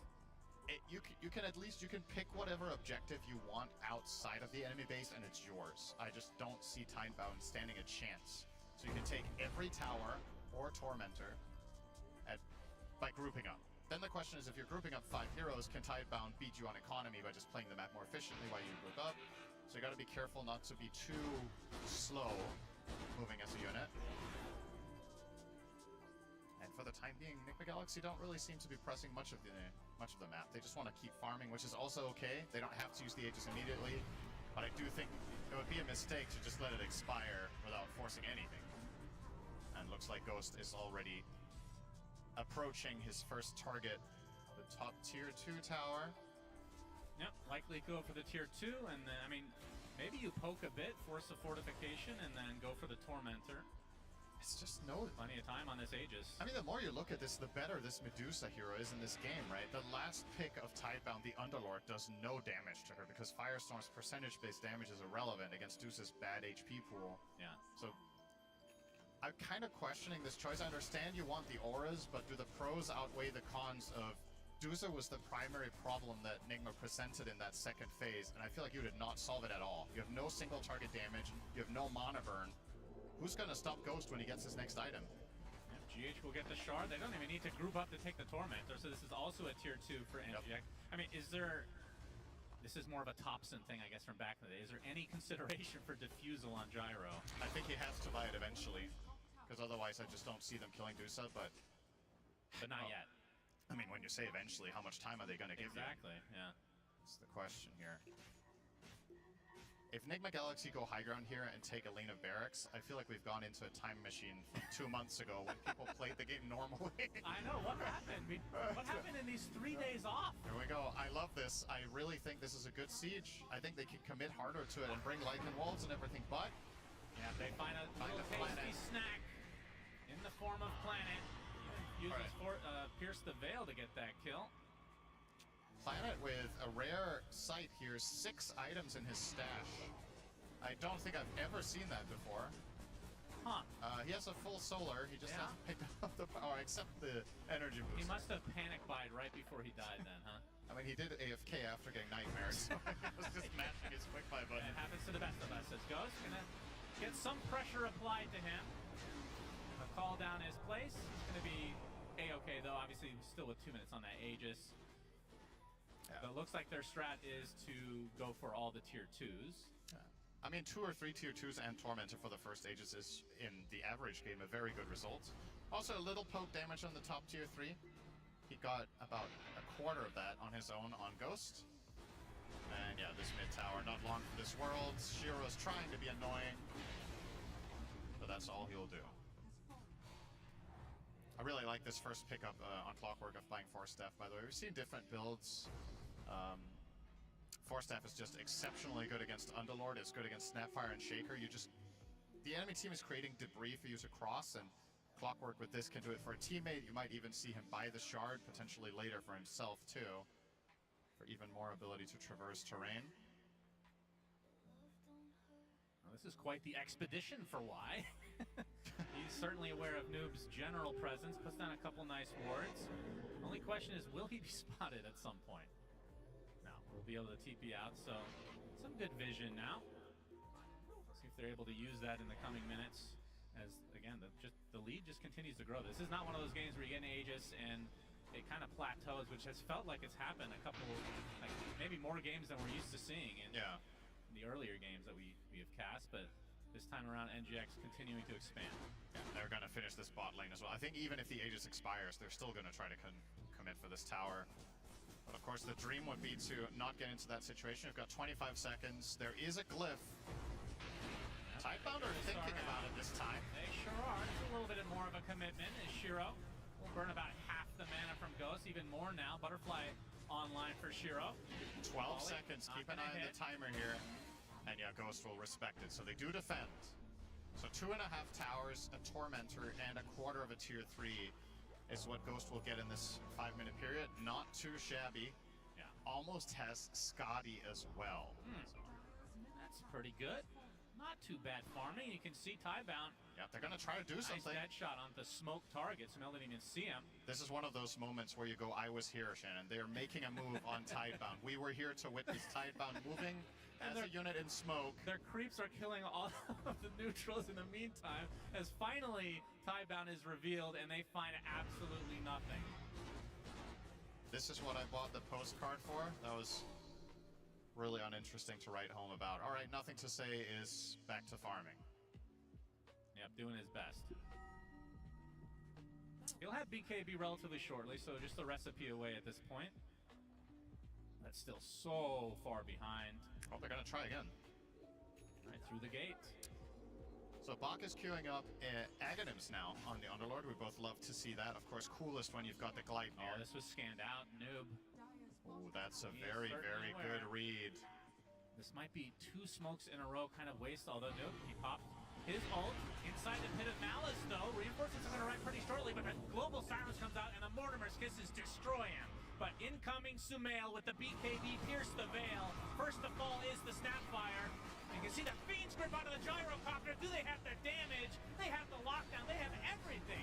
This is not even remotely close. Now the Underlord inside of that Nightmare, inside his own Pit of Malice, just getting kited to a high degree. They lose the Lycan to start the fight, but they get 4 straight kills right after. Nothing to say had no play there. He got caught by the Clockwork, and he echoed the clock and tried to cast Fissure 7 times in a row. And then he died. Look at the battery assault. Yeah, he kept trying. And I mean, you've got the Kaya, but you don't have Kaya Yasha, so that's not going to happen. Man, like, what a last pick Clockwork, huh? Yeah, it's crazy. The Clockwork pick has been really good, but again, I think this is the second game of Nothing to Say Shaker we've seen this tournament. Where it just leaves a lot to be desired, right? And Nick McGalaxy, they know exactly how to approach this. Keeping in mind, this could have been even better, right? They scanned them out. Noob knew they were coming. He pops ult. If he's a little bit further right here, he might not even get caught to begin with. And that could have just been a clean sweep. At the very least for Tidebound, they get a little bit of a trade. But keep an eye on the Shaker here in the top left. So Nothing to Say comes through the gate immediately into the calling. Gets hookshot up there. Now you're not going to see the rest on camera, but trust me when I say he did nothing. And his health is just falling by the minute. I trust you, Cinderin. I take it back. He did echo the clockwork. He did 200 damage. Okay. Technically incorrect, but effectively correct. A 4 for 1. NGX, 16k lead. This is starting to look quite insurmountable. So what can Tidebound do to get back in this game? Is it just a high ground defense type of deal? Do you have to contest second Roche? There's a couple of things I think they can do still, or that they especially could have done better. Hook shot. Hang on. They find Planet. Dead shot misses, but they have the damage nonetheless. Doesn't matter, yeah. It's too much damage. Nullifier onto Shiro. Good Manta, though. They have to have better formation. I think the way Nothing to Say arrived into that fight is just a no-go. You cannot have Shaker arrive into the center of the fight. The gate has to be placed more on the left if you wanted to come in through the gate. Otherwise, he needs to be there at the beginning of the fight off to the side to avoid the clockwork. Aside from that, obviously key items coming up. This Shaker BKB will potentially finally allow him to do something. Gyro Satanic will help as well. Shiro can be... As much as we've talked about Enigma Galaxy not having or Medusa being almost unkillable with single target damage, a Gyro Satanic is also tough to bring down for the NGX side. They don't have that overwhelming single target damage just yet. Sumail will get there, but right now the hard hitter on one target is actually Lycan. As I say that, Dusa almost has MKB, so maybe not. Yeah, we haven't even talked Ghost is about just ahead by a full item. Yeah, absolutely. This is, I mean, Medusa is one of those carries. Feels like you can almost 1v5 in the late stages of the game. With that MKB relatively shortly coming online. Takes Ghost to the next level. Second Roche is available. Does NGX feel confident going for it without a pickoff first is the question. Because fighting against Tidebound in the pit is a bit of a scary proposition. And again, potential pickoff on the Planet. Hook shot to start things out, and now slow to a crawl with that Scotty from Ghost. Another easy pickoff for the NGX side. I think that's enough to go Roche. Like, just having any hero out of play makes this extremely difficult for Tidebound side. And this is actually one of the more important Roshan pit fighting heroes, because Clockwork is going to have his eyes set on Shaker the whole time, so Snapfire is the one who actually gets to cast her ults reliably. With her in the grave, Tidebound just have to concede another objective. And this one surely means a high ground. This is a high ground Aegis, without question. 20k lead. Dusa almost fully decked out. Gonna swap out his Falcon Blade for this Aegis, so technically for an Aegis push, he could replace the treads into another item. He's queuing up BKB here on Ghost. Thought maybe we would see something even more hard-hitting to try to finish the job, like Rapier or Daedalus. It's a little surprising going that defensive, but... If he wants a defensive item, you could make a really good case for Pyke here, I think. GH gonna force out the Fiend's Gate. Nothing to say, blocks off GH, but a nice force step onto the other side. Hook shot from Omar. Looks like they're gonna find the Silencer. Y is dead before he'd be able to get off Global Silence. Attempting to go through his own gate. Block. Not gonna happen. Pops the Crimson. Dies right after. Just feels like there is no opening for Tidebound. If they want to take fights, they have to bring the Gyro. I just think skirmishes like this are not possible. You're maybe a little bit naive to try to think you can kill GH there. He's got Force Staff, Lens, Essence Ring, and you didn't global. So then the full Fiend script comes out onto the Underlord as well. Just very easy and good response, and very quick responses too from the side of Enigma Galaxy. Oh, they see Nothing to Say. The Wolves have spotted him. He's gonna pop the BKB and just get crit! My goodness! You talked about the BKB being picked up. That is not what he had in mind. That's also not what he bought it for. Ooh. I don't think he bought BKB to counter the Lycan. Well, he popped it anyway. Yeah, that's what... and now the Roche banner placed, and a high ground attempt is here for NGX. What can Tidebound do? Earthshaker down for 30 seconds. He has buyback and Echo Slam, but he might have to just concede an entire lane here. This is so difficult for Shiro to contest the Dusa with all the backup sitting behind. Yep, Crimson is popped, so that's gonna prevent some damage coming out from the Medusa, but eventually they'll wear out. 10 seconds away from Nothing to Say getting back in the game. But still, Ghost literally all alone on the high ground, and they can't do anything against him. Shiro already at half HP. They have to force the fortification. Is there going to be a reset from NGX? Or do they just continue? You can see the Alpha Wolf on the back line. Yeah, this is just a full lane. And now the BKB being delivered soon on the Medusa. Still 2.5 minutes on this Aegis. If you're Tidebound, you just don't want to expend too many resources to take out life number 1, because then you'll have nothing for the fight afterwards. I don't think there's any reason to not squeeze this and try to get a second lane. Yeah, absolutely. You still have about half mana on the Medusa. This is the perfect camp that just spawned as well. The 4 creeps and mana for the Mystic Snake. The Ghost is going to be almost back to full when you go and hit mid now. Oh, as you said, the BKB for Omar, my goodness. Overclocking GH, another target found, potentially. Yep. This is going to be a volley into a kill. So Planet just getting picked off repeatedly. Ghost 11-0 has had a great start. And he's capitalized on it. He's converted everything he needed to from that beginning of the game. And from a draft perspective, this was exactly what Enigma Galaxy dreamt of in this game, was to get off to a hot start and just run the entire map before Tidebound's heavy 5-man slower lineup could really come online. So far in 33 minutes, they barely got to play their heroes, and that's been a rare sight in this tournament, that a team has been destroyed this hard, this early, and been unable to find at least some sort of rebuttal. It's just been nothing. And this is going to be a tier 3, still a minute and a half on the Aegis, so Ghost and company will certainly push the envelope to try to get this second lane. Will Tidebound try to do something, or will this just be another free set of barracks? That's going to be the last fortification for quite a while on Tidebound's side. It's a 27k lead for NGX. There's still a full minute on this Aegis. And once this Aegis is out, that BKB just takes its place. And this is a second lane for NGX. Uncontested as Tidebound. I mean, is there a power spike incoming? Looks like they're going to smoke up and try to surprise them. Doubt they want to go for the Medusa first. She's going to be spotted. Try to wrap around to their own triangle potentially. Sumail could be a good target.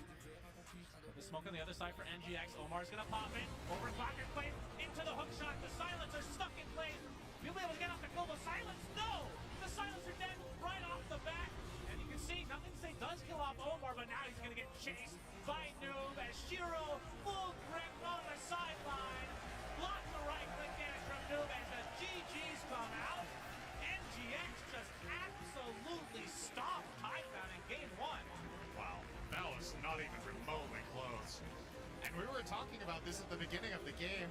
Who is going to bounce back best from their loss yesterday? Enigma Galaxy had the closer series, had more signs of life, and probably have lesser of an expectation overall, so probably playing with a bit more freedom and less pressure. And this game, Tidebound falling victim to some of the same problems as yesterday, just inability to make moves, losing a little bit early and never really finding their footing. I think if you want to come back in this series as Tidebound, you've got to have more, got to have better laning and some more opportunity to fight early. And the main thing I feel, the pattern that I have found is their support duo. In these 3 games that we've had on the main stage for them, maybe it's just a little bit too little in the damage department early on. Yeah, I feel like Omar completely carried that early game. But either way, we go to the panel as NGX up 1-0 in this best of 3. Yeah, an elimination of best of 3. 1 game up is definitely where you want to be. All the fans maybe sighing a little bit of relief here, but I like what Sim said. It feels like Enigma Galaxy aren't really feeling the same sort of pressure that coming into this, and it definitely resonated when we talked to Coach Kuro just before the game actually started. It's like, we're trying to just enjoy the games, and I'm sure they had a lot of fun and a lot of enjoyment in that game 1. Yeah, we thought maybe he was hiding strats with the interview. It's like, oh, that's why he's saying it. Yeah, It's just no, that's Kuro being actually Kuro. the strat. He was being serious. Like, Sumail just wants what he wants. He's going to trust him and give it to him. He's going to try to play what he wants no matter what. And the mid Muerta looked incredibly good in this game. There was this really cool combo between the Clockwork and Muerta where you knock back into the cogs, just bouncing around. You have the Dominator on Muerta. He was doing the knockback into like Centaur Stomp combo. Like, there was a lot of really cool tech that Enigma was doing in this game, and I think the only reason they can do it is because they're playing loose. Yeah, and also the fact that I really like Cinderin mentioning the support duo, which I feel like played a huge role here, because in the early game, the Earthshaker kind of got bullied by the Muerta, but then after he got bullied, he didn't really have strong enough support to kind of help him fight around the mid lane, protect his stacks, get runes. Because if you think about it, Silencer and Snapfire, when they run into Clock and Bane, they are not going to be able to fight them. They're just weaker heroes in general, or lower damage, you know. So they lost a lot of the early control in the first 10 minutes because their support duo is just way weaker than what NGX had. And that's why I kept suggesting that Clockwork could have been good for them during the 16 in 16-17 when they had the gyro, I thought it would work for them because it also could do what the silencer do, which is to counter the Bane in the team fight. They picked the overall last 23rd pick coming up from NGX, and he did so much. Like, Earthshaker doesn't get the chance to play the game. It's so annoying. It's one of the old school classic counters in Dota that Shaker can't really use his abilities, and he had his number throughout the whole game. But I also gotta give credit to GH. His positioning on this Bane has been amazing. He got like 4 or 5 full duration grips in multiple fights, which is pretty insane to think about. You're playing against Silencer, yeah, that's playing against Snapfire, you're playing against like multiple tools that can potentially stop your grip from going off, and he's positioning. Like, there's a reason why GH right now is in top 10 on EU leaderboards. I will be honest and say that, like, I've personally tried Bane, seeing the pros playing it. I just didn't fully understand it until like watching this game and why the win rate is so high. But to me, it seems like these good Banes like GH will walk around and just be positioned somewhere annoying. They're not necessarily looking for a kill, but GH was scouting the stacks. He was walking in and using Nightmare and then walking somebody out of a tower, and there wasn't even heroes there to help him. It was just like, I'm gonna poke you, so you TP react, and if you don't, then potentially you're gonna get killed. So there's this like bluff that's happening constantly on the map, this pressure that he's applying constantly on the map just by just being in annoying places. I mean, it's the repositioning, I think, because the old Bane, you couldn't do that. You go up, you sleep someone, people could tell whether they should TP or not. Yeah, the But when threat you're- is bigger now. Yeah, when you're moving them, it's hard to know whether you should TP, and then what if you didn't TP, he dies. It's hard to decide on the moment. Yeah. So the support's just doing a lot on the side of Nigma Galaxy. And that was that argument that you guys were having. It's like, yes, we see so much coming out of Tidebound when it comes to the team fights. It feels like their item progression is just very straightforward. But yeah, the clock was just such a big undoing for the Bane as well there. And it's very easy then to look at the cores and be like, well, you had a mid laner and a carry that went deathless. So there's also praises to be something there, but you're not having as good of a game if you're not having that impact on the support.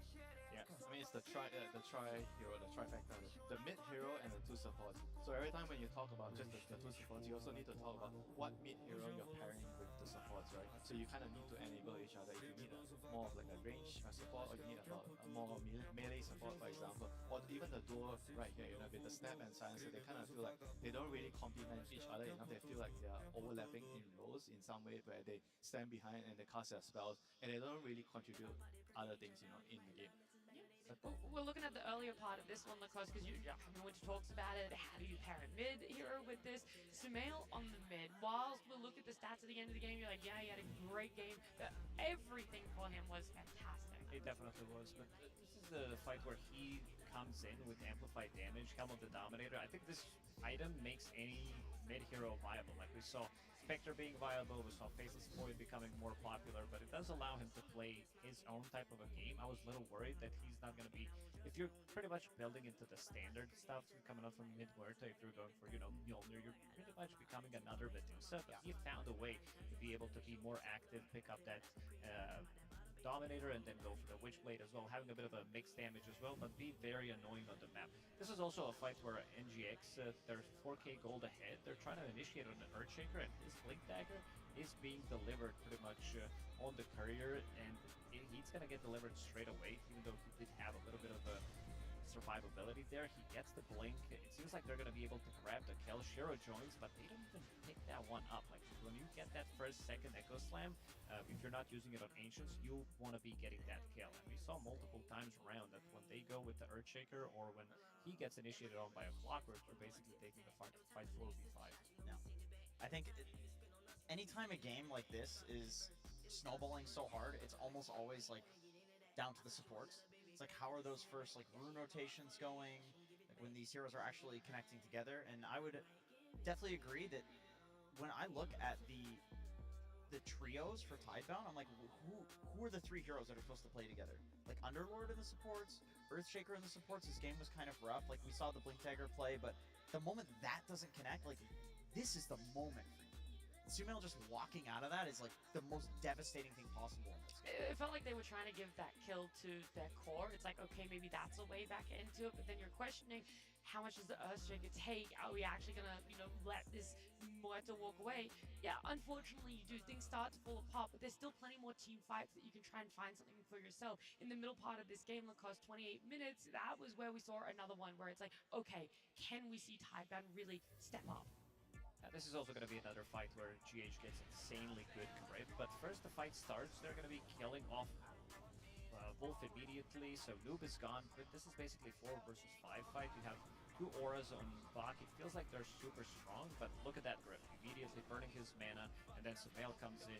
The rest of the team is also playing on a different side. You can see the Clockwork being super annoying, going on to the Earthshaker, not allowing him to play the game, and then Bach is isolated because he's just a tanky guy. They will have more than enough damage to take it. At the start, it looked like an okay fight for Team Tidebound, but in the end, when you see the big picture, how the fight is going to be played out, it's just not worth taking that risk. I mean, this fight is like a perfect illustration about they didn't really have a mid hero. They technically had 3 support heroes because Earthshaker was so far behind, so he couldn't really output damage. And once the grip went out on the gyro, they have no damage in the team fight.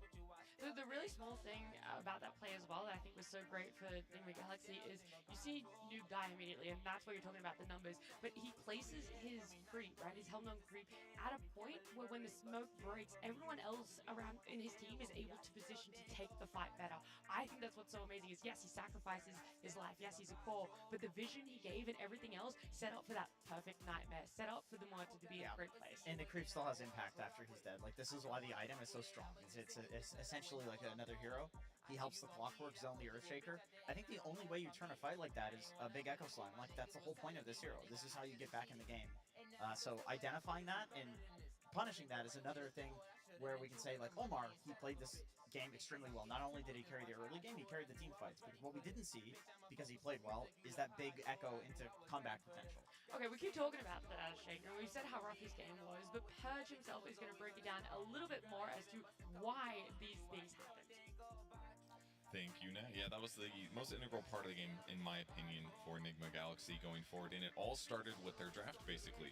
They picked supports that were going to win the side lanes, and then in the last pick, they shifted the Muerta from an expected +4 into a mid lane against the Earthshaker. And if you've been watching this clip, he has been right-clicking the crap out of Nothing to Say. Nothing to Say's done a great job getting last hits, and frankly, throughout the laning stage, the first like 5 or 6 minutes, he does a great job getting last hits and denies as a whole.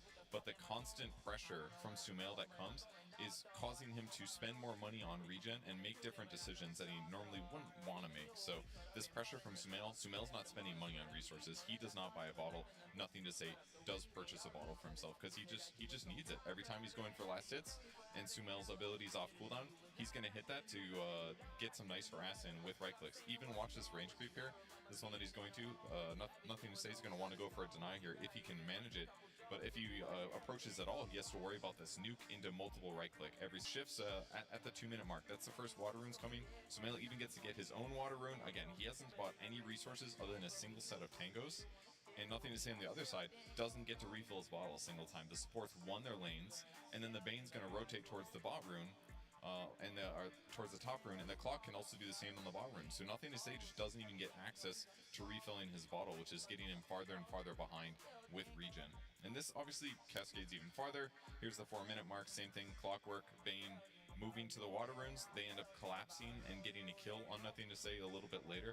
Kind of interestingly, they actually sent the Wolves all the way across the map to also participate in this. That's after Nothing to Say comes back. And the tough thing is that if you look at the map, this Sentry Ward here blocked the Ancient Camp. That Sentry Ward died of old age, and normally when you're playing in mid Earthshaker, what you're anticipating getting out of the map is a laning stage into an Echo Slam on the Ancient Creeps. That just didn't happen this game. So he had a rough lane, got harassed constantly. Sumail went the greediest possible item, which was going to be Helm the Dominator. He took the Earthshaker's mid tower at 9 minutes, which basically means that Nothing to Say now has even less space on the map to get things done. He doesn't have an Echo Slam combo to get himself gold. And then to make things worse, his first couple ganks don't go so well. So that was why he got so far behind. Less levels, less gold, less everything. And Enigma Galaxy got to do exactly what they wanted. A fantastic breakdown from Purge, really eye-opening about why that Blink Dagger reveal was actually so important, why we should have seen them commit a little bit more on getting that kill. I'm sorry, I just need to mention, every time we go to Purge, it's like the weatherman, it's like devastating hurricane in Florida. It's always like, here's how the most devastating thing happened. No. Like, so I didn't notice the Ancients being blocked.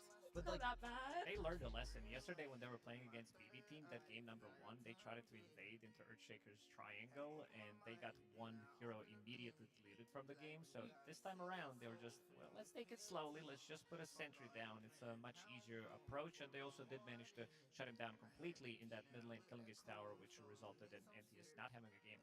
I was checking the numbers. He only did 7,000 damage.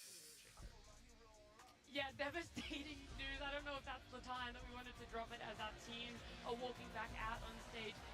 Tidebound hopefully going to be able to find some energy, find some new strats for themselves. Enigma Galaxy, well, they're getting a lot of cheers, a lot of waves from the fans as well here. And I have the question mark about this Earthshaker coming into the tournament. Everyone had their eyes on him.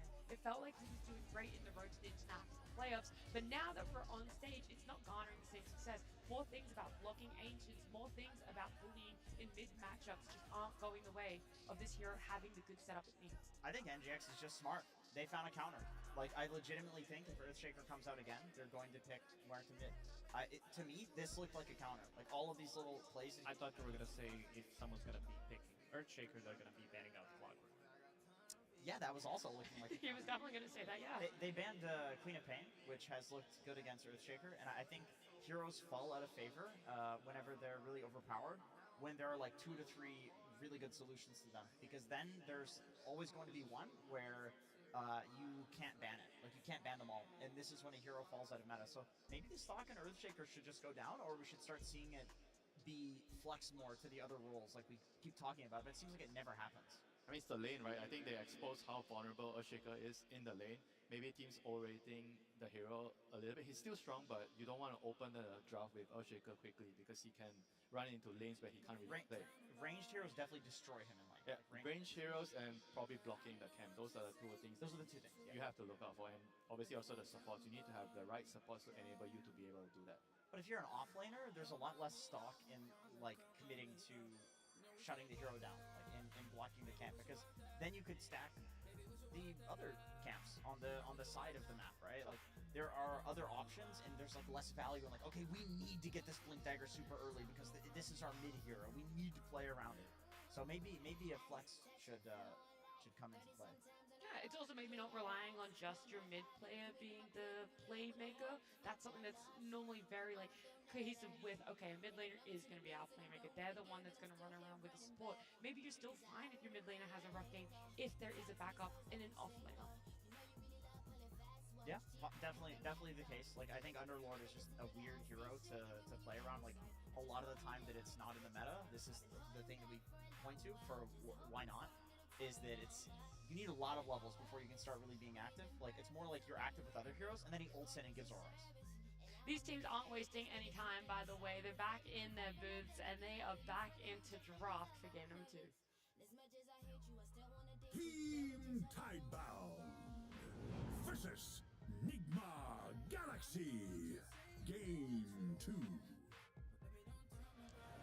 Top 8, that would be the placement Tidebound get for themselves if they aren't able to bring something out of the bag for game number 2. Elimination is on the line.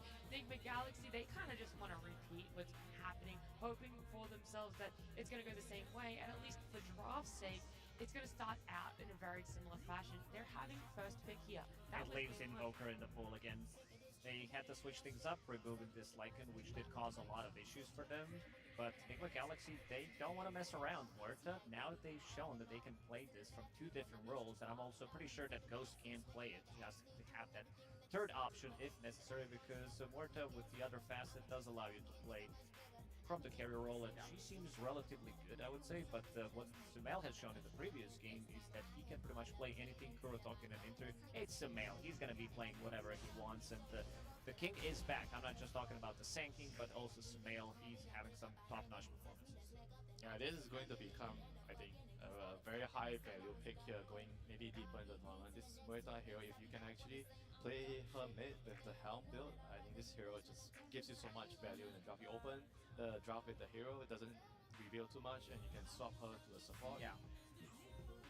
I mean, very recently it was like considered an S tier support, and I remember we always questioned like, why is it falling off? You know, the Ags they build. didn't nerf the Ags. I think that's probably the main reason. You don't have the talent, right? You don't have the level 20 and 25. Yeah, 20 to 25. still felt like something that could come out, especially for like the specialty players. So I'm glad to see that it is coming out. But when you have heroes in the first phase, like they almost always have to be flexed.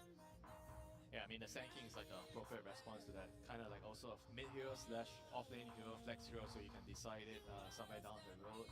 I think this is a pretty nice response, so you don't really once again show too much, and you gotta have to really be thinking about your support duo, right? So the Bane is going to be the one that is the first one being snatched up by Team Tidebound. So Tidebound is not going to have the same issue as last game, where they don't have like a mid or an off lane to be in that trio, because Sand King doesn't need items. He doesn't need a Blink Dagger. You can just run with him, and he has a lot of damage between the Epicenter and even the Sandstorm. Like obviously he does want to get a Blink at some point. He will love to farm those Ancients, but you can still play around him early. It's not going to be this like Underlord Earthshaker mid waiting for Blink scenario. And he also is like kind of, I think, stronger in the lane if you play him mid against range heroes, because you kind of just farm, push out the wave, and you don't really get right click so much like what we saw with the Earthshaker against the Muerta. Yeah, your battle is not with the mid laner, it's with the Sentry Wards that they're putting down. Comes again. I mean, Clockwork was a real menace in the previous game. We did mention that he needs to pop off in the previous game because they didn't have that many setups, and now the same thing. Vayne doesn't like to play into Clockwork. You're playing into Muerta as well. Phoenix, there's no real attack speed that is coming out, at least now. I think they could potentially pick up that Snapfire that is still available. You have an Egg Hitter, you have something against the Clockwork. But magical damage against Muerta works really well, pairing up with the Sand King. I think this time around Tidebound did a very good job trying to address some of the issues, especially against this Muerta. Phoenix as well. You have the burst damage, like you can initiate on the hero and try to kill it. I think that's an S tier suggestion, and that would give them a very strong trio of running around and doing stuff in the early game. Yeah. So you have Vayne to set up, and then you Snapfire that's doing damage. Probably want to show like one support plus the mid, plus the carry here, and keep the Sand King flexible if they can. Well, they go for the Grimstroke here. Cool. They're going for something else. Double grip. Yeah, double grip, double burrow, which is incredible because then you burrow, both targets, and then the burrow under. Anyway. The Grimstroke, you're getting like extra damage because Burrow hits multiple targets, like AoE, but it works with the Grimstroke ult. Okay. But I love Grimstroke against Muerta because you get the innate where you can hit ethereal targets, but then you get a unit that's also magic immune. So the illusion that you get is like legitimately god. You cannot deal with this illusion.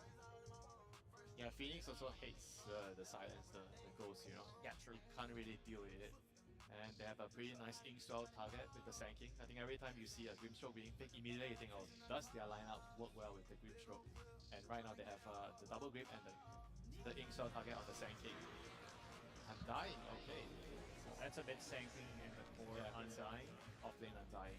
They want to get a fight. They want to get those auras instantly, and then with Galaxy, immediately taking out Medusa. Like the damage that they do have is really that great. Plus you also have ways beyond with them, like Tombstone, Medusa, Gyrocopter, these type of stuff are always going to be. But at the same time, Grimstroke tags, against Medusa. This is another great illusion target, and I will say the same thing that I said last game, which is Team Tidebound, they seem to think that they need a Crimson Pipefire versus Medusa, and Undying is an excellent Crimson Pipefire, especially the Crimson, because all the strength that you're stealing is giving you more protection against these small instances of damage that Medusa is doing, but it doesn't seem like NGX cares. I'll go with the crowd. I'm gonna say crowd wants to see Ogre, and that's gonna be the last pick.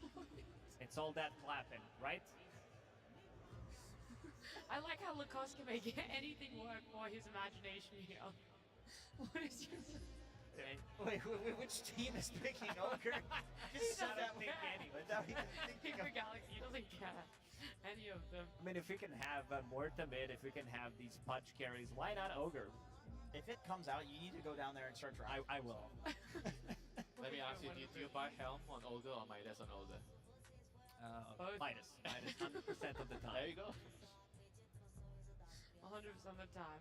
Oh, let's see what exactly is going to be banned out. Last time that they picked the Medusa, they banned the AM, and it was just the Darks here. They felt like that was what they were looking for, something that really counted the Medusa. But the offlane had already been shown in Undying, so is that still where your ban was? Maybe Tidebound could pick Morphling, because I think it's really good against Medusa. I thought you were going to say that the crowd was doing waves. Yeah. Come on, I was setting up the punchline.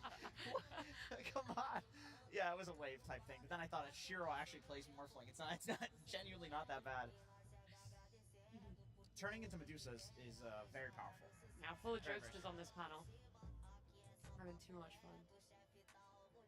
They're thinking a lot about this. It went straight from this clockwork. They knew exactly that they wanted the Medusa out of this into the AM band, but now is where it's stalling out a little bit, Winter. I mean, there's definitely still a lot of other decent options. I think Terrorblade is kind of okay too, you know, you can kind of hit the egg, you can make Medusa copies of your own. You're kind of like a Darkseer in a way. So I think there's still options here. Jug would make it. How come? Diffusal builder against Medusa. I also think people generally enjoy that matchup. Like in the Omni Slash, you can do enough damage to kill. I mean, you also spin and kill the egg, so that's like two reasons to pick it up. I mean, the mask kind of also really rounds up the whole lineup here. Protection for the egg. It kind of also maybe stops certain heroes like TB, you dissuade those heroes. Well, they're gonna go for the Faceless Void here, so the other lineup is gonna be very, very slow, and you have triple melee calls here. That is a classic Medusa counter, though. I remember BB Team was the first team to show this, where you simply kill everyone else, and Medusa does such small instances of damage that Void will... Yeah, but what if the egg is the carry right now, because you can't kill the egg? You got 3 melee calls, and your supports are probably Supports are pretty kill bad the at egg. it. So it needs to be Faceless Void who needs to actually hit the egg. Early Manta style from him. This is going to be necessary. Attack speed items. Yeah. So the impact of the Phoenix is still going to stay there. You know, it's rising in popularity a little bit, but we mostly see it played in. I mean, it's also Phoenix plus Medusa, right? The gaze and the egg, so you're not hitting the egg. It's gonna be tough. Yeah, tough to disengage there. So now the question is, you guys have favored a team normally when it comes to a team fight, when you see the lanes play out. But can you see that when it comes to these two drafts and these two teams? I mean, the trifecta again, right? You're gonna be looking at the trifecta. So it's gonna be Moeta, Phoenix, Clock. I think that's probably more all-rounder compared to the Sand King, Bane, and Grim. I think Grim is the weakest hero here when it comes to the rune fighting. So I think I'm gonna give the trifecta advantage to Enigma Galaxy. They're probably gonna be able to get slightly ahead in terms of the runes, and they're gonna be able to use it to snowball game, what happened in the first game with the Moeta. I think Tide Bounce is way better than last game. It is. We're going to see an actual competitive game here rather than just the stomp game. Yeah, it's not like last game, but I still think that the Grim is going to be a weaker one.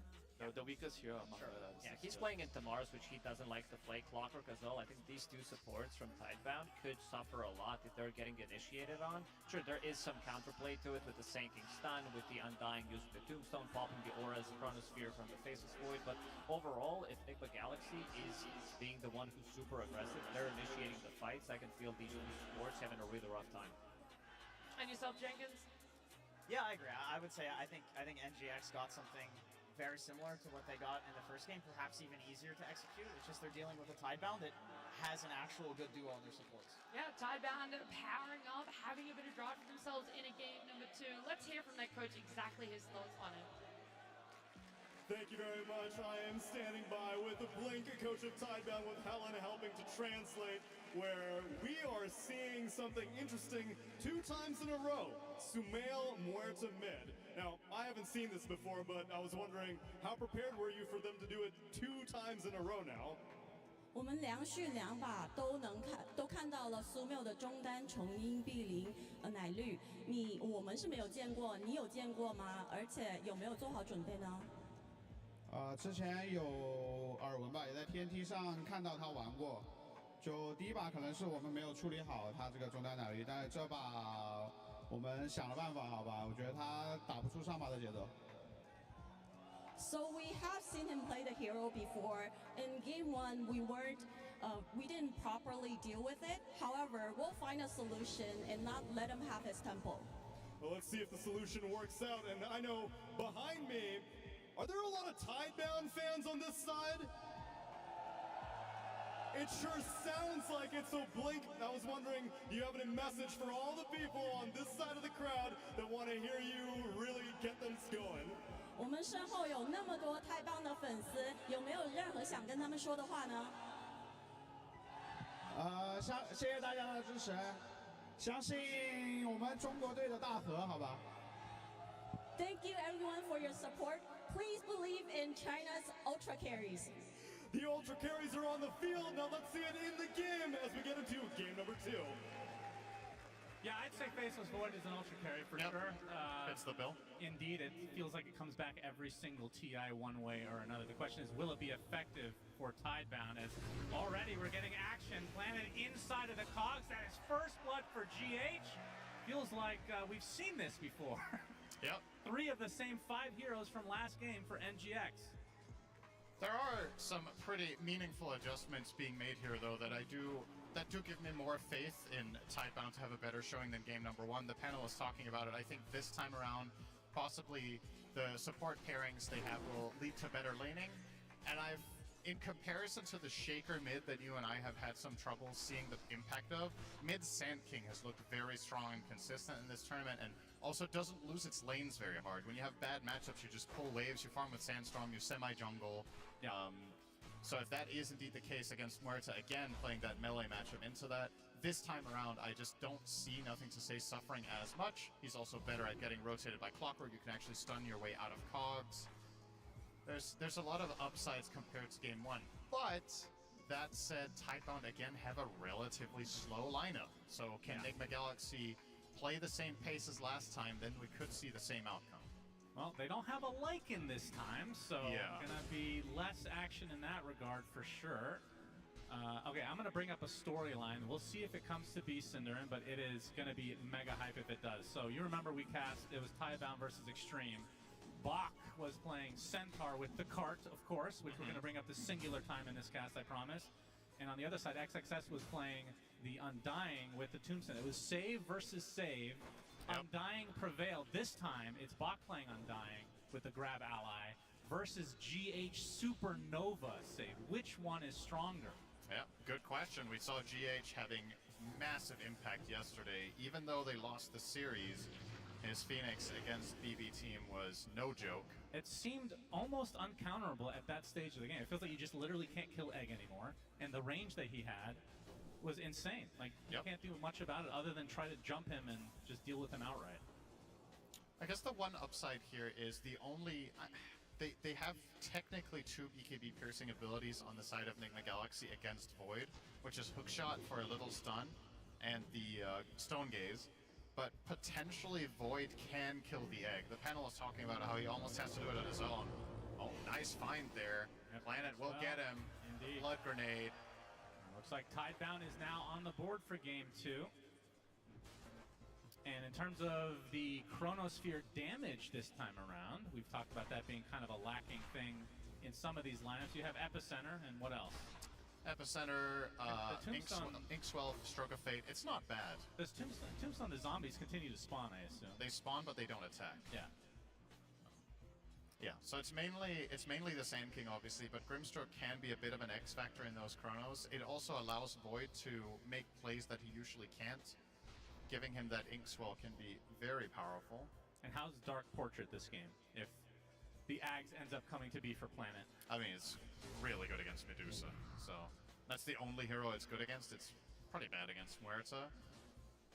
So you're not necessarily looking for like a Soulbind Dark Portrait, but just a single target on the Medusa could be a really strong ability. If you consider how teams are banning Darkseer when they're running Medusa, this is a more, in some ways, more reliable counter. It's just you have to get there. Yeah. But the Dark Portrait illusion is very, very strong.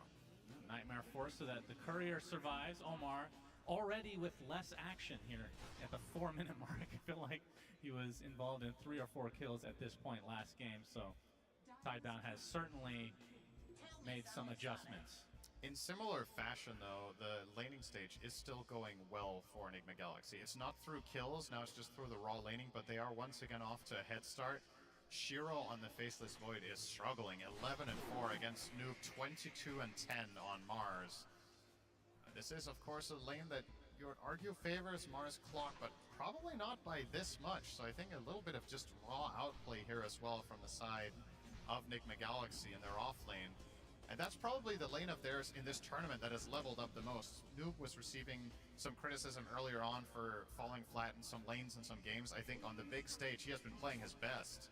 And Omar as well. Sure. Oh, that is not an expected kill. Soloed by Sumail. That is a huge deal. Nobody even came to assist. Yeah, I was not even looking for this. This is kind of crazy. Sand King, like we talked about, generally draws even bad matchups. He's just getting stomped. Sumail 34 and 15. The Sand King only 21 and 1. It makes me wonder if this is a little bit of inexperience on Nothing to Say's part. I can't help but feel that a player like Malrine will just get more out of this lane as Sand King. Right. He's just playing. Sometimes the best way to play the lane is to just not play it in the middle. You just pull the waves around and find a different way of navigating. Perhaps he's getting countered out by the threat of Clockwork intercepting him when he tries to go for it. But either way, the result is the same. Sumail with a 1,000 gold lead in mid at 5 minutes. Yeah, it's looking a lot like last game without the ganking needed. Yeah. I guess as Omar looks like he'll find Y. Still hasn't leveled battery, so still holding on to those levels. Has 2 in cogs right now. As the 6-minute rune is coming. GH and Sumail. Looks like NGX actually in good position to get whatever it is. As it will be a regen, so Sumail will be pretty happy with that. Close to his helm as well. Yeah, he was down to like 20% mana. Just got to get it nicely filled up here so he can keep that pressure up. Ooh. Good dive from GH. It's Nothing to Say. We'll be using the Sandstorm and Inkswell to clean up this stack. GH will be taking a bit of that XP though, but of course the gold a little bit more important. We're only 30 seconds away from this Wisdom Shrine play as well. It feels like so consistently in this tournament, at the first Wisdom Shrine, it feels like we have several supports at like level 3, sometimes level 2 even. Yeah. Just all this roaming, I suppose, just hurting their levels overall. That is really important for both teams to try to get one here. Bach under some pressure. He's actually getting cooked. Gets a double decay though, but I don't know if this is going to be enough. Sunray pretty strong. Dive to follow. Mystic Snake as well. He gets off another Soul Rip and will walk away. It looks like both Wisdom Shrines will be traded. Yeah.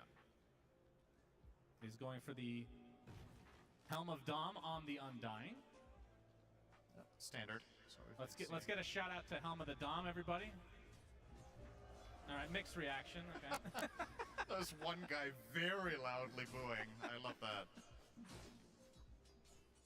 It's not that bad. It's really not that bad, I feel like. Can we get a boo for Suns fans tasting items? Okay. There we go. Hey, my favorite That's item what is I'm talking Aghanim about. Scepter, so you're just fooling yourselves here, all right? And Shiro. I mean, at what point can Faceless Voids join the fight these days? Do you, like, obviously old days need to be stacked. Right. But this time around, it feels like you do need to get into the action a little bit earlier. Speaking of which, Nightmare onto Noob. Level 6 has the arena. Uses the spear as Shiro does have Chrono if they need it, but this is a 1 versus 3. So Noob will be brought down. We'll be to Y on the Bane. It's a 3v1. You at least don't have to use Chrono there for the Faceless Void. The hero is able to join earlier. Obviously, the Helm of the Dominator build really helps with that, working in the Chronosphere and doing some extra damage. Nothing to Say. Ooh. Yeah, that's better to be a Sand King than a Shaker there. Indeed. Actually getting out. But Void can't do it on his own in the Chrono for a very long time, so again, you're kind of reliant on team damage. If Sand King's game is as weak as it is right now, you're very far from a Blink on NCS, and he's not realistically doing meaningful damage in Chrono without a dagger. So then what do you really have? A Grimstroke Nuke and an Inkswell? It's not all that inspiring. And again, how do you kill Medusa? I think that's my big question once more. Come back to that as well. As the calling place from Sumail, they want to try to do something about this ancient stack. Deadshot does miss, but why? Taking pretty heavy damage as the Pinecone will continue autonomously, it feels. Burrow Strike onto Omar. It's outside his cogs, but Bach has come to make sure that he does not get out with his life. So the Clockwork Death as Pinecone is continuing the pressure onto Y. He'll finally get some reinforcements for this pesky creep. If that fire square would have hit, he would have died. Jeez. Nobody wants to deal with that. I don't know if that was intentional or not, but the neutral team, yeah, they weren't happy with him, so. They ran out of zombies to attack, and now they're just seeing everyone as a zombie. Nothing to Say is going to get most of these. Sumail, though, doing a good job of taking a few and disrupting this farm session for Tidebound. I will say it's been a little bit interesting to see some of the stubbornness in drafts. Earlier this tournament, of course, we saw Heroic against Yakuto Brothers to get to this main stage. Yakuto let Meepo through twice and just got owned by it twice in a row. Now you have this series with Tidebound against Enigma Galaxy, just got handled by Medusa, and in this second game, potentially the same thing could happen. I don't think you've counterpicked it much more than last game. It's a bit better, but slightly worrisome for the side of Tidebound, whether they came to the right conclusions after game one. You're not getting a third chance. Got to deliver in this individual game or you are going home, indeed. And in terms of Noob's performance, obviously he's playing the Mars this game. We've talked about it in a couple of our casts in the past. It feels like he's been pretty inconsistent. Where would you put Mars on his list, though? It feels like he is one of the better ones. Yeah, it's been one of his best heroes this tournament, but the hero in itself, it's also one of those heroes where it's really easy to look bad because the spear is so telegraphed and so iconic that if you miss 2 or 3 spears in a row, you might be like, man, I'm having an awful game, but... Silence next to the calling, Sumail showing the re-silence there, and Y looks to be next on the list for NGX. They're going to be able to get 2 kills here. And obviously the big one onto Shiro. That was really nicely set up with the calling. Gets the silence, and as it's breaking, the dead shot from Sumail, perfect for the re-silence. Needed both of those to land. And now this is also going to give them a tier 1 tower, most likely. I don't know if Tidebound can really muster any defense here. They're trying to get the trade. Bach with his own Warpine Raider down bottom. Going to work, and, well, they might try to defend. At least Bane has TP'd up here, but he's no threat. He's going to need some backup if he wants to truly defend this. I don't think the Hellbear Smasher is going to give up anytime soon. And just kidding, it'll give up, but it'll wait for next solo pushing. Yep. That's Helm of the Dom right there. Pretty crazy. So the tier 1 is Tidebound. This one is taking considerable damage as well, but you can see NGX just kind of chilling a bit at the moment. Compared to game 1, I really look forward to the later team fights here in, let's say, 10 to 15 minutes, because I think this time it's less clear-cut. First of all, whether Nothing to Say is going to find impact. In the last game on Shaker, he was really struggling. Oh, hang on, might have to wait with that. GH might just get chronoed here. Chrono shows up, and actually there's a chrono onto 2, so Noob can't do too much. That's going to be a freebie for Tidebound. Okay. Actually, a Burrow Strike finding Omar in the meantime. Gets off the cogs up. The calling comes out with the Pierce the Veil. It's going to be a lot of damage applied. A hook shot onto the top side as Y gets stunned out, but Nothing to Say is the big kill for NGX. So far, a 1-for-1.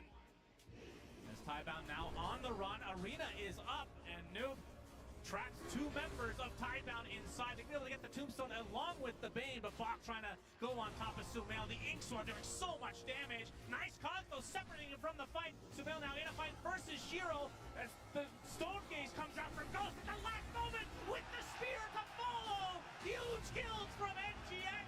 They save Sumail and they get the core kills they came for. Wow. My goodness, that was as close as it gets. Flawless spellcasting from Omar in this fight. He finds the perfect hook shot. He finds the perfect cogs. And on the flip side, Nothing to Say with the initial jump in the river onto the Clockwork. Have to question that one. He had no backup nearby when he went for that. You're going to see the replay here. This is when he just opened up on the clock, and they're trying to use this as a setup onto the grip. But as NTS is trying to make his way out of the cogs, he makes way for Omar for the interrupt.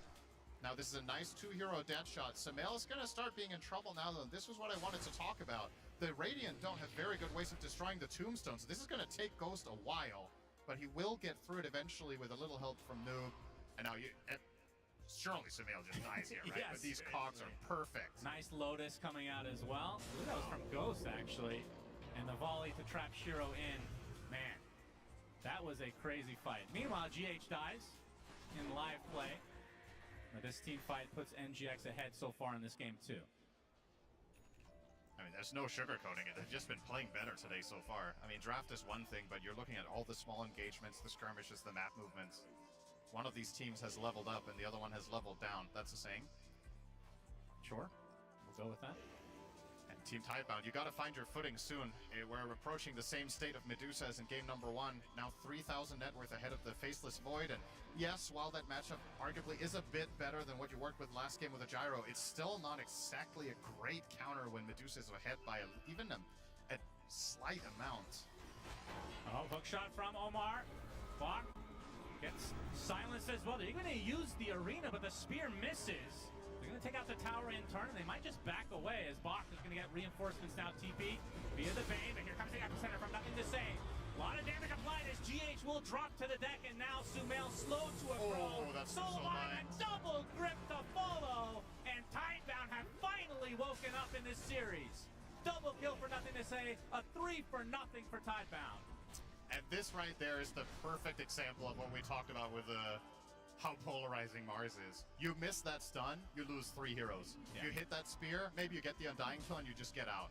Everything completely different from that one mess up, and they're not always easy to hit, to be fair. So a good counterplay from Tidebound, getting themselves up to an 8-8 scoreline. Make no mistake, they're still behind, but they just need something to start going their way. And this time around, Nothing to Say has a meaningful amount of net worth, and he's putting it to use. Yeah, they're going to use the Inkswell Burrow combo.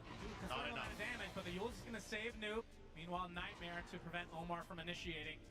As the hook shot actually does hit on the other side of the river planet. Stuck inside the cogs now with the Sunray to follow. Dead shot as well.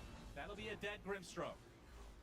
It's honestly, it's such a cool combo for Sumail to just be able to hit these dead shots all the time in the cogs. Saw the same thing in game number 1. Very well executed there. Shiro working on his Maelstrom, still 600 away from finishing that. And for Ghost, who in that game 1 was uncontested for the entirety of the game, it feels like. Yep. We'll be going for the Maelstrom as well. He's a little bit closer. 120 CS incoming at 17 minutes. Not bad. Yeah. This Medusa seems like you need to do something about it at some point. Eventually, Void in this game is going to buy a Disperser without question. You said that last game. No. Well, First of not all, about that Void. wasn't a Faceless Void, and secondly, I didn't say he's definitely going to buy it. You said he will eventually. Well, we never got to eventually because they just lost. He will eventually. Okay. Late game dotes, here we come. Oh, they actually see Faith Beyond. Has the cover of his creep here. I mean, I'm sure you would agree that this game state for Tidebound is significantly better than last game, right? Yep, like, you're behind and Dusa is big, but you can see the potential for the team fights with the snippets of good fights that we have had so far from them. And I think the overall value of Grimstroke in this game, it totally eclipses that of Snapfire in the previous one. Because this Ags that Planet is rushing can really change the game on the Grim. So he's missing about 2/3 of it. I say rushing, he's not rich. No. He's getting it first item. Nightmare set up from Y. There's nothing to say with the Inkswell. This is going to bring GH down. As Ghost does show up.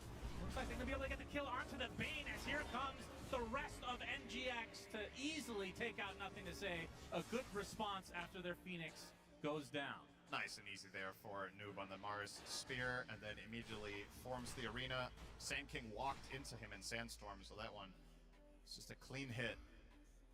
And another great trade, and once again, Medusa just chilling. Fun growing here.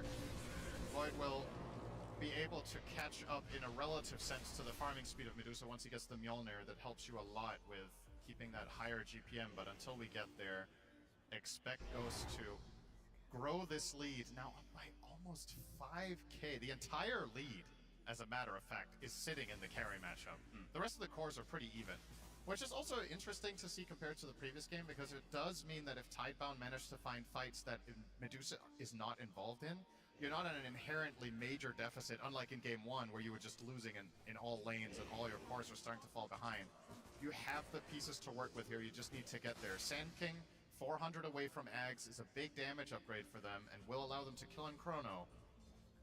So if they can weather the storm a little bit and accept the fact that Ghost will just have a free game, perhaps you can solve him in the late game. Oh, this would be a huge kill if they can find Noob. Get Silence to start things out. He's second net worth in the game, by the way. Really good start for him. Shiro jumps in, though, with the Chronosphere. Sunray is there. That's going to dissuade Tidebound from going any further. Epicenter combo, though, onto GX, but he gets the egg on the last moment. Can they kill the egg? The Mars Arena is playing. the Yule! They get the Yules as well. Oh, the egg pops. GH is alive as a result. Nobody has died as well. Burrow Strike finds the Medusa. Inkswell on nothing to say. He's going to get hook shot now, and now he's going to surely drop to the deck. One down for Tidebound. GH, Sunray right on top of Bane with the spear to follow and the dead shot. That is going to be 2 kills. Damn. And they can go for the Tormentor play. Cut your losses, Tidebound. Get the hell out of there. That was perfect from Noob on the Mars. It's not just the Yule timing. He had the great arena placement to protect GH from the Grimstroke outside of it with perfect timing. And without that Yule, the last attack from Sand King will destroy the egg and make for a completely different fight. Clutch. And they'd also get this Tormentor now. And you gotta say, for Enigma Galaxy, the name of the game has been zone control in both games. This clockwork from Omar has been amazing, and now they're adding the Mars to the mix. Just really dictating in which way Tidebound get to fight. Yeah, Maybe got to question the Chrono, though. Maybe a little too early. Like, Sand King wasn't fully in range. He doesn't have Axe yet. Was that really the right way to start? That was on your initiative. You could have waited until you had Axe. Noob has pipe now. His counterpart in Bach also does. You can see how much magic damage outside of the Faceless Void that Tidebound has at their disposal. I mean, this pipe pipe is going to be... Yeah, there's not much better pipe games you can ask for. It's the best possible item he could have bought here. This is, of course, probably the Mars of the tournament we've been looking at has been XXS. Did go for this exact build as well in one of their games that we cast the Yules into pipe. And I think he bought AC after. In that game, he maybe never even bought the dagger. In this game, perhaps not needed. You've got Clockwork and Omar's on fire today. Oh, they're actually going for the Roche play. This is very risky. Rocket Flare is going to show them. Spear puts Planet back into the pit. Nightmare right now onto the Mars. Are they out of their minds? Is this possible? This is very That difficult. is crazy. That is Tombstone actually in the pit, and I mean, with that down, that maybe is enough for NGX just to go for this themselves, but obviously like to have it pick off first if they can. Now there is also a pipe on box, so they have a lot of damage block of their own against the side of Enigma Galaxy, but as you mentioned, no tombstone's a pretty big deal. You do have the Epi with Ags, and they are going to potentially try to contest this fight. This is a huge deal. 8K lead for NGX. Arena finds 2 for Noob. No follow-up yet, though, as Ghost is trickling his way over. Nice rebuke on to do the follow, though. Omar trying to disrupt the backline. Already the Grimstroke is dead, and this Undying is just evaporating. Double kill for Ghost now, and inside the Cosmos, Bane is just getting completely countered. The Undying back up and running thanks to the Innate, so it's a 5 versus 3, but surely this fight is over, as NGX will be able to secure the first Roach of the game. Man, what a total disaster for Tidebound. So, again, I'm going to come back to this. Starting on the Roche to begin with is kind of wild to me. They have really bad Roche damage. It's going to take them forever with the Tombstone. Enigma Galaxy are not going to get caught slipping there. They're going to check it. And they just get it. Not only the Roche for free, they had to work less for it than if they had gone there themselves. They also get 3 kills. And now we are looking at a game state that is reminding me an awful lot of Game 1. And unfortunately, as sad as it is to say, it does feel like Tidebound, in part, have just initiated 2 bad subsequent moves. The initial Chrono on Mars down bot where they didn't have the follow-up damage, and now this forced Roche, perhaps the pressure getting to them a little bit. This is uncharacteristic. We did not see this from them in the first stage of the tournament, but on the big stage, they might just come in with a road to TI score of 4-1, and as it looks now, perhaps just completely bombing out 0-4 in games. Yeah, they have not looked like the same team from earlier in the tournament, for sure. Which is weird because they have 2 TI winners. 3, including the coach. Nerves should not be an issue. But NGX on the other side, they have actually leveled up as well. Because we've talked about this team in the past as well. Their biggest issue is they're inconsistent. Today, they have been very consistent. And if they can play this level, they can compete with anybody. Why? Spotting Omar in the triangle, seeing a couple stacks as well. Has 0 backup, though, as Omar using that shard to get to the high ground. It's a good point about Enigma Galaxy. If you think about their tournament journey in general, a lot of the games they lost, they were ahead. So in most of their games, they are actually outplaying opponents the first 20 minutes. If they have solved the mid-late game problems, this is potentially the start of something big. Omar's going to get grip, and Noob is there again with the arena play. Fiend's Grip is continuing. They don't have any damage, it feels like. Pipe is popped, and just like that, the fight might be over. But there's the Chronosphere. On to GH. Stonegaze is not going to be enough to prevent his death, as Shiro does take out GH in turn. So 1-for-1 support. Make it a 2-for-1 as Y will tumble. Will there be a stun here on the TPing Void? No. Battery Assault down for 7 more seconds. Nothing to say, nowhere to be seen for that engagement. They did not combine Sand King and Void at all. And we haven't really, I mean, we haven't seen the Ags that you spoke about, what, 5 minutes ago at this point. Hasn't been used yet.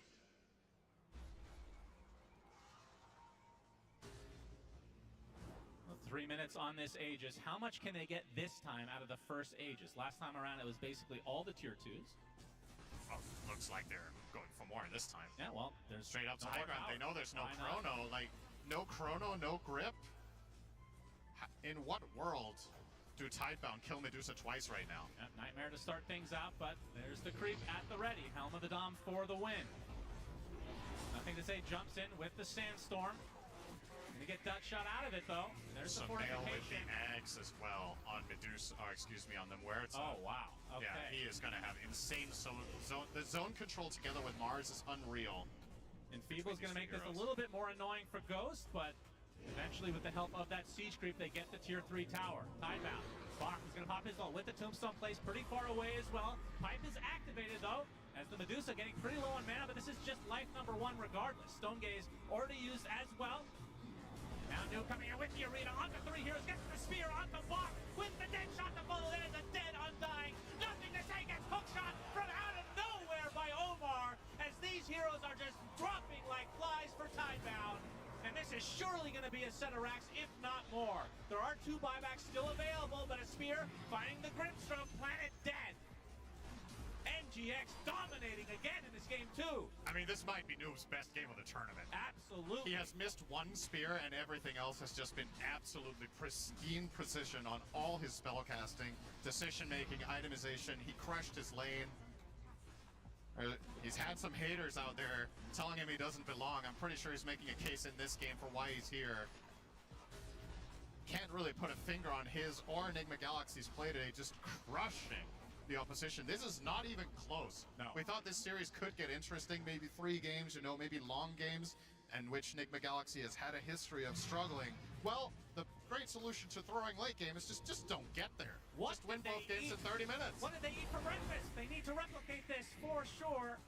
Pipe activated already for Bach, and NGX with 40 seconds on the Aegis, likely to play this disciplined. They will back away with an enormous lead now. 20k effectively, 2 sets of barracks, at only the 28-minute mark. It's so weird how this tournament has played out. We had the first stage with all these marathon games, and you're like, all right, we get to the stage. These games are going to belong strap in for some long late night days. Yeah. And so far, some of the shorter games on average have been on this stage. Like, some teams have just cracked the code of how to deal with the Helm of the Dawn split push and slowing the game down. They're just accelerating and seemingly just have some really good individual team versus team matchups. Or the 3-day break, some teams have just learned something crucial that sets them that far apart of the opposition. I kind of feel like if this was a repeat series that we would have had in the road to the International, there's no way Enigma Galaxy win 2 30-minute games then. Yeah, for sure. They're just improving at a rapid rate, and they're starting to look like a potential contender for a high placement. This is not an easy opponent. You're just making them look like a walk in the park. And we talked about this when the format of the tournament has changed in recent memory with these breaks in between. I mean, that 3 days apparently made a huge difference for some of these teams. Yep. In terms of not only catching up to the meta, but perhaps solving some of it to prevent these 60-minute marathons. Yeah, maybe Enigma Galaxy figured out the secret breakfast 3 days ago, and they've been pumping up at it, kind of like Asterix. You get that reference? Sure. You don't know Asterix and Obelix? No. Okay, that's fine. Nothing to say. I'm gonna try to defend the high ground as NGX going without the Aegis, by the way, as the Tombstone is just easily gonna be cleaned up by Ghost. This is gonna be last-ditch effort. Tidebound need to defend, need to delay. They're gonna smoke to try to get a good initiation. There's the Ixmo with the epicenter from Nothing to Say, the Soulbind to follow. Shiro has the Chronosphere at the ready. The Stone Gaze is doing absolute work for Ghost. Finally comes on the Chrono, but the Egg with a beautiful Sunray placement, and Tidebound have basically nothing left in the tank. They are dropping hard as Shiro trying to time walk away. He'll get it. No! Triple kill for Sumail as one last dead shot now fully expended on the Tidebound side. As Bach just getting tied to a high degree by Ghost, who's still fighting despite not having Aegis and no banner to speak of, as Noob brings Bach down and likely out for the rest of this tournament. GG is called as NGX 2-0 and continue their run here at TI. Wow. You could have told me earlier today that Nigma Galaxy might be leveling up after their loss yesterday and they would figure something out and bring their best. I would have not believed you that this series was going to take about an hour total. Completely destroyed them both games. This Medusa strategy, Tidebound did not have the answer, and credit where it's due. These have been two really nice drafts from Kuro and the gang, and really not. When you look back on this series, there isn't really much to say about Nigma Galaxy making any crucial mistakes. They knew their limits, they ran something new, they're bringing this mid Muerta to the table that other teams in the future now have to address. And for me, the player of the series, probably if I have to pick one, Omar and the Clockwork, 2 games in a row. 100%. Stellar performance, and in this one, of course, for this individual game, gotta highlight Noob once more. What an incredible Mars performance. Yeah, this might be the best Mars performance we've seen in the entire tournament, period. He was all over the place. And like you said, a single mistake, which is a hero that you typically will see many mistakes throughout a game of this length, but not the case this time for Noob. But they picked 3 of the same heroes NGX does as game number 1, and they still, Tidebound has no answers. Yeah, it just seems, I mean, it is unfortunate, right? Tidebound had a great start to the series, now on the big stage, 0-4, not how you want it to go out. Let's hear from the king. I think we should. Sumail, what did you guys figure out? Because this looked so clean from you guys. We had some calm issues yesterday and a bit of nerves maybe. First stage series, but we had good talks last night and this morning. I think turned out well. I mean, you've been on the main stage of TI loads of times now, but what about your teammates that haven't? How are they dealing with the TI pressure so well? I think they're fine now. Maybe yesterday was a bit rough. I mean, even for myself, I still feel it, you know, especially the first games with this huge crowd and stuff like this. It's amazing, guys. It's amazing, to be honest. I love it. Do you have any word for the fans out there in the audience who keep cheering so loudly for you? Yeah, it's always fun. Pretty much the reason I still compete for this crowd. I do want to talk about your mid games as well, because Muerta mid, a little bit interesting from you. Where did this come from? Where did this Muerta mid idea come from? I don't know. I just felt like there should be a new hero. Everyone has their heroes. I figured I'd do why not Muerta, you know, with Dom. It's very cool. It's looking really, really good, and it certainly got the best of Tidebound this time around. So, finally, now you move on once again. How do you feel playing in the lower bracket? How do you stop that getting to you? I think we play better when we are on the verge of getting out, to be honest. So maybe it's better for us. Famously so. Sumail, thank you so much for coming to talk to me. Good luck. Hamburg, let's make some noise. The king is back to TI! An absolutely massive fraud in Barclays Arena here for Sumail, for Nigma Galaxy. And I love it, because I was going to say the same thing. I think Nigma Galaxy are a team that thrive against elimination. This lower bracket is where we're going to see them step up just another level. That's where they were doing so well in the road to the international playoffs, is against those eliminations. And here Sumail's like, well, elimination, it's time to throw a new hero in the pool, develop his hero pool a little bit more. That's how you win. I mean, we saw Heroic in the previous series as well, bringing in new ideas, new stuff, and that's exactly what the NGX did in this one. Double Muerta, double Clockwork as well coming up from Omar. It was very, very clean. This was just a complete stop. I think Sumail learned from Kuro that he's underplaying the Muerta on purpose, because this is tech. Like, what he did in this game, in both games, was very significant, because there's a lot of these melee mids that are being picked, and he stomped both games against like 2 of the strongest mid laners currently in the patch. So, like, they cooked. Whenever they cooked this, they cooked well. I mean, it's also the way they did it yesterday, right? Because Omar played the hero yesterday, and he did really well with the hero, and then they pick it again today, so you would think that, oh, it's going to be a support again, you know? And then it's not. Before we talk much more about it and move on, of course, with Nigma Galaxy advancing here, it does mean we unfortunately have to say goodbye to Team Tidebound. Yes, thank you, Nat. I am here with Bach of Team Tidebound. Very sorry to see you guys go out at this stage of the tournament, But Team Tidebound have had a fantastic year in many ways. What was the highlight of this year for you? Thinking back to happier times. 非常遗憾，但是太棒这个赛季也有很多的高光时刻。对你自己来说，过去这一年最高光的时刻是什么呢？最高光时刻肯定是在水如意拿冠军吧，那个是我们就是这队第一次冠军嘛，对。Our highlight has to be our win in Club Vision. It was our team's first win, and it was very memorable. Wonderful. These games seem to be a lot faster than they were in the road to TI. Is that something that you struggle to adapt to, the games being so much faster here on the main stage? 正在舞台上的比赛跟 TI 之路的比赛相比起，会节奏快很多，是没有适应呢，还是你觉得对你们有影响吗？我觉得主要是我们自己做的不是很好吧，感觉在当前版本，就是如果打得够好的队伍，自己打的阵容体系够完整，然后失误够少的话，比赛还是会比较长的。然后我们这几把失利主要都是自己做的不够好吧。I believe it was because we didn't deal with it properly. For stronger teams who would have a better, well-rounded strategies and less mistakes, they would have dealt with it better. So I think it was more on us. I see. So what do you think changed between the road to TI section when you guys looked so dominant to now? Was it just the speed of the games or struggle to adapt to the changing in the meta maybe?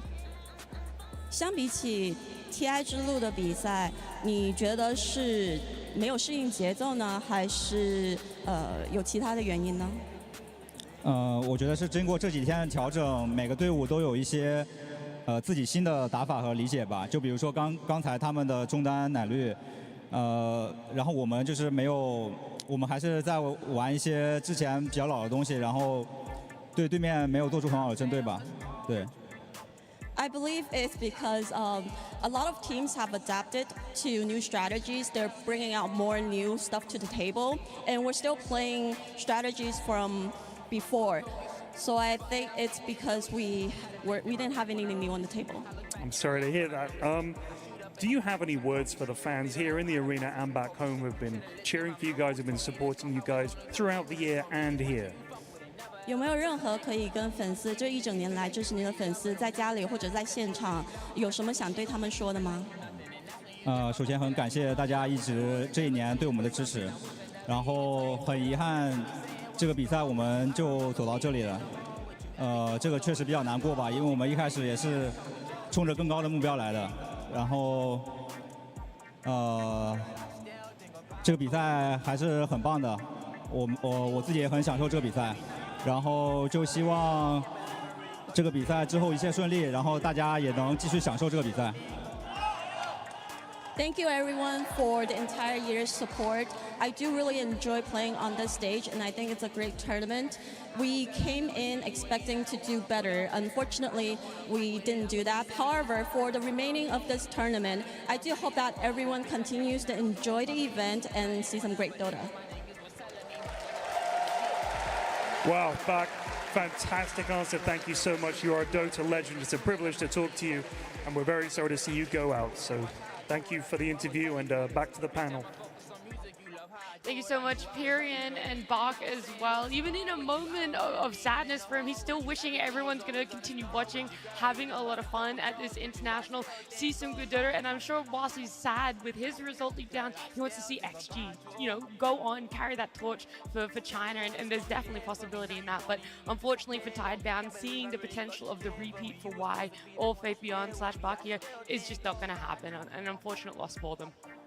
Yeah, that was a very, very Bak interview. Always thinking of everybody else. Guy's a complete legend. And I think the whole year has been good for them. Like, I really do think that they've surprised a lot of people. Like, it felt like for the whole year, they were the team that, like, in China would do, like, okay. But then when they were competing on an international stage, they would do better than the other Chinese teams. They were the international guys. So theirs were some of the disappointment ones. But top 8 is still incredible. Like, this is unexpected results from the region in general. Of course, when you're a TI winner, always want more, but they lost to an incredible opponent today too. They did, and also when we look at teams that have already gone out in the road to the international, there is something to be said. Making top 8 is just a feat in itself. To get to play on this stage twice is a massive feat as well. And in this game, number 2, it going the way of Nigma Galaxy, we want to focus on them and just how their journey is on the way that they could make this work. 2 debutants when it comes to TI, not having nerves now that they're playing their second series on the stage. This game number 2 was a big one, seeing Sumail rotating a lot, helping those side lanes as well, someone who's very familiar with how to play this mid-mortar, apparently, Winter. I mean, it's definitely new tech for me. You know, I've never seen it, but I could understand why it's really good right now with the Helm of Dom. And it kind of also punishes a lot of the melee heroes where you just lose the lane really, really hard against the Moeta, and she becomes this monster where the hero generally before wins the lane, but he doesn't take your tower. But now he wins the lane and he kills your tower with the Helm. So it's extremely difficult to play into it. And right now we see here the first rotation. He wins his lane, he kills his tower, and then he moves to the side lanes to start being useful and ganking the enemy carry. It's kind of like a Lycan mid in that way, I guess, or like a Beastmaster mid that you can move to lanes and pressure, and you can pressure your lane as well, or like a Broodmother mid.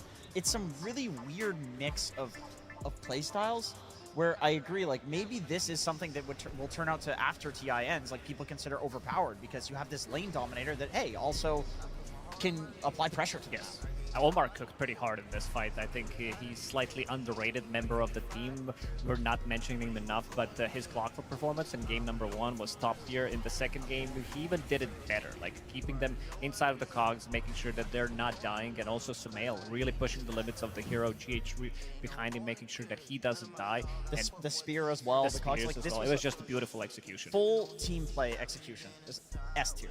Yeah, we're saying sometimes the drafts, even if it's just a slight outdraft, that's not enough. You really got to get in there. You got to make sure the execution is there. For Nigma Galaxy, having those strong lanes, yesterday it wasn't converting into wins for them. This time around, it felt very flawless. I got to give it to the off lane, just in general, not specifically Noob, but the combo of Noob and Amar, because Amar on his Clockwork was really something to be reckoned with here. He definitely was. But Noob, I think this is also a player that is powering up with each game that they're playing, especially on the main stage. Like yesterday, he had some really good performances as well. But this performance on Mars specifically, they picked it on 23, and understanding that this is going to be a really good game for it. And look at how much he's going to be able to tank. They're pretty much using every single ulti on top of him, except for the grip and initiation on the GH.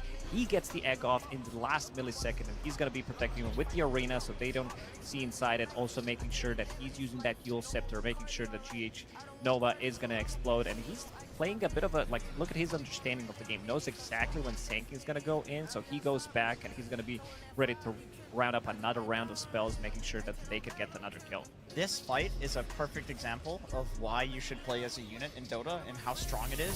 Because first, GH saves Noob with the Solar Crest when he's getting gone on with the Chronosphere. And then because Noob is alive, he can use the Yules at the last possible return that second. favor. He returns the favor immediately. Like, this is why you play together in team fights.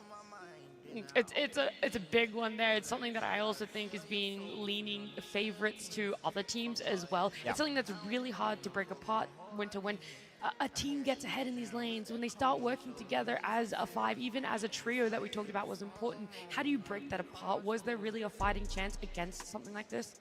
I think it comes down to the team fight, right? And I already mentioned that one thing I got really worried about Team Taiwan is they have 3 melee cores into a Phoenix Egg, right? And it's going to be difficult no matter what when you have that type of setup against the Phoenix Egg. So in that regard, I think maybe some of the fights they could have dealt with it much better, but it was always going to be difficult from the get-go unless they somehow manage to snowball and get a lead from the laning phase and then play from there. How do we deal with this Muerta going forward? Because now it's a big target on his back. Sumail potentially bringing that out at any point. Maybe even other mid laners trying to tempt their fate with it too. They might. We're seeing the others copying the strategies, trying to improve them. This Monkey King position 4, suddenly 9 class is bringing it to another level with the skeletons blocking the camps as well. Now Sumail brings this Helm of the Dominator Muerta mid, and we might be seeing it just banned against him because the hero is doing way too much. It's not just the hero, but it's the combination between the two and the way he's playing it, how confident he's playing the hero, so you just might need to remove it. I mean, it's also the style, right? I think it seems like you want to pick a hero in mid that can win the lane and then buy Helm, kill the tower, and you want the supports to follow you all the way so you take control of the map from the start, you know? I think that seems like it's really, really strong right now, and it punishes teams that pick greedy mid heroes. This is my question, is not about Muerta, but it's about what other mids can do that playstyle. Because that playstyle seems like the counter to the current set of heroes that are being played in mid. This is basically what we had a couple of years ago when people were buying Necro 1 on every single hero, pretty much. Arc Warden with Necro 1, but you don't want to upgrade it. Same goes with the Helm of the Dominator. You do not want to upgrade it unless you're playing Lycan, unless maybe you're playing Beastmaster, and people are trying to figure out like which is the best hero, really pushing the limits of the strategies and which heroes can use it the best.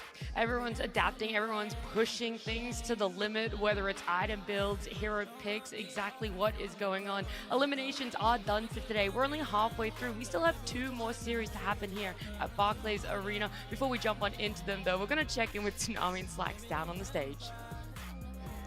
Absolutely, my friends. How are we doing, Hamburg? All right. Now, you guys have been watching a lot of Dota games here, obviously, and you might have seen many interesting items, the worst of which, of course, is Helm of the Dominator. We're all sick of this item, of course. What can you do? But I decided to test today if Helm of the Dominator is as good in real life as it is in-game. So we're going to play a little game. Tsunami, my friend, we have gotten 6 victims here today, and we have designed for them Helms of the Dominator, all right? We got 3 creeps here and 3 humans. Now, creeps, please put on your helms. Thank you so much. First, we have Lil Booglet, my man. Then we got Dark Troll Summoner right here, and then we got Centaur Conqueror. Here is the game, my friends. I will be in the center of the arena. Humans, heroes, you must direct your controlled creeps to me. Whoever gets to me first wins. However, if 2 dominated creeps meet on the field of battle, they must fight each other for 3 seconds with their frilly little hands. All right? Tsunami, spin our wonderful neutral creeps. Spin, walk them around. Now, crowd, I do need your help as well. If any one of these creeps makes it near me, I need you to make it completely impossible for them to hear their heroes. There we go, Booglet, spin around. So, if little Booglet makes it close, I need you guys to cheer in the audience. Booglet, Booglet, Booglet. Can I hear it right now, please? There we go. If Troll gets too close, I need Troll, Troll, Troll. And if Centaur gets too close, I need Centaur, Centaur. All right. Neutral creeps, are you ready? Let's see. Oh, spin that Centaur, spin that sickle Centaur. All right, neutral creeps, are you ready? Thumbs up. Oh, they're really confused. They don't even know, they can't even hear that. All right. Humans, heroes, are you ready? Okay, on the count of 3, whoever gets to me first gets the wonderful prize in 3, 2, 1. Let's play some Dota, baby! Let's get started. We're making movements. Neutral fight. Hold on now. We're shuffling, we're microing, they're looking, they're searching feverishly. Poor Centaur here. What are you, Falcons level micro? You're just standing there right now. Hold on. We gotta have a neutral fight. Neutral fight. Yes! Fight! Okay. They're on the prowl. They're on the hunt. I saw some contact.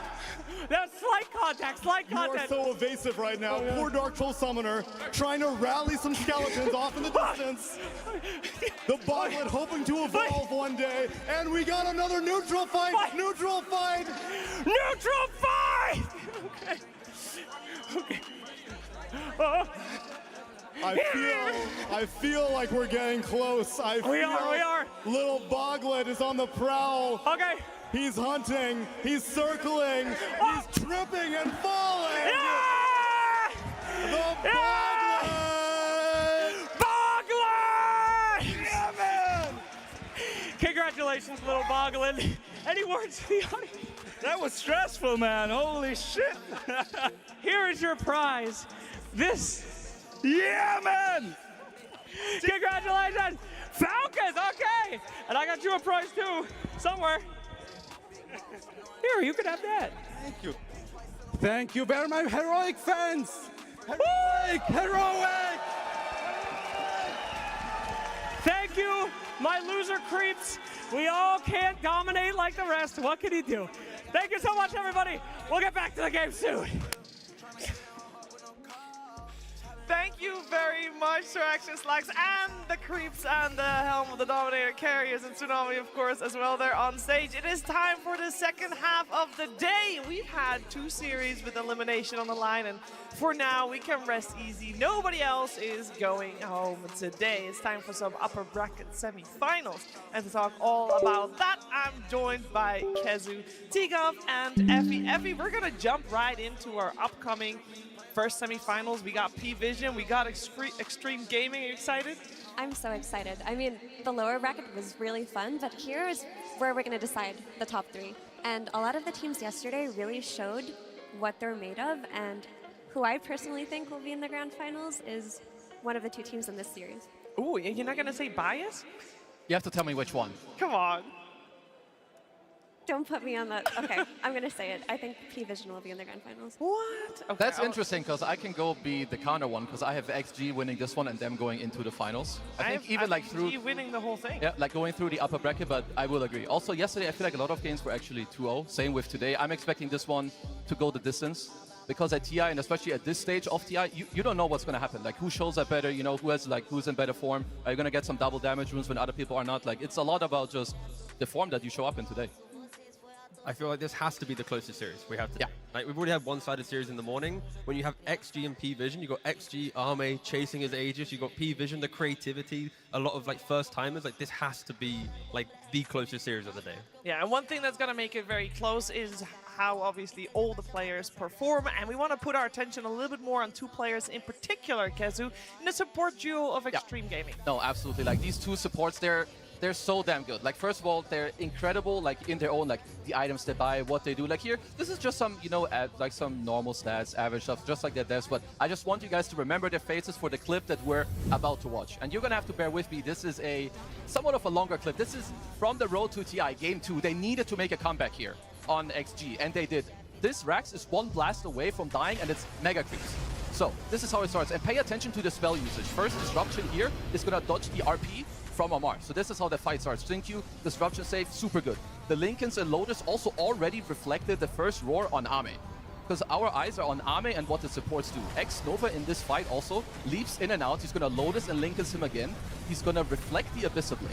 He feeds him 2 Lotus Orbs. He has a 4-staff from Xingqiu into a secondary Disruption, while Ame is on super low HP. Now X-Nova runs in again. He gives him a second greater healing Lotus. Because people were like, wow, you know, Ame, he's so good. He gets to man-fight this Lifestealer. But actually, in reality, it's about how they all play together. It's the spell usage. It's the items. It's the small things, how they kite in and out to actually come back in this game. There's very few teams that would have won this fight, let alone even made a comeback in this game to win it. I mean, the critical thing is, Arme is averaging the 2nd most kills per game, right? He's getting nearly, 9 kills per game. Like, he's going to the crazy spots of the map. He's doing the things that will allow him to shine. And if his supports aren't there, if his off-lane mid aren't backing him up, it will look like Arme is just feeding it out of position. So the rest of his team is understanding the aggression he requires. They're backing him up. They understand him. That's why they're doing so well. Yeah, and the cool thing about Ame is he doesn't really have a particular archetype of hero that works for him. It feels like everything does. He can play the Helm of the Dominator carry if he needs to, with his Anti-Mage or his Void. He can play for the ultra late game if he needs to, with his Medusas and whatnot.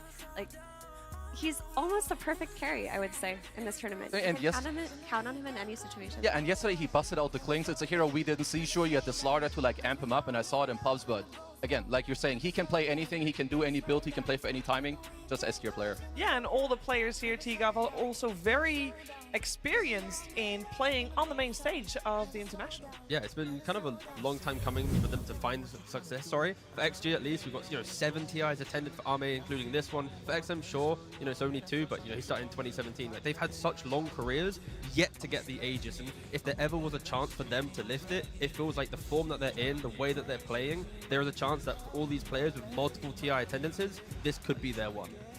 It could be their one, and on the flip side, I mean, there's a lot of experience on the side of Extreme Gaming, Effie, but then if we take a look at P-Vision, it's a bit of a different story.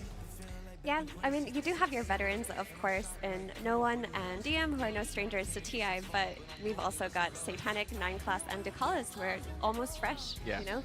And it's a bit odd to think about, because Ducalis is one of the names we've seen in professional Dota forever, like floating from Tier 2 team to Tier 2 team, you know, having his stint in Tier 1 and finally finding his place here. This could be the year for these players as well. Yeah, and I do want to point out, no, Satanic did not play when he was, I don't know, 6. I can't do the math very fast. It was actually 2023 for his first recorded results rather than 2013, which obviously he's one of the youngest players here at 17. That would be really on the cool, way actually. to- Yeah, yeah, that Six-year-old would be Dota cool. Pro. Yeah. I mean, but his age, like, it's crazy. He's 17. Yeah, 17. Like, having, you know, playing at TI, like, already, what, top 6 secured? Like, it's incredible. And to go back to the graphic we saw, like, on XG, you have 3 players who got 2nd place at TI before. It's Ame, who I think he did it twice. You have Jinkyu and Xnova, who also played 2nd before. Like, these are players that have been this close. And this time, I think, like you were saying, this could be the run. Yeah. You also have XXS, who placed 4th, I believe, with Team Aster a Yeah. couple of years ago. Like, they have really high placements. They have really high placements. They also have a very high-skilled opponent in P-Vision for this time. Because when we're looking at P-Vision and the games they have played, Effie, it seems that they have a large arsenal of heroes to pick from. Yeah, not even heroes. I wanted to point you guys towards their styles in particular, because P-Vision are a team that aren't locked to one particular style. They can play almost everything. And so I just divided into 3, you know, simple categories that you can look at for this TI, but they've got the standard drafts, you know, team fight, combos that make sense. Nothing special coming out, no last pick heroes that will catch anyone off guard. Then you've got their surprise factor. Their cheese, if you will. Sometimes they'll get the last pick Tinkers, the last pick Broodmothers, completely catch their team off guard. And then their last pick is, of course, the Satanic will carry category, where their last pick is a hero, he plays an anti-mage, he wins the game.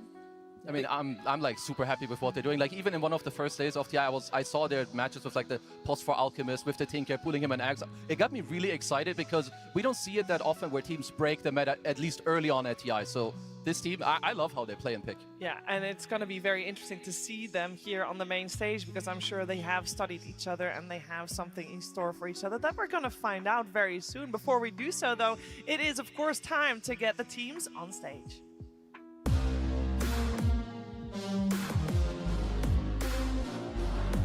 And we're back.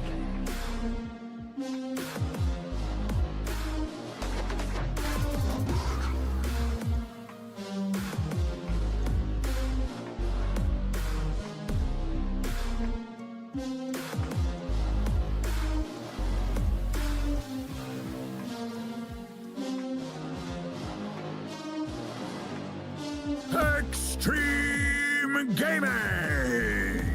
And we're back. Extreme Gaming has not dropped a single series this international. It is the most dominant team, and at the moment they are on a fast track all the way to the top. At this point, you might be wondering who can possibly stop them. Well, potentially today it might be their opponents. Let's welcome in P-Vision.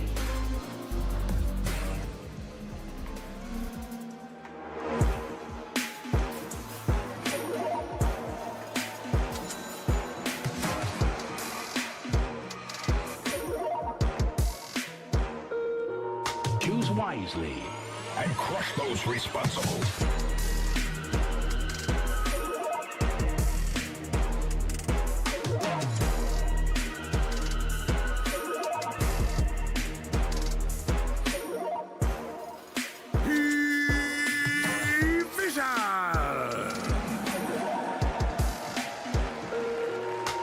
P-Vision is the team with the most LAN championships, LAN wins under their timers here at TI. But it seems that it doesn't matter. It does not phase them, and if anything, it is helping them reach their full potential. No, not at all. But the way that Satanic's playing, he's so young, but he's averaging like 2 deaths per game. Like, he's at TI, his first TI, he's just dominating. You're at DNA, you're Yeah. back from Yellow Submarine, where he's got the Yatoro energy, where he can put a game on his back if he needs to. But also, after he joined P-Vision, it feels like he's developed that early game aggression, that ability to cheese. He's blossomed into his own player, where I do think you can finally put an end to those comparisons. Yeah, like I've seen it a lot also in.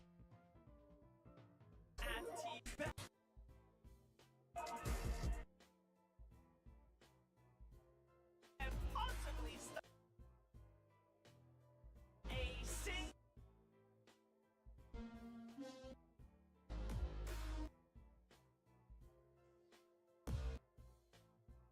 Out very soon. Before we do so, though, it is of course time to get the teams on stage.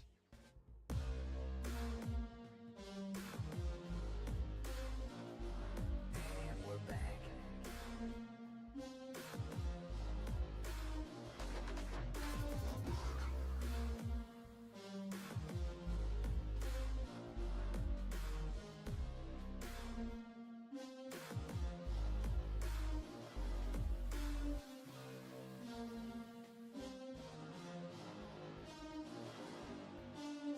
Extreme Gaming!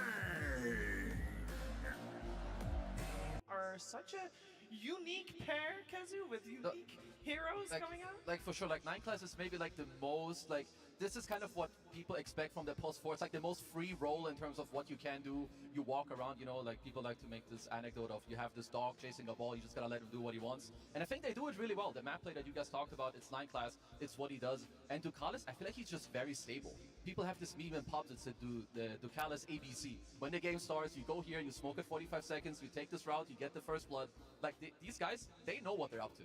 But if you also put 9class with a different offlaner, 9class also would actually look quite bad, I think. Yeah. Because of DM and his stability, 9class gets to shine. If DM was a weaker offlaner, and then 9class goes to make all these moves, then DM will have a different offlaner will have a struggling time, they won't feel like they're capitalizing it. So like you need a good offlaner for 9class to become the S tier 4. Oh, absolutely, I agree with that. And interestingly enough, that dynamic is paralleled on XG. When you have a 4 like Xingqiu, who's very similar to 9class in the sense that he has his own idea of what he wants to do. In that early game, sometimes he will completely sack his offlane. He'll play for his own game, he'll play very greedily. Having an offlaner like XXS, who is very stable and has experience playing with these really greedy Chinese carries, he can do a lot with a little as well. They're probably the 2 plus 4 guys who like share the least tangles and lane, or like invest the least money to like actually help the guy. Cause yeah, they're gonna play for their own stuff, you know, but they just make it happen. And like T was saying, like DM's hero pool and the way he wants to play, your Venos, your Necros, Beastmasters, they free up your 4 pretty nicely. And I feel like DM, he has a good experience of playing with people who maybe don't help him too much. So yeah, he's pretty happy with what's happening. I want to say though that while we do talk about P-Vision support duo and how they're a bit, you know, specific or unusual, people forget that they can play normal heroes too. Like sometimes you think, oh, okay, what crazy 9class hero is coming out, and he's just a Snapfire or something. Like that can still happen where you're prepared for these Slarks and these Alchemists to come out, and instead they're just gonna pick a stable offlane duo, and that could change your plans or warp the way you want to draft entirely. Yeah. 9class is probably the player, like if you try to predict what hero he's gonna pick, like you just can't get it. You should play like some 9class bingo, like 9class picks Pudge, like you get it off the road and like do some other stuff, because this guy, I don't know where he cooks up his hero picks. I think it has a lot to do with Astini, like they share and then he tries it in low MR pops and like then takes it there. So I think it's a really cool dynamic also. You just have to find a line of where does the respect become a detriment of your drafting, right? And when you go to P-Vision, if you over-respect 9class, if you overthink like Satanic gonna play the Brood or a Tinker, then sure, your draft's gonna crumble. I think we've seen it already with the teams where they don't respect the kind of the integrity of their own lineup, right? With Nigma, with Tidebound, they kind of go a little bit too crazy in the draft. For Extreme, they have to draft for themselves and respect the playstyle that will come. Don't try and draft for P-Vision. If we see that today, that's when P-Vision, has the upper hand. Yeah, so far I feel like Extreme, I mean, they have not dropped a single series. Yeah. They have very much played their own playstyle time and time again. It doesn't seem like P-Vision doesn't know what's coming for them, because Extreme Gaming has shown what they do time and time again, that they just do it exceptionally well. I think the main difference for Extreme is, even from the interview you just had from Bach, is from Road to now, they feel like they've had another change of pace. They're a slightly different team. Like they're going for Winter Wyvern and they have their things. Like they've shown that development that I think both teams are going to have to be ready for something new in this series. I mean, for me too, I think there's a lot of like really cool things they do. For me, XM and XXS, I feel like they've stepped it up tremendously. Not that they were bad before, but they're like incredibly S tier now. Like they buy like Lotus Orbs and they reflect Dooms, and they refresh their Lincolns to block Dooms, and like all the stuff they do. But I do feel like for me, they're still one of the favorites. But I did see some cracks in their armor yesterday when they played against Tundra. They weren't super clean. Of course, they cleaned it up. They got it to a win, but it's the first time where I saw them like more vulnerable than the earlier days. I agree. I thought their first game in particular versus Tundra showed that early game vulnerability that they were known for a couple of years ago, where, oh, this team might play a little bit slower, they might play for a later timing, and we can exploit that, we can out-network them. And that's what happened in their game 1 versus Tundra, but they found that comeback, right? With that discipline, they were able to pull off the high ground defense into ultimately winning the game. Yeah, and if we talk about yesterday's series, it was a 2-0 against Tundra for Extreme. How can we learn from the series that P-Vision had yesterday against Heroic? Another 2-0. It felt maybe a little bit easier of a route to this point than Extreme had, or was that more a result of P-Vision just being extra prepared? It's fair to say that because the series versus Tundra for XG felt closer than the score looked, whereas the P-Vision one was smooth sailing. They were winning confidently in both games. They just had their strategies on lock. I think that position 4 Monkey King did so much for them, and maybe that's something that can be learned from XG today. They could look at what they want to do with the Monkey King. Do they want to try to take it for themselves, address it within the draft, or just let 9Class have it? Yeah, I think critically in game 2, P-Vision had 3 cores that had lane dominating aspects. TA, lane dominator. Phoenix in the offlane in the correct matchups, lane dominator. Queen of Pain, lane dominator. Map early game, and that is the thing. XG, we want them to see scaling and a bit more time to then feel like they come online. So if P-Vision come into this draft with 3 cores that break lanes, armies on the back foot, and we don't get to see that pop-off potential from the mid lane on XG, we could see some problems. And yeah, I think respect the aggression from the cores of P-Vision. Yeah, like one thing that I could see that XG could take away from yesterday also is that P-Vision, more than any other team, I think they play off of map and vision. Like that's why they love the Dominator so much. Push the waves, get yourself the vision going on. But also they are quite greedy in terms of their offlane. Like if I'm Extreme Gaming, you could look to craft a Disruptor Ursa lane, for instance, against, you know, the Monkey King 4, the Slark 4, the Pudge 4. Like they don't do much there, so maybe there's something they can take into it. But yeah, if we look at like the hero pool comparison, there's a lot of like team fight and also offlane focus when it comes to Extreme Gaming. Like Mars has looked incredible in all of these games. I see stability on the left and I see chaos on the right.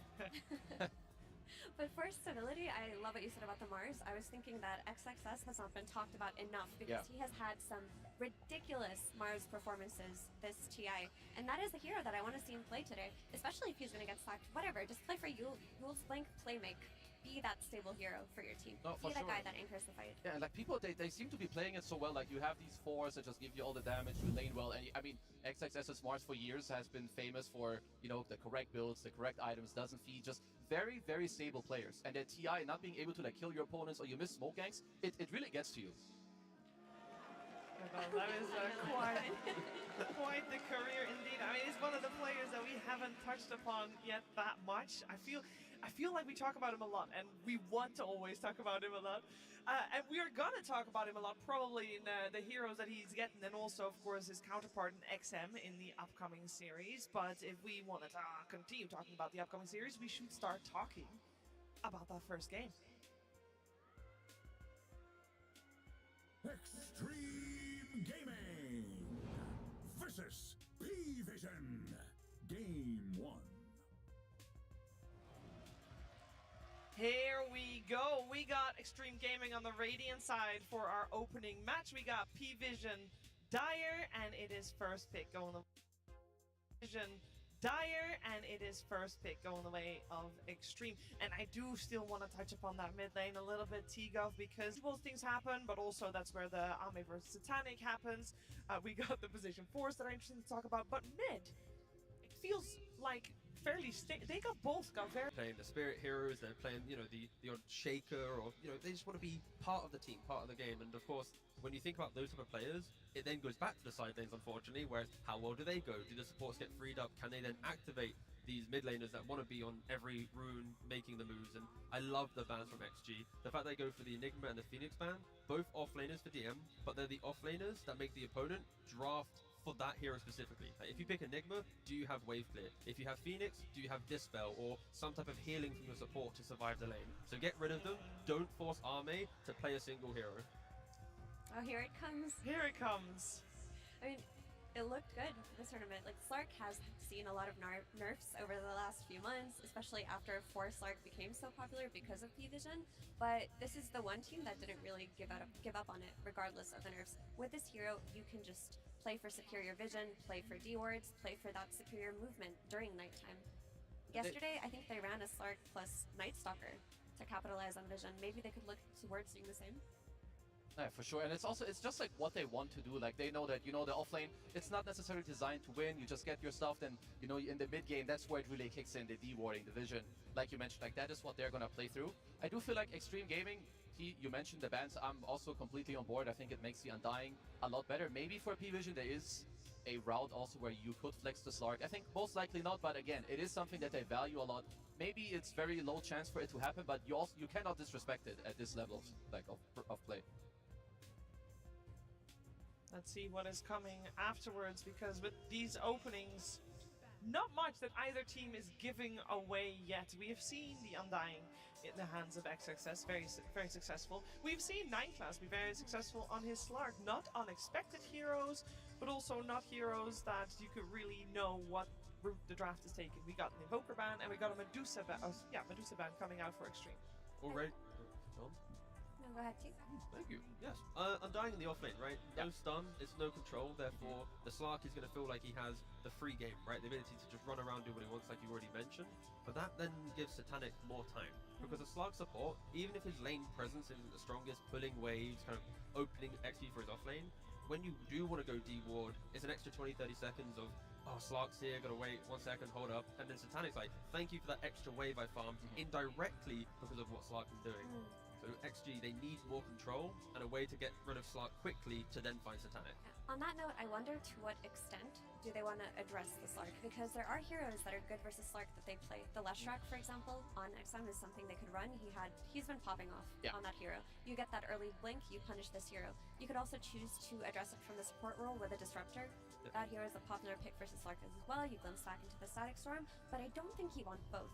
That would be over-addressing or over-correcting. I mean, it's like something I haven't seen enough against P-Vision. They play these like more volatile offlanes, but I haven't seen someone just like double down on this lane. Like you get this Disruptor Ursa, Disruptor Anti-Mage, like whatever, 18 pick your carry, set it up earlier with the 5, because this is most likely the Slark 4 who's gonna do that.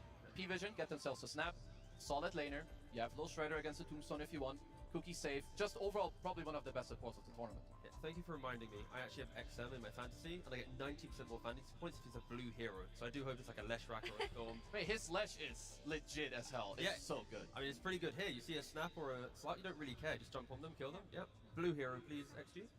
7-0 record on Snap for Ducalis. I mean, that's also probably because there's so many other heroes people want to ban out against P-Vision that he gets his hands on it time and time again. But that is a phenomenal record as the most picked hero from the tournament. I don't know if it still is, but it was for a long time. The Disruptor coming out on the side of Extreme. Yeah, exceptionally good hero, right? The fact that we even saw Katomi yesterday on BB. You get Mana Boots, Blink Dagger into instant Agnum. Yep. And then you keep kiting. You keep playing on Thunder Strikes. You're getting vision. You're slowing. You can then glimpse back. Like Slark, as we already mentioned, you want to go in, and then you kind of want to retreat. You want to kind of kite back the fight, buy time, provide information. You get no information. Disruptor will bring you back and kill you. So I think that the answer to Slark is done. Tick, move on. Now start trying to find other heroes to make your draft have good meaning. Just a quick sidetrack is I remember during Dream Leagues that every time 9-class got countered by Disruptor, he would just carry Iron Branches in his inventory, and every time he was static, he would just push himself out with a branch, and no Disruptor player expected that. So I wonder if we'll see the same thing happening here. I mean, we might. This guy knows his matchups because he pops these heroes like a billion times to actually try to make it happen. Rasta is quite interesting here. Shadow Shaman is not a hero we see too often. I feel like it was maybe during one of the more recent PGL Valakias, people play this Warlock Shaman, Undying Shaman quite frequently. It gives you like very good building and early roach because you drop the Tomb, you drop the Snake. And I guess overall, it's a good laner. You have people that like bring it to you. You have the fight starter, so more push to back it up. I like it. I don't know if they want to pick it yet, but it's becoming a very good PL game for P-Vision if they want to get it at some point. You don't care about Undying, Disruptor, Shaman. You just send illusions. Again, to pick it here with 2 then counter picks for XG might be a bit bold. And then you would get your Leshrac on 18. Then you get your Leshrac exactly, but like not now. But I want XG to start respecting it potentially in either the next pick or the 2 bans, as I'm already thinking that it's becoming a good game for Satanic to pull later in the draft. Do you guys want to know what TL's win rate is this entire competitive season? It's bad. I looked It's I real looked it bad. up the other day. All the games played, it's like 18%. Yeah. That's atrocious. So hopefully not that hero, but honestly, if there's a team that could make it work, it would be P-Vision. Yeah, okay, so you get the Lycan and, okay, so the puck. So it's on XG to kind of decide, okay, what is more valuable for us? So we need to close the phase with our mid against the puck, which this is a hero we've seen pop off a lot, especially by GPK. Or do you want to do something against the Lycan? Do you want to like lock in a troll with your disruptor, like play fast? I think these anti-mages, you don't really want to play that against the Lycan. There's the Ursa option if you want, or do we feel more like this should be the mid hero, for example? I feel like there's a major problem right now for XG, where to kill a hero, it's the Static Storm, the Shaman Jump, but to do that with the Lycan Wolf scouting you, the Slark scouting you, Puck jumping in and out, finding like ways to initiate the fight, XG need to have a really clean like pick off and play. But pick off and play against all of this wave push from P-Vision will be extremely difficult. Well, that was a 100% win rate troll up until earlier today, but still an incredibly strong hero. How does it fit in here? It's very strong. It's one of the OG counters to Lycan. You're playing with a Disruptor against a weak 4. You definitely have a recipe for success. You're gonna get an Aegis in this game because you have the Tombstone, because you have the Snakes. Troll is good at it too, so I think XG are quite happy. The problem still exists though, that T mentioned, the puck. But at least they have a carry that can itemize to be the frontliner. You send him in first. What hard lockdown does P-Vision have to stop the troll hitting the ultimate, right? Like he can stand his ground, which gives Disruptor and Shaman a way to hide in the tree line, wait for the fight to develop, then they use their spells. So I'm looking at Arme to get the early Battle Fury, to get the early BKB whatever, and then become kind of the forward-thinking player on the team. The way that I see this troll pick is it kind of solves some of the issues that XG had, because so when I look at PV's draft and I see this Lycan plus Puck come out together, I think, okay, this Lycan will protect the Puck, because Puck is picked into 2 counters, Disruptor plus Shaman. These are heroes that have the catch to stop a Puck from popping off. But if you're playing against Lycan and he's throwing his summons at you and you're a Disruptor or you're a Shaman, what do? You don't have the freedom in a fight to lock down that Puck. But this Troll Warlord, if he shuts down Lycan in lane and just makes it so that his entry point into the game is later, then the Puck issue is solved by that, just by extension of Lycan not being able to create the space that the Puck needs. Yeah, XG just need to hug each other. Yeah. Right? When you look at a 20-25 minute fight, it's be together with the vision, then they're going to look strong. If at any point they break away, have a weak formation, P-Vision will, of course, exploit it. Yeah, actually, they definitely have this type of lineup where it's like they're gonna dare P-Vision to come to them. Like they're gonna go to a tower, drop the Snake, drop the Tomb, Troll's gonna start hitting, and then it's like, how do you answer? Yeah. And that's not the most ideal fight for a Lycan. He wants to like go on your back line, kind of snack on your supports, but they're very good at protecting each other. So XG, they do need an XM hero. I am enjoying their bans though. They're like, Satanic has a last pick, of course, on the side of P-Vision. Let's remove his Tinker and his Meepo just to not get anything unexpected out there. And it will be the Slardar coming out. The XM Slardar is a little bit of a classic. Yeah, and it gives just good initiation to the fight, right? It's if Slardar finds hero with Troll, that's going to be a kill. Slardar plus Shaman with the ultimate from Shaman, another kill, right? It just gives ways to punish if P-Vision are split on the map. So I don't mind it. It is good scaling. Slardar very quickly can become tanky as well with the Aghanims and the BKB. He stands his ground. Yeah, it's a nice way to give XG late game potential and also survivability through the mid game, through pickoffs. And the last time that XM played Slardar, he had a really interesting build. He went for Helm into Pipe, right? And I think that would be a great game to recreate that, because if you get that early Pipe, you're negating a lot of damage coming out of the Snap and the Puck that PV are dependent on early game. And that Helm, you just play versus Lycan's Helm, you know, take it back, play that mini game there. Yeah, Slardar to me is a little bit underrated, like, because I think he does very well, especially with this type of draft, like Lycan, you amp him, he wants to run at you, he's not going to be able to stand his ground. So P-Vision, what do you want here for Satanic? Maybe some TB? Like, I still think they need high damage, like on the hero. You have a lot of heroes running in, sure, but you need to back it up with something. We talked earlier about the tempo that we saw Extreme have yesterday. Does the Slardar it sets a high tempo, right? So that kind of solves the issue that they had yesterday against Tundra. No, for sure. It lanes well against Puck. You have high armor, you have good damage, you're gonna be chilling, you're in the river, you're the type of hero your supports can play through. I mean, I must say, I love both drafts. I think PV found a very good last pick for themselves too. I'm maybe slightly leaning towards XG, like XG because I just like this idea of the Disruptor with the Troll to shut down P-Vision, but they have what they always want with the map play. I quickly want to correct, it was XXS that had that build on Slardar, not XM. So maybe from the mid Slardar, you don't want to see the helm too early, maybe the blink into the helm, but I would still love to see that come into play. Yeah. I just want to see this game get to like 30-40 minutes. It will. Like, XG with levels take great fights. P-Vision, as the game progresses, need items. If they buy the wrong item, fights can get quite difficult. So it's like itemization on P-Vision and scaling will be really interesting to see, while XG is just kind of cruise control. As every minute ticks over, they get stronger and stronger and stronger. I guess the one thing I would say is XG is dependent on their lanes going very well, and they've drafted good lanes for themselves, but if PV can somehow find a way to get as much as they can, like mitigate that net worth disadvantage that they may have, then the game will be a lot more even, and it's hard to get a good read on it. And who would you put the pressure on to create the space, basically, for P-Vision to do all that? I mean, it has to be the Lycan plus Puck duo. Yeah, I'm looking at them to like kind of like do well early because it is not that easy. Like for XG, I see them doing well on the lanes. They're gonna take the early towers. They're gonna get the first ages of the game. They're probably gonna have a lead. At some point, PV are gonna have to find a way to play the map, stabilize, and win a fight, or kind of at least go even because they need time. And the Puck versus Slardar, how is that gonna go down? Because shouldn't it be Puck favored considering his range versus melee?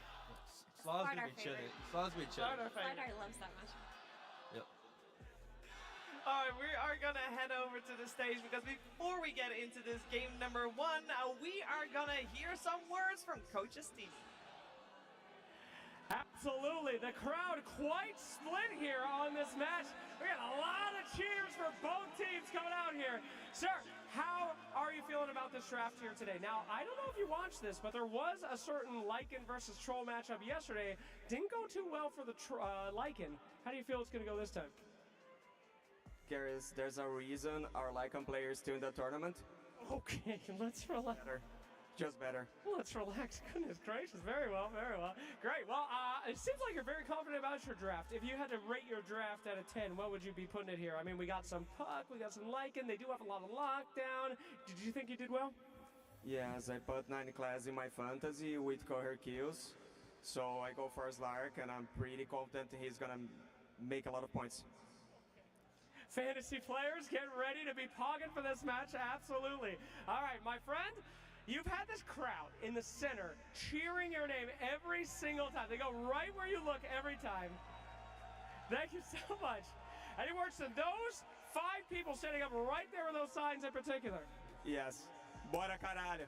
All right, fantastic. Well, should be one hell of a match by 2 of the most high-skilled teams that we have here today. Let's get into it. Thank you so much, Slacks. Oh man, this is going to be an awesome game. I cannot wait to hop into this one, Trent. I do real quickly, since we're getting all the players out there around, Dota's best enjoyed with friends, and I need to give a quick little shout out. I am today on my 10-year wedding anniversary, so I just wanted to give a quick little, I love you very much, wife and kid at home, and I hope you're doing good. We'll be home soon, but we are getting into this match, Trent. I can't wait.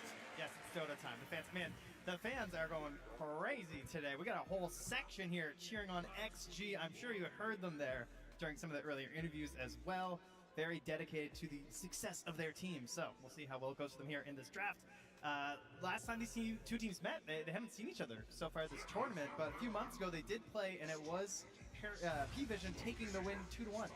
That's pretty crazy. I mean, I think that this has been so much stuff changed throughout the course of this tournament, and all of these teams now feel like they have a very different identity than maybe what people were expecting coming into this. And now, you know, if you were to ask me where I would rank these teams going into it, I don't even know if XG would be in the tournament at this point, but they are very clearly becoming the favorites. P-Vision have something to say about that. A very confident Estini going into this.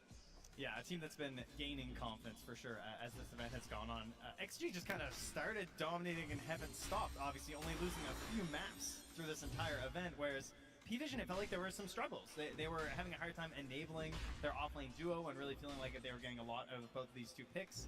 And as it's gone on, we're getting more and more of that classic 9 class, which, you know, he's always been the engine that drives a lot of the success here for P-Vision. He has been, indeed. And I think, too, when you see him having like a good game, finding those career snipes, disrupting what's going on, and of course in that mid-game window when people are looking for fights, he can be a real menace. Now the flip side of that is that a lot of times it feels like XG are just cool chilling. You know what I mean? And if they're just out farming, is he going to be able to set up for ganks from the rest of his squad to find kills, as DM is going to do some lane shenanigans here, already pulling the wave back behind the tower. Yes, things one must do when you have a position 4 Slark player. He is well aware of what needs to be done here, as 9class will just keep lurking around and being a nuisance down there. Maybe hoping to score some of those courier kills, as Steamy said, you know. Now, I have a question about this fantasy here. You know, he said that if XM plays a blue hero, he gets more points. Yes, that is true. What is Slardar? Is that close enough? That's a blue hue for sure. I mean, it's a little purpley. I feel like it should count a little bit. You know what? I think it tells you what it is when you sign up for it. Okay. Well, for his sake, I hope it's at least blue. You know? Absolutely. Help the guy out. Gotta be. Mid lane matchup, as we've seen, going to be a little bit tough for the Puck, but he seems to be doing okay so far on No One. And if there's one thing you can count on in this tournament, it's that No One is likely going to be getting the most out of his lane possible. Yes, I have decided to dub him the Terminator. You know, I feel like he was away for a while and he came back, but it doesn't, like, I don't think he aged very much. He kind of looks the same. So I think something's afoot. I think he might have like some bionic parts in there that we weren't made aware of, because he just came back and he looks as good as ever. By the way, that is Courier Snipe number 1, unless I missed one earlier. So we'll keep our tracks of that. Yeah, Astini's a genius. I mean, that's kind of crazy to like just throw it on one of your players in the tournament purely for the fantasy points, but when it works, it works. Yeah, you got to win too. Might be getting a little bit more, but yeah, this is going to be what you see. Blood grenade, boots, grab the whole wave, pull it back behind the tower. Disgusting, truly. And of course that ward, as being shown by the observers as well, of course, to help you snipe those couriers, right? Makes it all a lot easier. So they've got a lock on this bottom lane. They're so used to doing this. And in the meantime, in mid, we're going to see this battle continue on. Up top, there could be some more action going on. You can see XinQ contesting this pull from Ducalis, while Undying is sort of battling out in the lane with the Terrorblade. What did you think about that last pick, Terrorblade? Oh no. Oh no. Oh, he's coming for you. At least I got to deliver first. And, ooh, he's even going to get the E-word on the camp there as well. Make sure he gets the block back on there, so lots of work. TV, I mean, it's a bit of a classic, of course, especially for a Satanic, you know? It is always a game winner hero, right? It has so many things it can offer. It does have the opportunity to play in the early game if your team is up, which is really interesting, right? You can join for pushes, objectives, whatever you want to be there with for the meta. But of course, you've got this like mid and late game map control that comes out from Terrorblade that's pretty hard to match from many other heroes. That being said, you know, XG coming into this series, I imagine they'd probably continue their, you know, a little bit slower paced gameplay, but this looks pretty quick for them. And they have had some fast games, but this one looks like it could really get going quick if they get a good lead in these lanes, like the panel was mentioning. Oh, it never stood a chance. Does he run back down as soon as it shows? He's pretty far. No, he's hiding it. Okay, nope, there it is. We'll see if they run down. 9class instead looks like he wants to stack the camps, which makes more sense. And actually, it taking that ring around the rosy might buy enough time for 9class to come back in. We'll see what he decides to do. Instead, he's making his way over towards mid. XM does get hit by that, and now a jump in. Only going to be able to find a couple of punches, but the blood grenade isn't enough. Nice spacing. Not able to quite find the finish there. I mean, you're okay with that, though. Obviously, this is a lane that's supposed to go pretty well for the Slardar. Just Puck, over the years, has lost quite a bit of strength in that mid lane overall, but Slardar, of course, has just got buffed and buffed and buffed when it comes to being near water and having the reliability here. So it goes for the coil mid. Does have level 6, though. The jump up is there, able to find a bash, tries to back out, and he's able to play himself out of it. XM, what a player, and X-Nova is going to be the one that draws first blood. Woohoo! That was nice. Very quick rotation. Disruptor, not always the best hero to come in and save you in the mid lane. Oh, not always something you can count on, but X-Nova makes it work there thanks to some fancy footwork despite having no feet on XM. Very solid move, and Dream Coil down too, so that kind of opens up some rotations here too if they want to try and pressure Satanic, particularly pre-6. We'll see if there's any movements that come in. These twin gates have been a classic, but when you get your courier sniped, starts to feel a little bit rough. Gloves and boots? That's really annoying, especially the gloves, obviously. an interesting way to try and deal with Ame. I mean, every game that we've had the pleasure of casting of Ame, his heat map is just the bottom lane. True. He stays down here forever, and then his teammates pull the enemy everywhere else on the map. Anywhere else but bottom lane. And Ame just chills down here until he gets his items. And P-Vision have decided to just like kind of let that happen again here, but they're getting the trade of their Lycan also getting very farmed. Right, he's almost going to have a helm completed, which could turn very quickly into that tower being taken down. So that's something to watch for here, as we are going to see 9 class. Still just level 2, by the way. He's able to do a good amount with that. Finally getting the Wisdom Shrine. Xingqiu taking the other one on the other side of the map. But this is going to be the thing to watch for, is how do they change up their gameplay for Ame? Are they going to still try and keep that pressure on, or are we going to see something where maybe they leave that lane? It's just this scurry. I know. It's like trying to find the Northwest Passage, you know? It's just like, where is it, man? Nowhere to be found. Maybe a bit of a wraparound going on towards mid, though. They were looking for no one there, and, well, yeah, it's not going to be an easy jump. Well, I mean, the coil back does usually open quite a few opportunities for Puck, right? Puck loves it when you get to catch someone diving your side lanes and you show up, Dream Coil, and turn it around. Not the easiest heroes to do that versus, right? Like an Undying can be a little bit risky to go for it if there's any sort of backup. Your Lycan's not really playing the tower anyway, so no one doesn't have this natural accelerant of just defending your side tier 1s that you like to have. But he does have these stacks to accelerate him. The 9 class has been prepping for him. So this is also great, of course, just for 9 class, because as a position 4 player, you want to get as many stacks as you can to get that golden XP for yourself. They miss on one of the sentries. It's just off to the left there, and so XG, after making that rotation with Xnova, are not going to be able to make any type of substantial kill happen. And this could be an issue as this game goes on. I feel like between a Lycan, Terrorblade Illusions, and now a Slark support, how are you meant to sort of keep vision out on this map for XG? Yeah, that's a very interesting part heading to the late game too, right? That's you're trying to just deal with wave push and also trying to find these ganks. Your smokes are at a complete premium on XG. You cannot waste a single smoke or it's going to feel awful. Ducalis hitting that level 6 is now going to come back over this direction, and Ame is a potential target if they can find the right control. It's a juicy level 6. Look at this. I mean, what's the duration? 6.5? Kisses go for what? You got 8 globs? I don't know. It's not bad. There's a chance. It's over 5.5 seconds. You get that ulti pop to the right time, he's going to be in trouble, even if he has it. Well, they're going to realize the danger and actually leaving that little illusion there of the Slardar scouts out the gank coming their way. They will lose the tower on the side of XG as Ame tries to build into his Battle Fury. And I'm reminded a little bit of that game that we saw yesterday of XG versus Tundra. Tundra started off, got this good beginning lead, and if not for maybe some weird Roche fights, XG could have been in a lot of trouble. And I'm seeing a similar story here. You've got some pretty heavy push potential from P-Vision. Yes, 100%.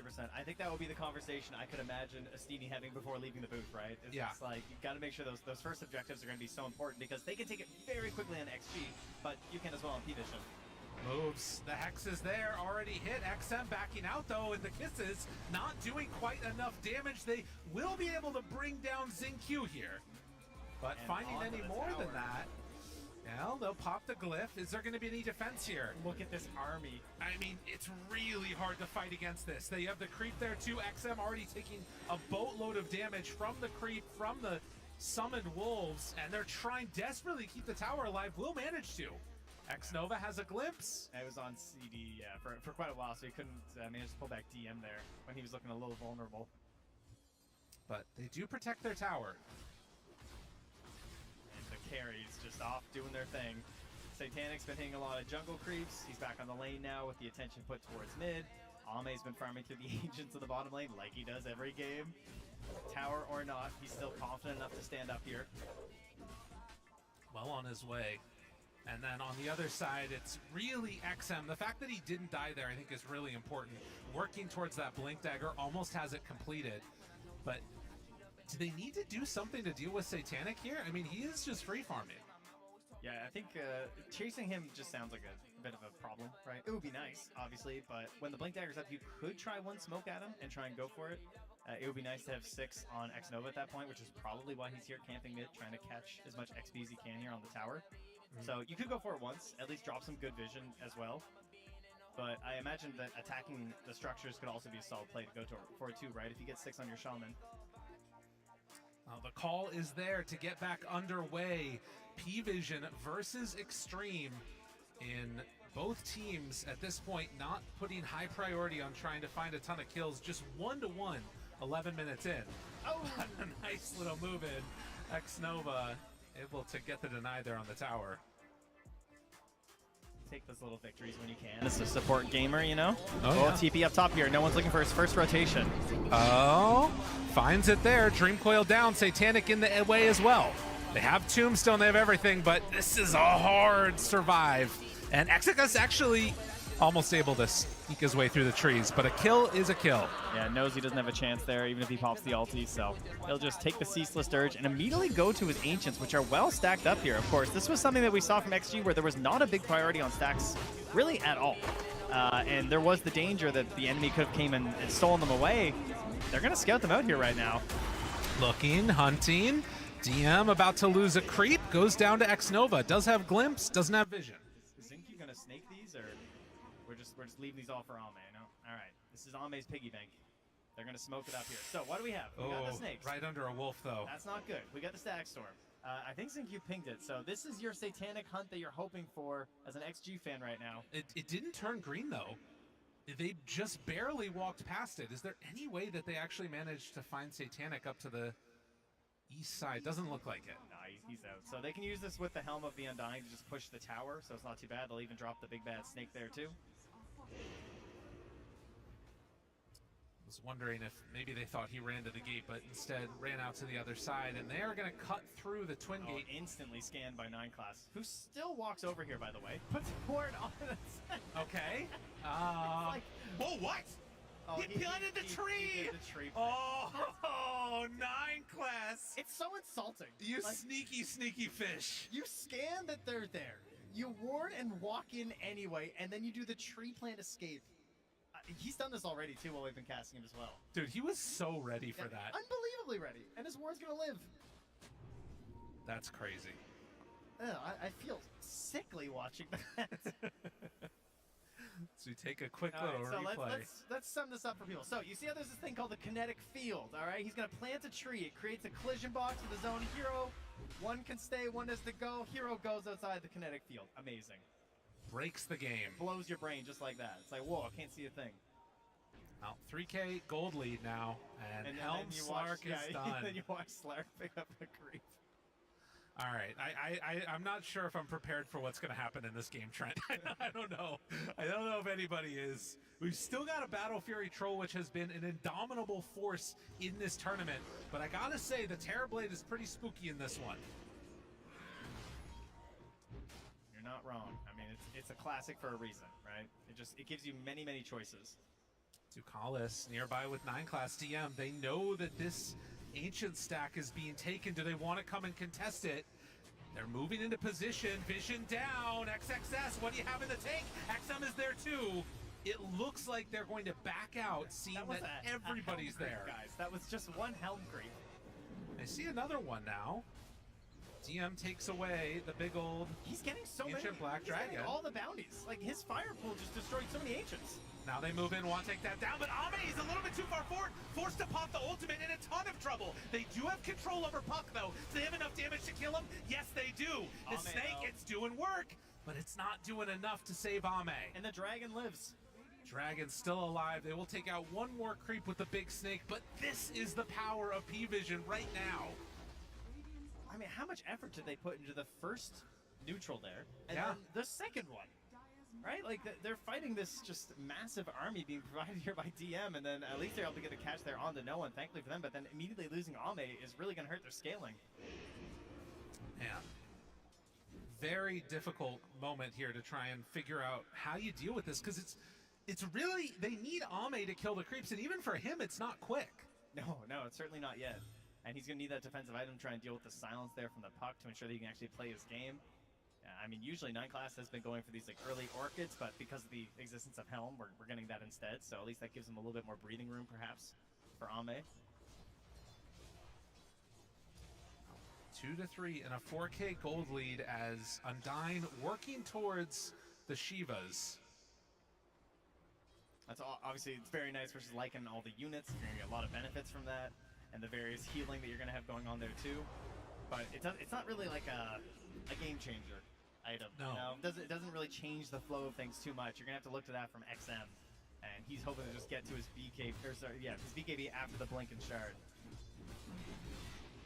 And on the other side, with just this swarm of creeps, P-Vision start to do some pretty massive amounts. I was wondering if we were going to maybe see something like a Crimson Guard out of XG for XXS. Yeah. Still could go back for it later on.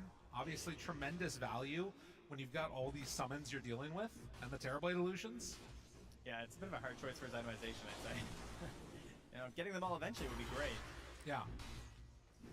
We do, Slider, at least he is really good at this, right? Yeah. Like, if there's an isolated Helm creep, he can deal with it very quickly, which is something that we have seen a lot of heroes struggle with, particularly any support heroes.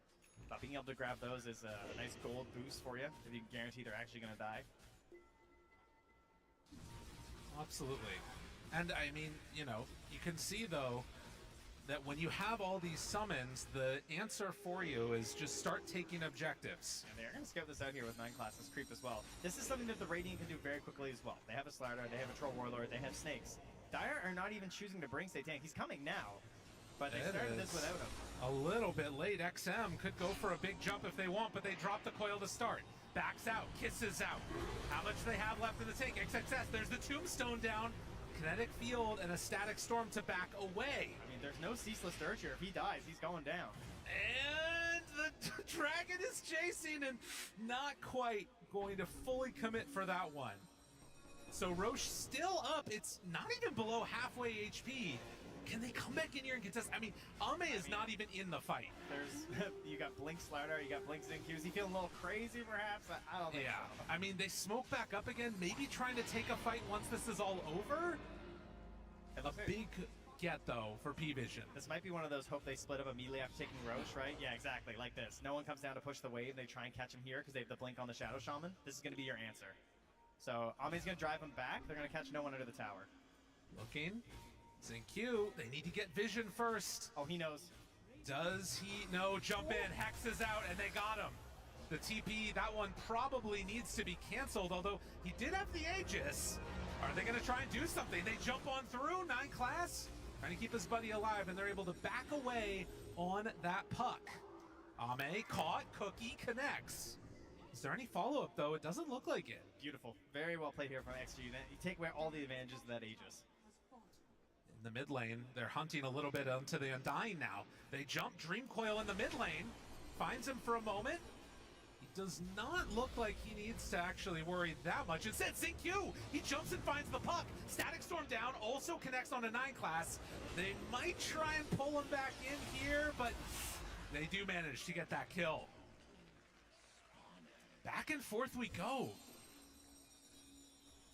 That's a nice swing for XG though, right? Like you lose the Roche like that, then you quickly dismantle the Aegis, get rid of that as an issue, take a little free pick there onto the Slayer because he kind of has to play a bit of interference to ensure that no one escapes. Very good for them as they're going to have to try and start pumping more gold into Ame. He is now 3rd on the board here and working his way through the jungle. Just trying to get a Manta into a BKB. Not necessarily the biggest like feel-good items, but it's Troll Warlord, right? As long as he gets his ulti off, he's going to have the damage. Just saw in the mid lane while this is Ame's farm, it's also XM killing another one of these Helm creeps. It's been a really, really good answer so far, it feels like, in a way. He's still a bit behind, though, in terms of the net worth for the Slardar. Well, it is time for the next objective of Dota 2. Kind of gonna Tormentor. The Tormentor gonna go down. And easily picked up for P-Vision. 9 class now having access to the Depth Shroud. Oh, good. and that's the one that really can start to make things difficult to play around. Because he wasn't annoying enough already, so that's great. Get another one? Oh, no, he's not going for it on XM. Working towards that BKB. Yeah, this tier 1 tower is still very healthy in the mid lane right now for P-Vision. That's a helpful one to have. Keep this big forward vision on the map right now. So, one other thing that I'm a little bit concerned about for the side of XG is that I believe this is Terrorblade most of the way towards a butterfly at this point. And Troll is still queuing up into a BKB after the Manta. Yeah. There could be some timings in here where Satanic is very difficult to deal with. Yeah, the high armor is annoying enough, but paired with evasion plus the additional bonus armor he's going to have from Butterfly fully completed, it's going to be a bad time.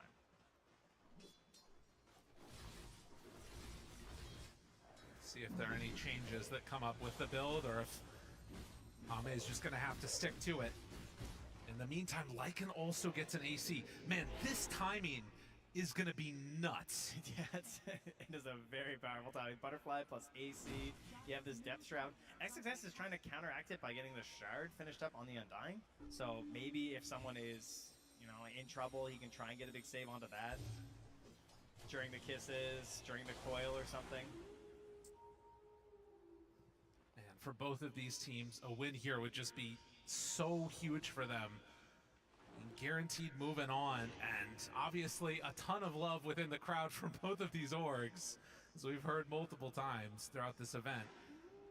But very much one of those windows right now where P-Vision, if they can find the right fight, feel like they can really put the screws. Kala's put a crazy ward down here. This big aggressive smoke. Trying to catch up to X-Nova. X-Nova underneath a ward, TPing out, and does manage to escape. Out they go.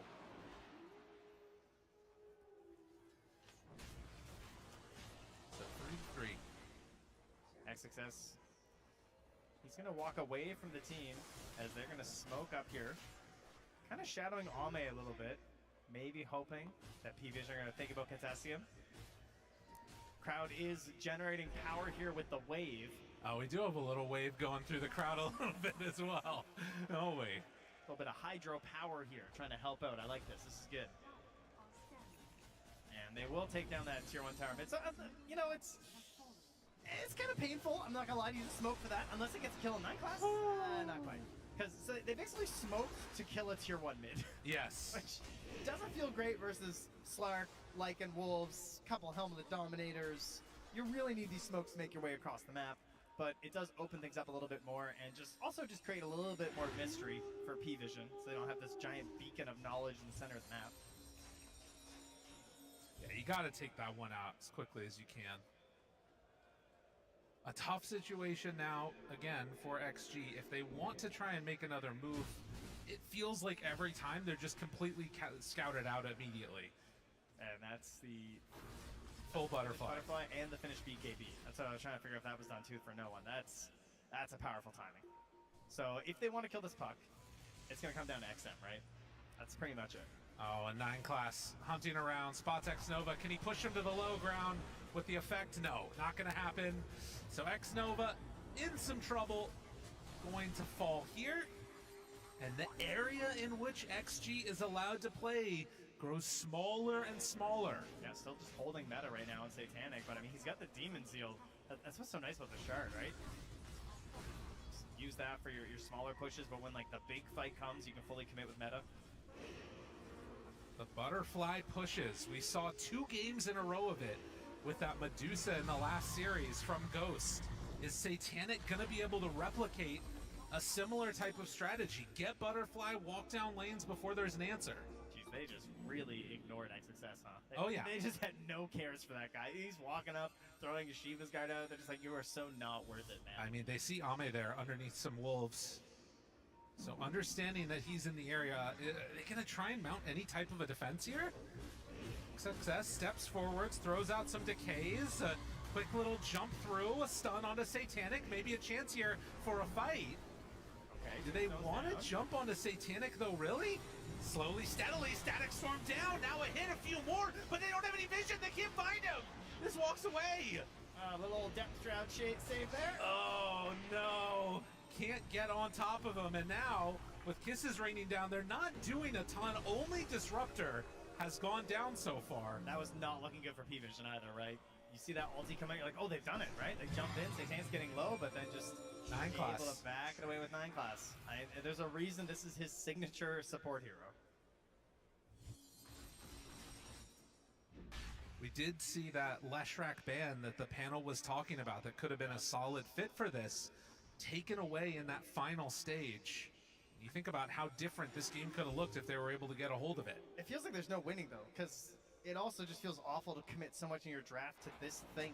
Yes. It's like roaming 4, you know? You have to think about all these other matchups that are happening in the game. There's a reason that he excels on his heroes. So, another couple of towers taken. There's still one more tier 2 tower on the bottom lane that XG are trying to hold on for, and well, XM actually gonna get jumped on again. Xingqiu is nearby, able to find a Hex onto the puck, but the Eul Scepter lift up. There's not an easy way out of this one. The crush, but the damage, it keeps on coming. Satanic with the amplified damage destroys XM. Yeah, and with that meta pop right now, he is gonna annihilate this tower. They're thinking about marching on here. I mean, what's the answer? You don't have much on XG. I mean, with an amplified damage, who can resist this? I mean, this is an easy step up. And, you know, you think about other games. Where's the Magnus? Where's the tiny toss back? There's nothing here to defend this high ground right now without fully committing. The Tombstone is down. That's gone in an instant. XXS, no answers, and Satanic is too damn big. A full set of racks done, P-Vision. They are not playing for the late game. No, and there's no chance of a chase down here either from the side of XG.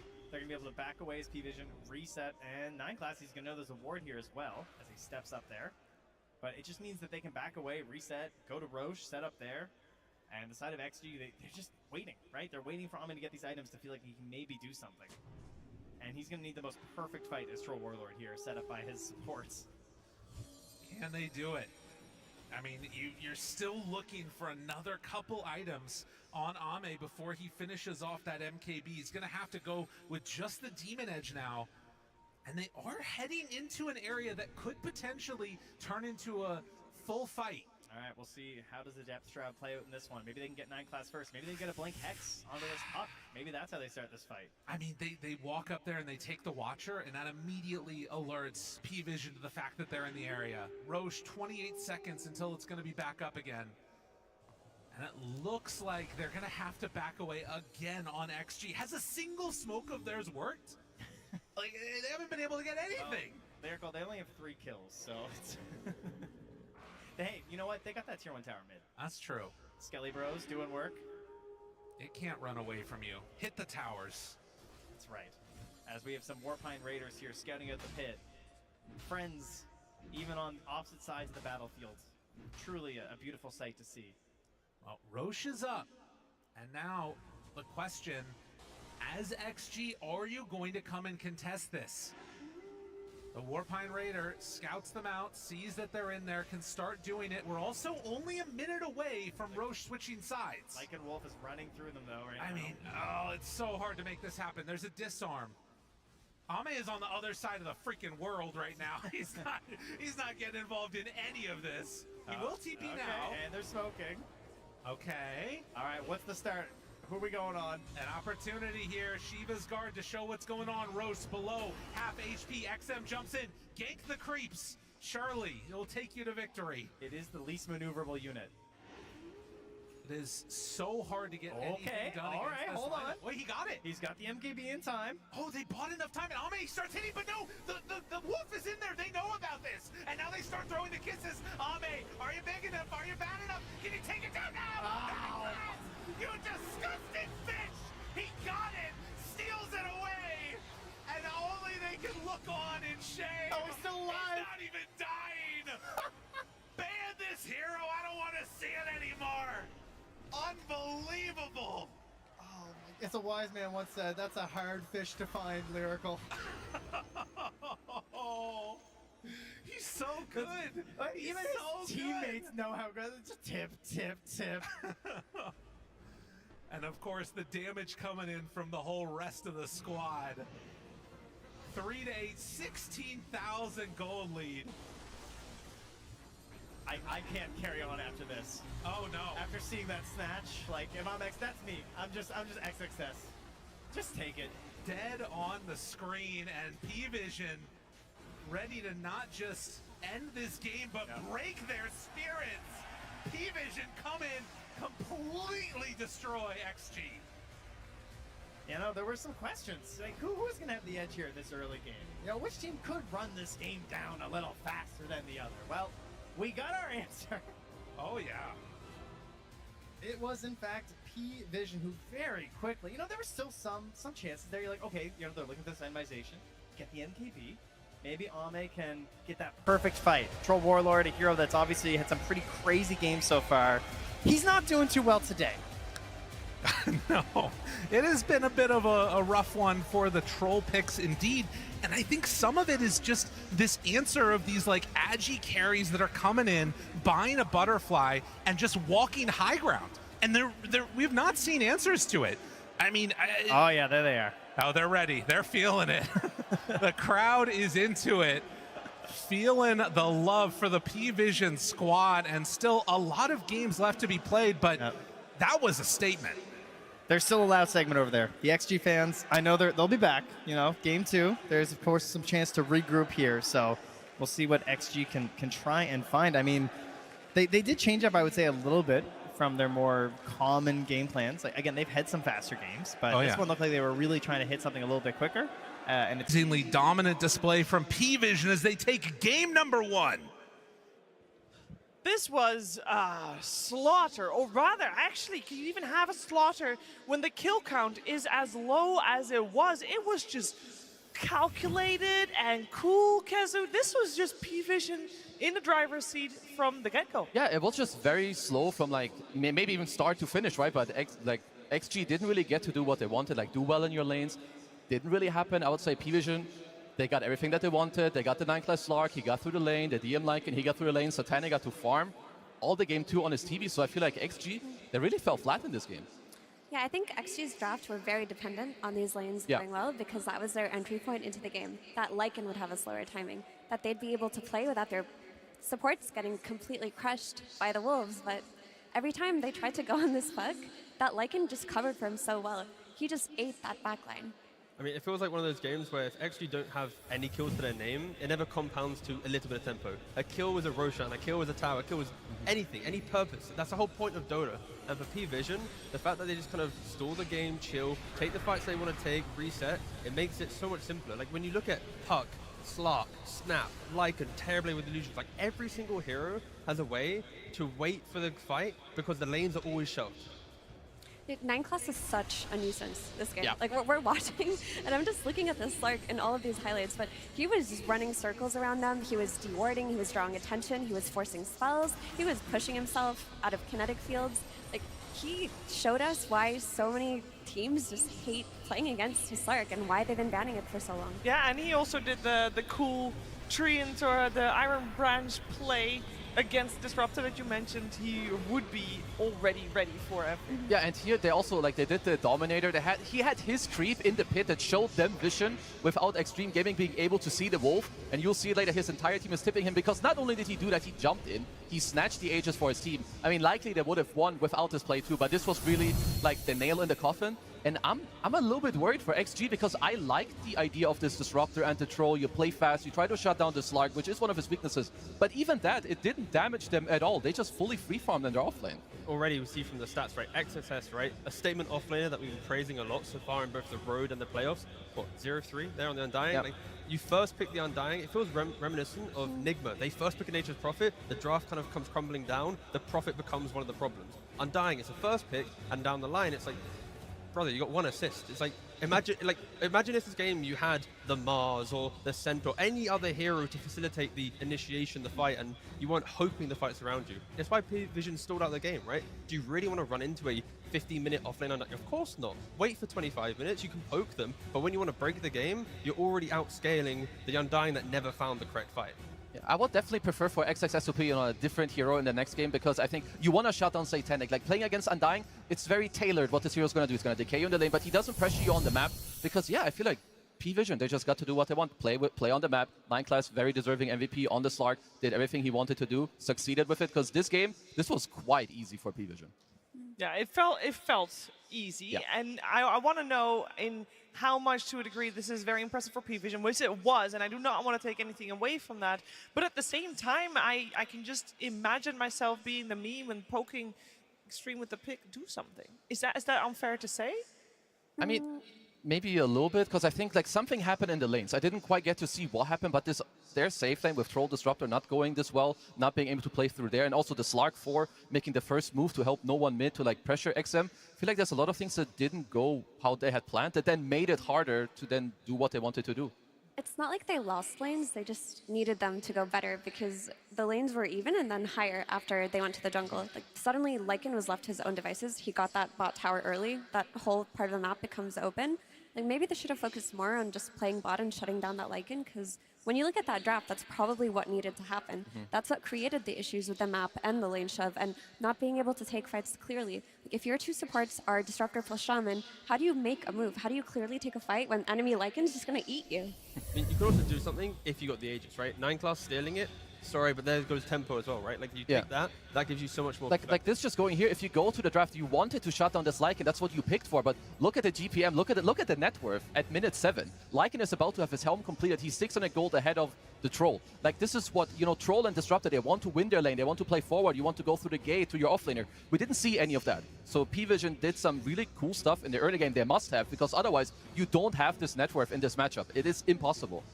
I mean, we heard how confident Just better. How confident Estini was and his Lycan players. Like, you'll see why we have the superior Lycan player. And I think XG are going to think to themselves, let's not give this hero away. It's creating too many problems. Shutting down lane is not enough. We might not even do that, if anything. Yeah, and then Kezzer, there was one moment where we already thought it was going to be over before that last Roshan fight, when we did see P-Vision pushing high ground for the first time on that bot lane. Yeah, I just do want to show like how nicely they do it. Of course, they are up 10k gold, but so the thing is, it's just such a low kill game. Like it's 3 versus 6, but you have the amplified. Like look at all the buffs. You have a Solar Crest, you have an AC, you have the Thunderhide hiding below, and everyone else they're just making sure. Satanic, he just pushes on his own. He even puts an illusion. Give yourself the vision. So if you're Extreme Gaming and you find yourself in this position, like what do you like? Look at this tombstone.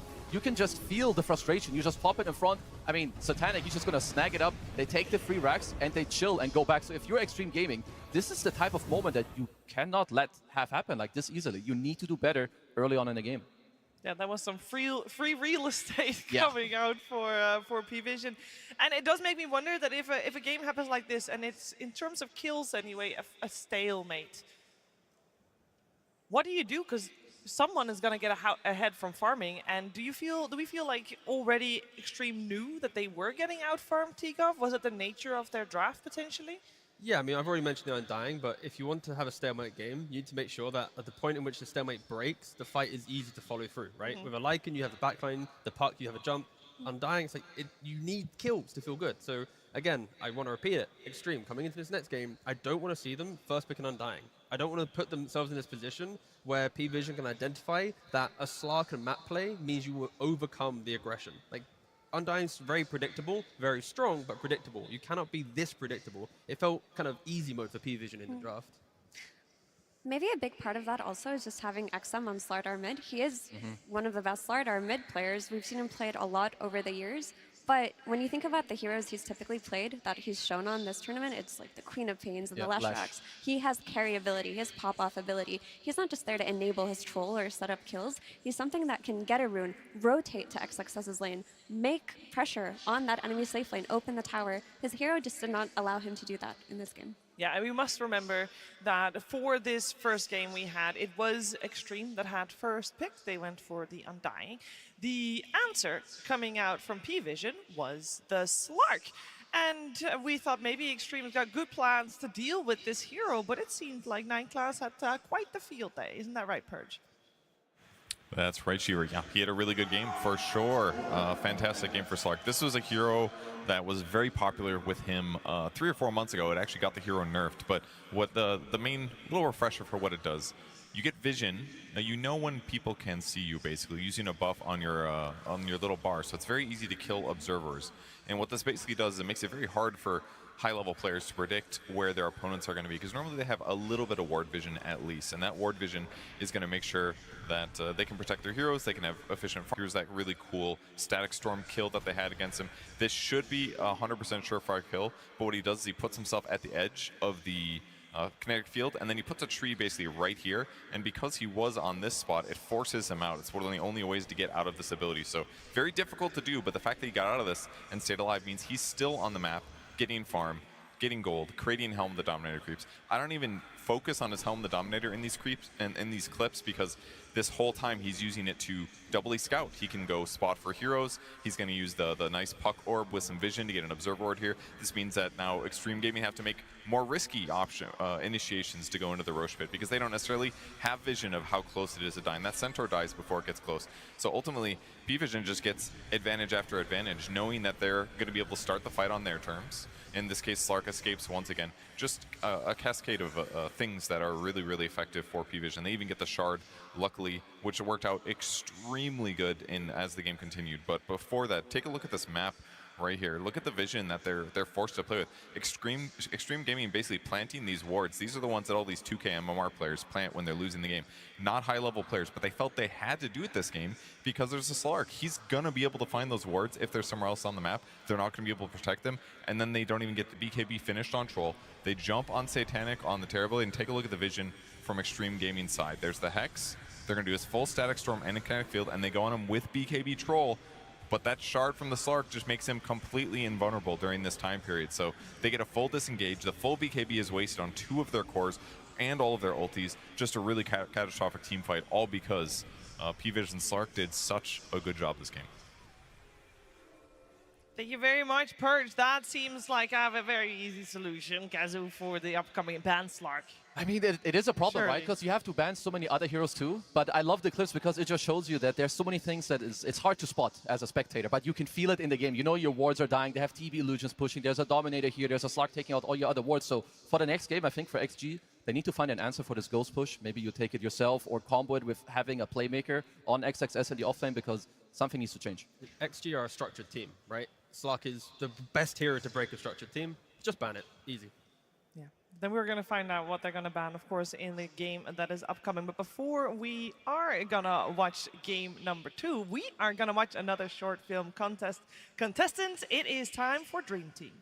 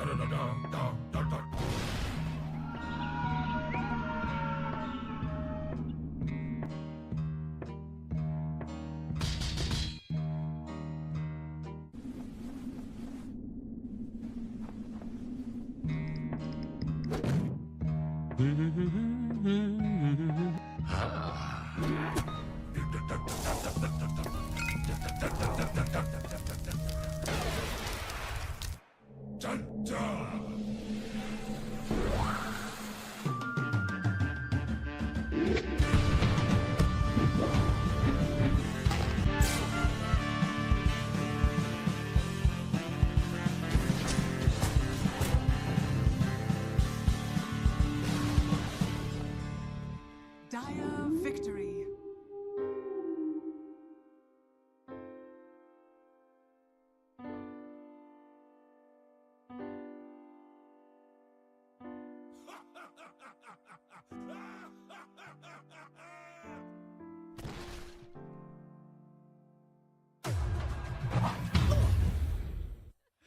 Thank you very much for that one. Another contender, of course, will be keeping them coming the whole weekend. And in the end, we will be having a champion, the best one. I hope you you have your favorite one in mind already. In terms of this series, we had our favorite in mind. And I think it was a little bit split in the panel, which normally insinuates, okay, the series might be fairly even, T-Gov.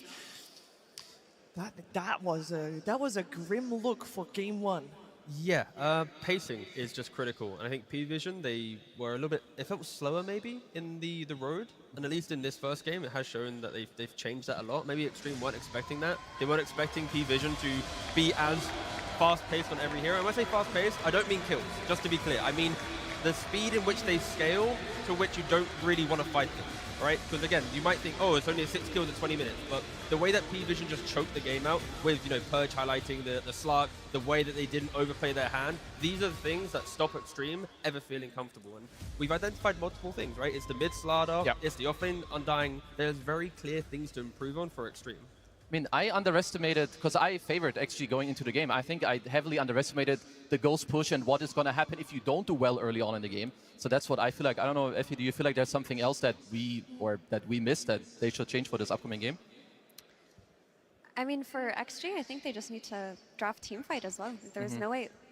It was a very one-dimensional draft, which works if your dimension happened, which was you stomp the lanes, you shut down the Lycan. If that doesn't happen, what's your re-entry into the game? They didn't have that plan B. And I think making a plan B is quite simple because they have really wide hero pools on their players. It's not like they're one-tricks on XG. Like, instead of having a Slardar mid, all of a sudden you can have an incredible damage dealer in Leshrac, for example. Instead of having an Undying, what if you have a Centaur who can set up kills for you earlier on? What if you have a Mars who can play with the Leshrac? Yeah. And just go down that path. And even with developing that, when you think about the bans, we spoke about, you know, Slark ban, Monkey ban. Imagine in a lot of those clips that we saw, or if there's a Monkey support there, without the Depth Shroud saving the Terrorblade. Like, the game's so different, because as much as we hype Slark up for the Vision game, the save is insane. Yeah. Like, unless you have AoE damage in a way to burst, again, like a Leshrac or something, that has to be respected. I also think the Lycan is a big problem. Like, this hero, to me, was the really big problem here because it stopped so much of their potential playmaking. Like, I mentioned it a few times already, so I feel like I'm really being annoying about this point, but when your supports can't comfortably enter a fight and disable heroes for you, unless you have disable coming from anyone else on the team, you can't make plays. Yeah, it also hurts you twice as much when you actually pick to shut him down, but then in the game he's like, no, you. He's like, top net worth, you lose the lane even though you're supposed to win it. Because yeah, this is not the type of game we usually see from XG, but at the same time, I have to praise P-Vision, like also for their bans. I believe Mars was taken out early on, like maybe also forcing like something else happening. And I believe the Leshrac was also last phase banned. That is a hero we did want to see. So if you're XG, maybe you need to up your priorities on a couple of these heroes. Maybe you 18 pick those. Try to get it early in the draft before it can get banned out. Because yeah, I'm just looking for a new game to also make sure that, you know, they should feel still very great, like the way they got here. They're an incredible team. So show it to us in the next game. But they have been in this position before, right? Against Spirit, they had the same style of game where it was kind of low kills, Spirit kind of hit that stride, shut them out, and then they adapted and they won the game free to win the 2-1 in the series, right? So it's not as if this is the first time a dominant team has been winning every game and then, wow, a slap in the face, wake up, right? Like, they've been here before during the tournament, so I am expecting them to have the correct adaptations, and of course we'll have to see it in the draft. But what adaptations are you creating? Because one of the points that we were making was that P-Vision, they have a lot of different styles. If you're adapting to their Ghost Push style, their Vision style, if they played last game, they could bust out easily one of their cheese drafts. I mean, in the time they have, minus Slark, everything's then playable. That's how I see it, because again, you don't have time to adapt to everything, but with how much you've done, like how regimented they are as a team, if you have Slark on the enemy team, you're asking to lose. Like, XG will never beat this hero. The way that I see them playing and the map state, if XG play into Slark, I just don't see them beating it. Well, this is where experience might come into play for Extreme. I'm sure there's been plenty of talks on how to adapt in game number 2. Of course, P-Vision only one win away from being top 3 here at the International. Let's see if they can do it, or let's see if Extreme has been able to figure out what to do next. Extreme Gaming versus P-Vision. Game 2. This time around, we did change it up a little bit. We got Extreme still on the Radiant side, P-Vision on Dire, but first pick go on the way of P-Vision, and that means Extreme Gaming gets overall last pick, and we do have some adaptations. Slark left in the pool, by the way, but we do have a change up with the Monkey King making it through. This was one of the bans that Extreme went for in the previous game. They get their hands on it now, and an answer coming with the Disruptor from Extreme. They looked so good on their Monkey King yesterday. They played it 4, and it's very similar to Slark in that it will provide vision. It's going to buy that helm, give you that ability to push lanes, and also just roam the map early on. And if I was going to pick a hero that's more problematic between the two, right now I would say it is Monkey King, because the flex to core that exists on Monkey King is much stronger than the flex to core that exists on Slark. Based on the draft position as well, opening with Monkey King is stronger in position. Like, you want to react with a Slark, so I can see why, because Extreme is second pick, they didn't ban out the Slark. I fully respect that. They might, again, down the line, but based on this, it makes full sense that Monkey's available. I would also say that both teams should be happy because, like you're saying, Monkey King is the same archetype, and I agree with the flex, especially against XM. Sure, he has a couple heroes that would be good against the Monkey King mid later, but you can also band us out with the Leshrac again. We touch on it. This hero is very strong. Would like to see that on him, but I still like that they do go back for the Disruptor. Like, it is still the idea of what you want to do against P-Vision, it's still there. I feel like there was something in the lane and some of the execution where P-Vision just really had their number, so the fact that they run it back, I'm happy with it. Will XG respect Lycan with the single ban they have available? Yes. I hope so. I mean, they could have this idea to run maybe Disruptor plus Ursa instead of Troll, because Ursa will play on an earlier timing on that Troll, and they won't be locked into farming for 20 minutes of the game. Yeah. No, I like the point of banning it. I believe it's also somewhat set up. You did take out the Beast and the Enigma in the first phase. From their side, they do only have one ban that they're able to throw in on this stage, so you kind of set it up to be able to only put it on the Lycan to secure your lane. They also pick out a phase. Just kidding.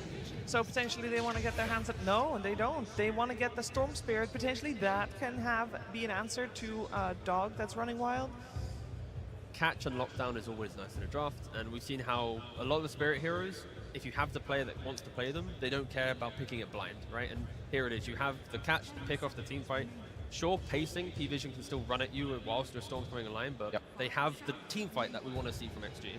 So just want to quickly point out the heads-up ban of the Meepo by XG, because there is an ET ban on the side of PV in that first phase. And ET, when you ban it, you're typically saying that, oh, I might consider picking Meepo, or I might be considering picking Chen, because those are the heroes that he typically counters. So instead of it banning Lycan, they're just like, you know what, we're not getting cheesed here. We're taking Meepo out completely. No, I like it a lot. And this hero has looked very scary in the right hands, right, of specific carry players. You have Satanic, obviously he plays it very well. I like the Pugna pick quite a lot here. Like when people get glimpsed in, you want to save them. Also, Net Award super good against these two heroes, so you keep yourself topped off. So for P-Vision here, you kind of want to decide. I would assume you just kind of jam your mid hero here. You see the Storm matchup, I would say you know what's coming. Make it easy and simple.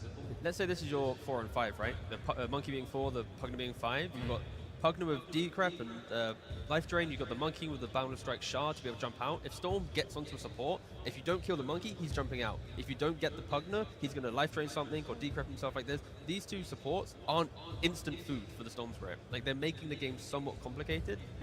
Secondary jump with the Storm would be nice, or just some kind of follow-up range damage to make sure that they're not in that situation where they can re-engage. Yeah, we've seen how they played both Invoker and Monkey King with first item Dominator. So we are now already expecting 2 Helmet Dominators in this game for P-Vision. That will be lanes getting pushed out, and XG, they need to find ways to shove waves cleanly. Disruptor doesn't do it, Storm does, but you need at least, I think, 2 more heroes so that you're not forcing the obvious that one guy has to go and do it. Like, it needs to be your entire team naturally doing it. I would say what we're looking for XG with what we've been saying too, in my mind, you want follow-up damage into your Storm jump, like maybe with the 4, GQ's hero could be what the Snapfire himself, or maybe a Hoodwink. I think there's something else you could look for, which is maybe SD, but I think your support duo isn't the greatest. I like Lycan a lot here. It's good against all these heroes. You rush Nullifier against the Pugna, good answer. You have the Global Howl in the nighttime also to make it easy for your Storm. I like what's happening here. And then you get the follow-up damage from Hoodwink that just came out for that Storm Spirit. So when he is jumping this backline, they make sure they can kill the targets they go on. I have seen this before. Yeah. If you're able to shutting down Lycan in the early game, it matters so much. Like, sure, you have 2 Wolves and a Dominator. Do you think Brood is going to care about this? You're all single target. So yeah, this pick is very nasty. And normally when you have Broodmother, you kind of want to play away from her webs unless you're really strong. But now when you're playing away from her webs, you're going to be running into 2 lanes that are shoved into you. You then eventually push them out, and all that time, Brood will have that additional item, that additional kind of resource. So it is a really toxic lineup from P-Vision where the map play is just exceptional. It's what they're doing so well to make sure that they are, close to being top 3. Maybe it's a little bit weird, but what would you guys think about actually putting Ame on the Lycan and you pick a new offlaner, like Magnus?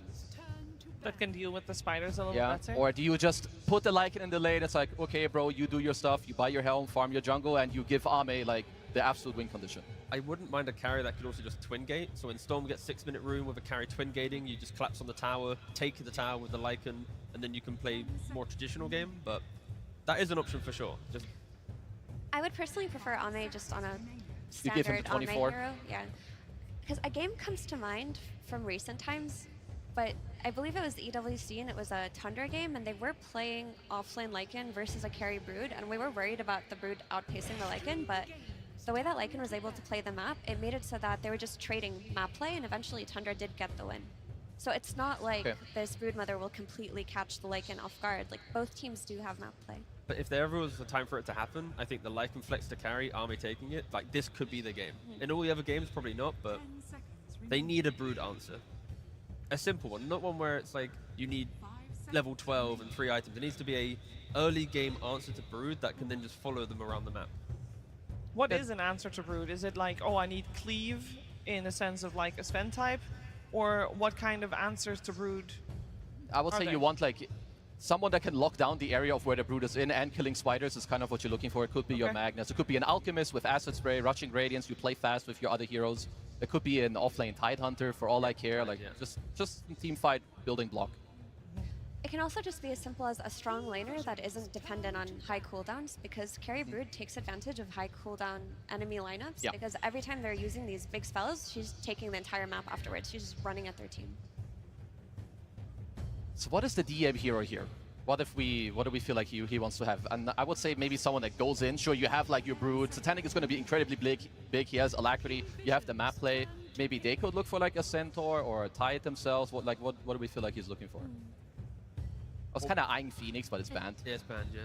They need more reliable lockdown, I believe, for the Storm Spirit, because we're talking about the Brood and everything, but there is the issue of the Storm Spirit on the enemy team. If the game does go too late, your lockdown isn't there outside of the Boundless. They just go for the Centaur, gives you an early stun, gives you save as well.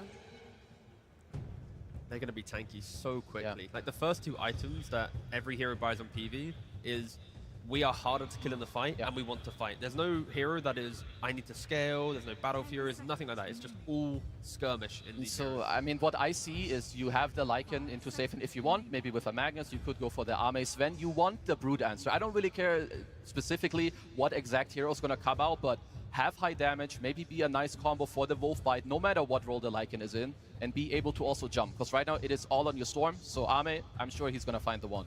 Do you guys hate Lifestealer here? I feel like they can map play with Lifestealer in Fest Bombs. It's a good lane versus Centaur. The Rage is going to be very useful against the mischance from Brood. Also a free BKB versus Invoker.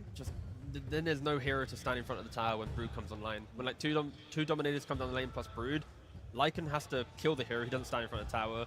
Storm, Hoodwink, Disruptor. Like, there's no one right now going, don't worry, guys. The aggression's coming. I will weather the storm, and then you follow up after.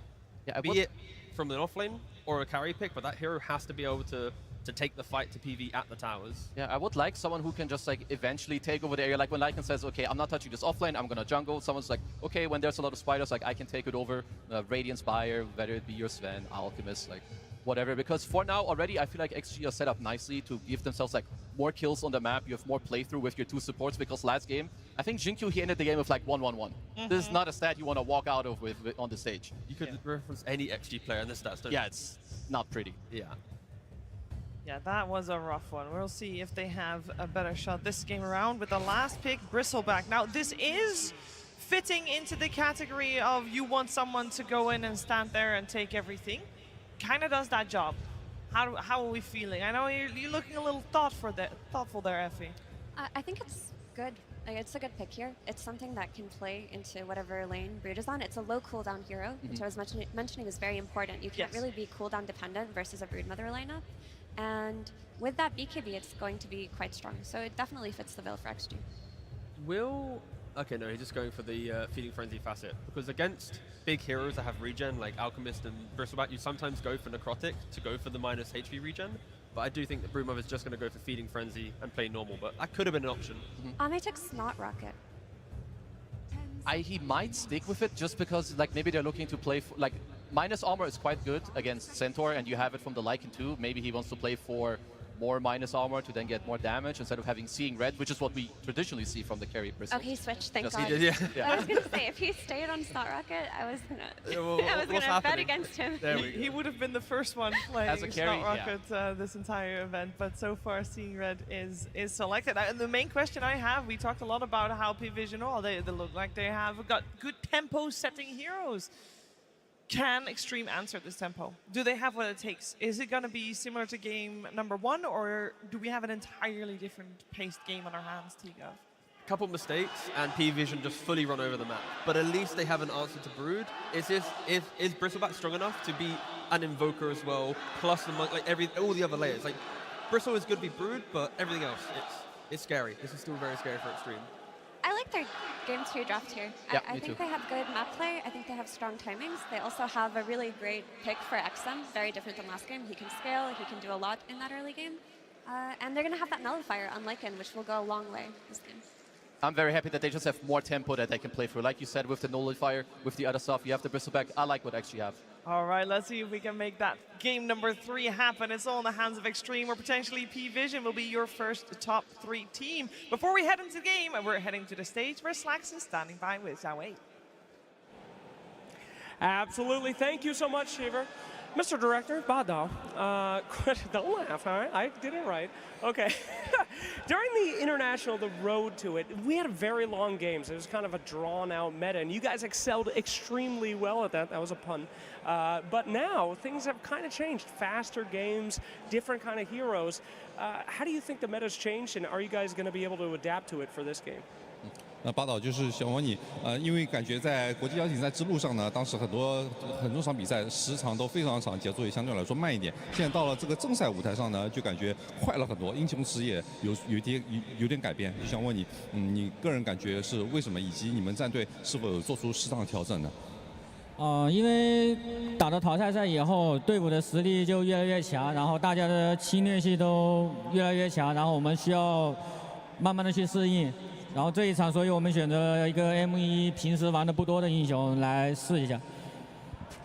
Well, as we progress into the international, the teams are stronger and stronger, and every single team has their strengths, have their secret weapons, have their heroes that they specialize in, and it is something that we absolutely have to adapt to. I mean, this game right here, Bristleback, it's not a hero that Almay has been playing a lot recently, but we have to pick it just to react, to respond to what the opponents have. Thank you. What thing did Dong, by the way? As I was watching your draft there, I did see that you let them get their classic support Monkey King and they had a Brood. You had a lot of issues to solve. Do you feel like you solved both of those issues with this draft?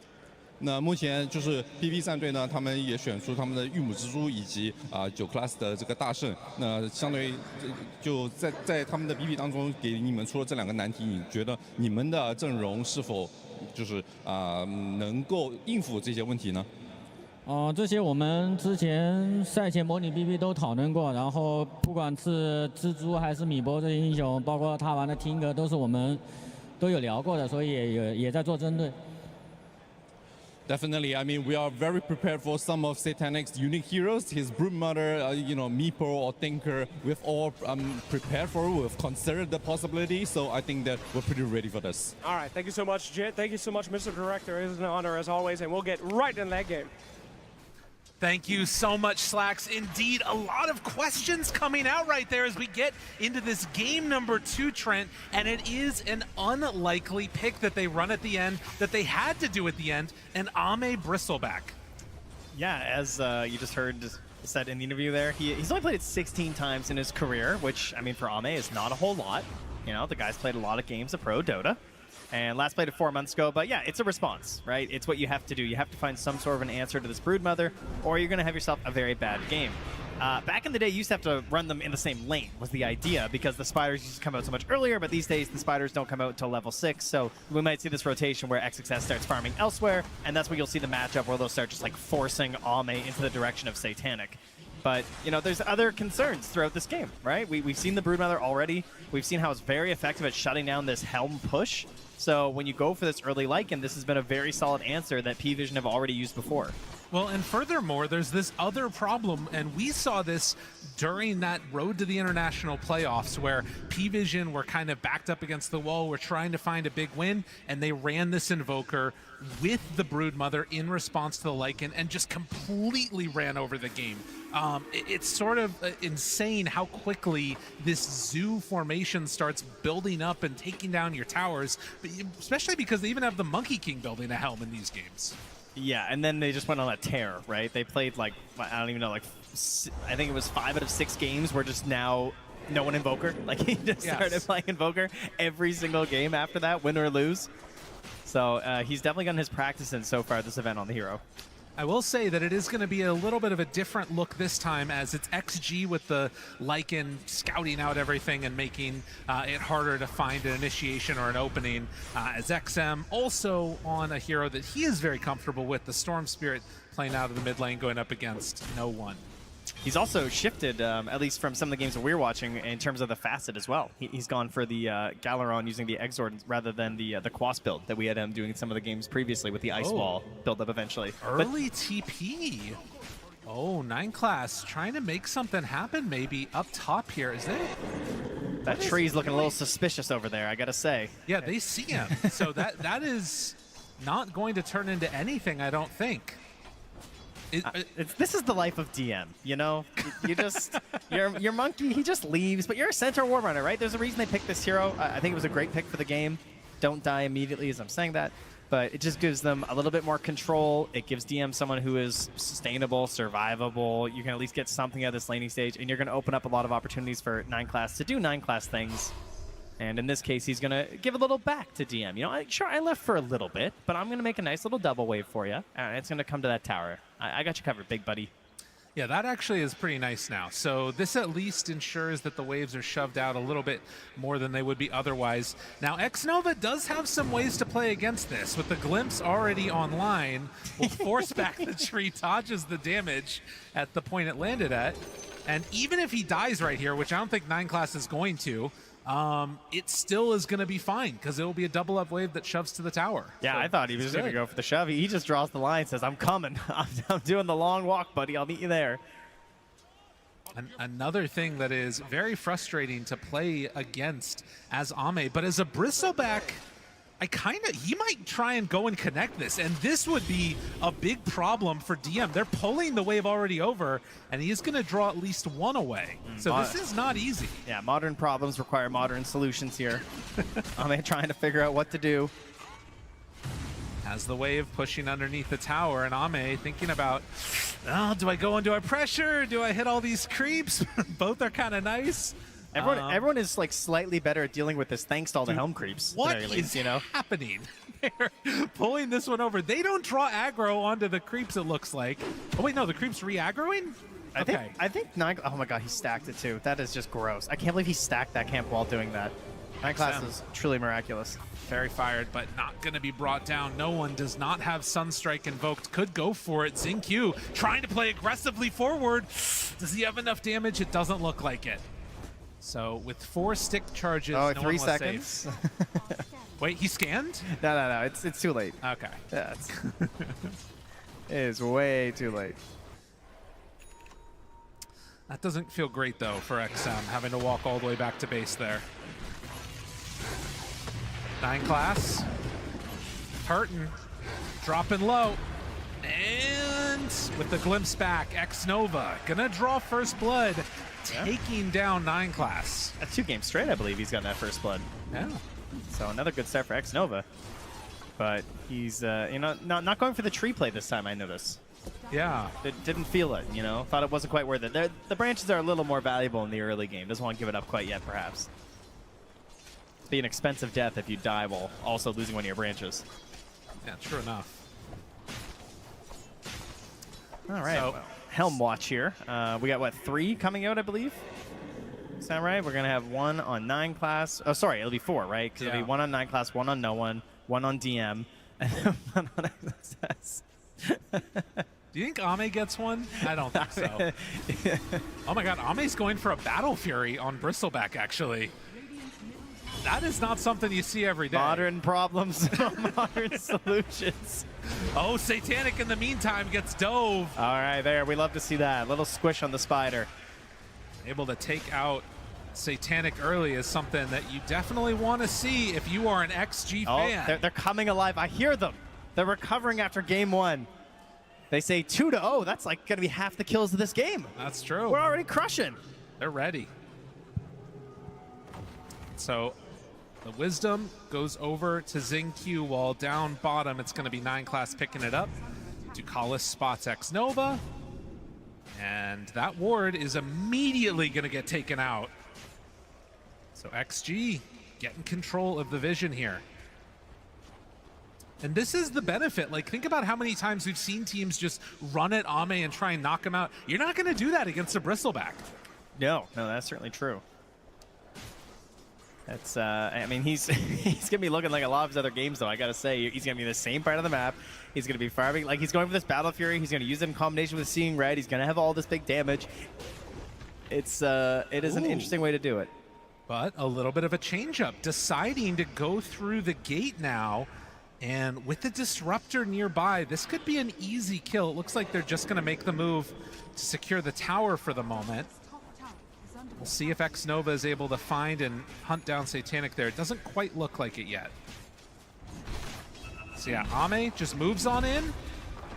Gonna take down this tier 1 tower in the top lane, and this push that they're building, it's gonna be a little bit tough to deal with. I mean, he's only gonna miss a couple creeps down here anyway. He's still gonna get back for this next wave coming in, so not the worst rotation. Even if they did just abandon the tower, he kind of guarantees that's going to happen. Snags the last set on the way back in with the Quill Spray, and he'll just go chill back in his lane as 9 Class tries to pull it in, but it's just more farm for Ame.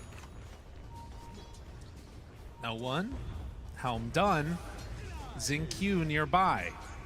With Ducalis also, and everybody sort of converging to this lane together, it doesn't look like P-Vision are in a great position to fully come back and defend this yet. There's Wolves scouting all of it too. Do we know who the best RTS player is in Dota 2? Like, are we aware? Should they be getting signed to a team soon? Like, there's a chance. That's really the stand-in we need. Absolutely. All right, XM backs out, tower down to about a 3rd HP. Every push does it a bit more. 9 Class only level 4 on the Monkey right now. And are they going to make a push of their own? The Helmet's definitely possible, but it's hard if Bristle decides to TP in. Yeah, he is the wall, right? He can just like pop on in, make sure stuff slows down. I mean, we're imagining some sort of an issue where perhaps he has to match up with the Broodmother, right? Where maybe Brood starts getting these kills at level 6. She's hunting down some individuals in her lane, but not quite there yet. No. As the wolf howls in the arena, XSS will continue his push into some spiders. A bit of a gank set up here on bottom. Ame gonna stack up. Now, this dive underneath is pretty crazy if they go for it. I think they need the Sunstrike. Underneath the tower, Ame, do they decide to jump on him? The channel, there's a lift up Disruptor, the first one that gets gonna get hit, but do they have enough to bring down Ame? I don't really think so. This guy is hard to kill. And at the same time, while this is happening, wait, maybe a minute, fully surrounded by 4 heroes, Ame, they jump onto him now, trying to blow him up. Where's the TPs? Ame living for a while, but not long enough. Yeah, I thought you might need Sunstrike, like, if he got help. But they just decided it's a lost cause. They say, whatever, can't deal with it. Let's just take the mid tower instead. So he does get punished there on Ame, and this is likely going to continue into a push, you would think, on that tier 1 bottom. Can't imagine there's going to be any sort of a defense now.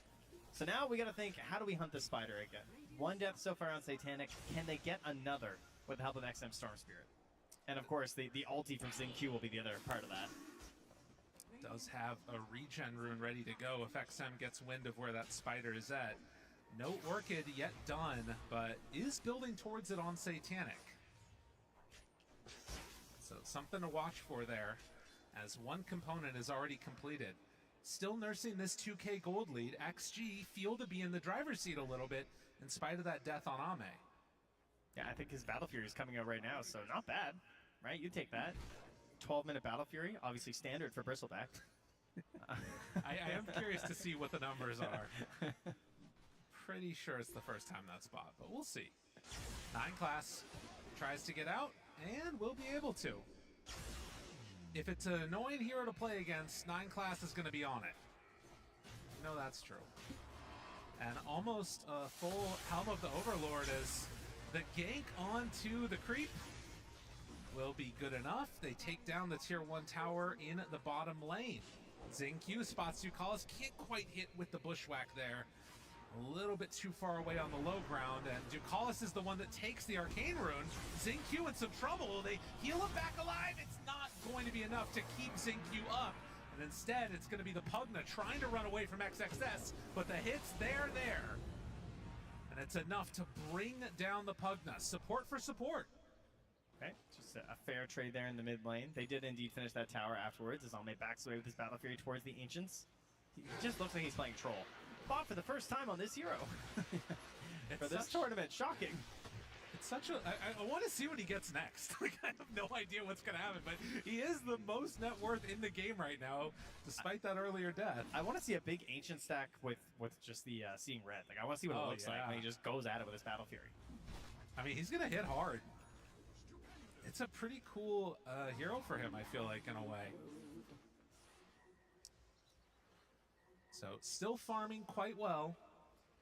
They are losing a little bit of the pressure that they had earlier on the top side of the map. And now 9Class coming in to pick up some Lotuses for himself. It is going to be a Sanjin Yasha, indeed. Yeah, he's going to go for the Sanjin Yasha, and the Howling Wolf, I imagine it's probably his responsibility on XXS to get the Nullifier this game, right? It feels like you're going to need one, right? Otherwise, you're going to be dealing with D-Craps, and I'm sure there'll be some additional Ghost Scepters picked up after as well. Unless you're really confident in your ability to just purge people with a creep. But a smoke up, and there is a creep here scouting for them while Brood tries to back away. I mean, if XM jumps in here to an Orchid, this could be a disaster. Thinking about it, goes Satanic, pulls him back in. No, that's the Orchid, but they get the glimpse. They got what they needed. Find the Brood with a Sunstrike, and then they stampede away. That is not the way that was supposed to go at all. They destroy the Storm, and, well, are they going to be able to fight into this? Satanic actually getting hit there by the tendrils of the deep. Jeez.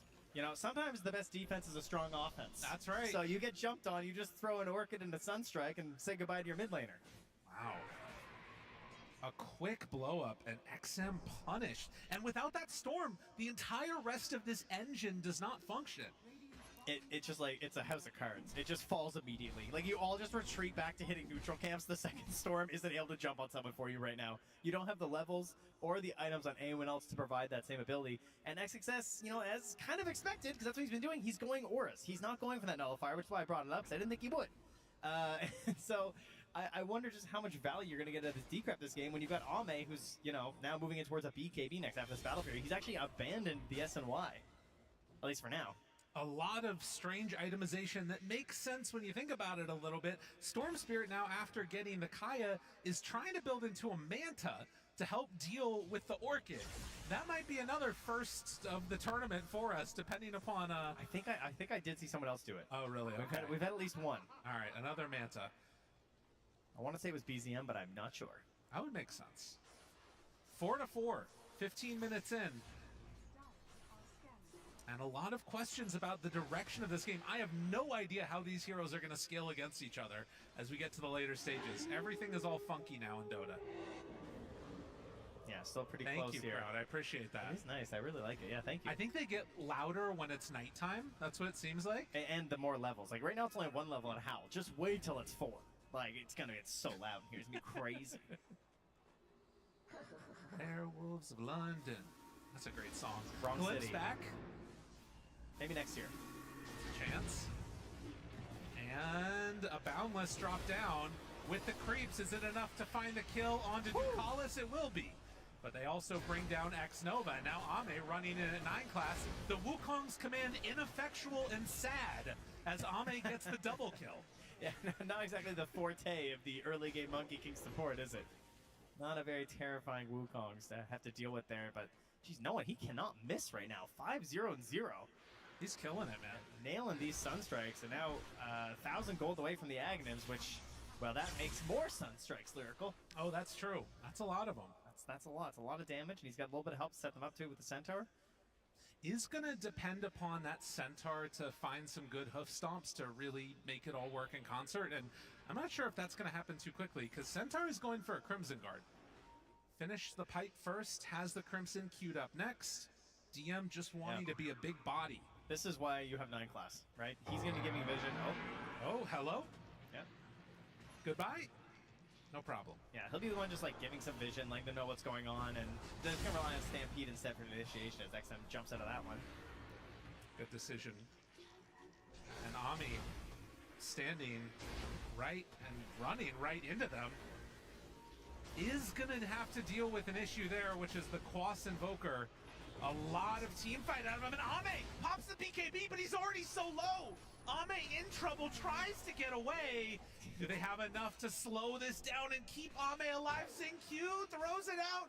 Needs a bushwhack to stop, but the hits, they keep on coming. Satanic can't chase anymore, and Ame knows the limits of his hero, apparently. Able to get away from this one. They decide to go back in. X-Nova off the side. Static Storm down. It only really catches onto one, and as the chase continues, trying to find this finish, the Sunstrike hits! Ame in trouble! Ame low! Ame, get out of there! Save Private Ame! He's got to run, but there's nowhere left to run.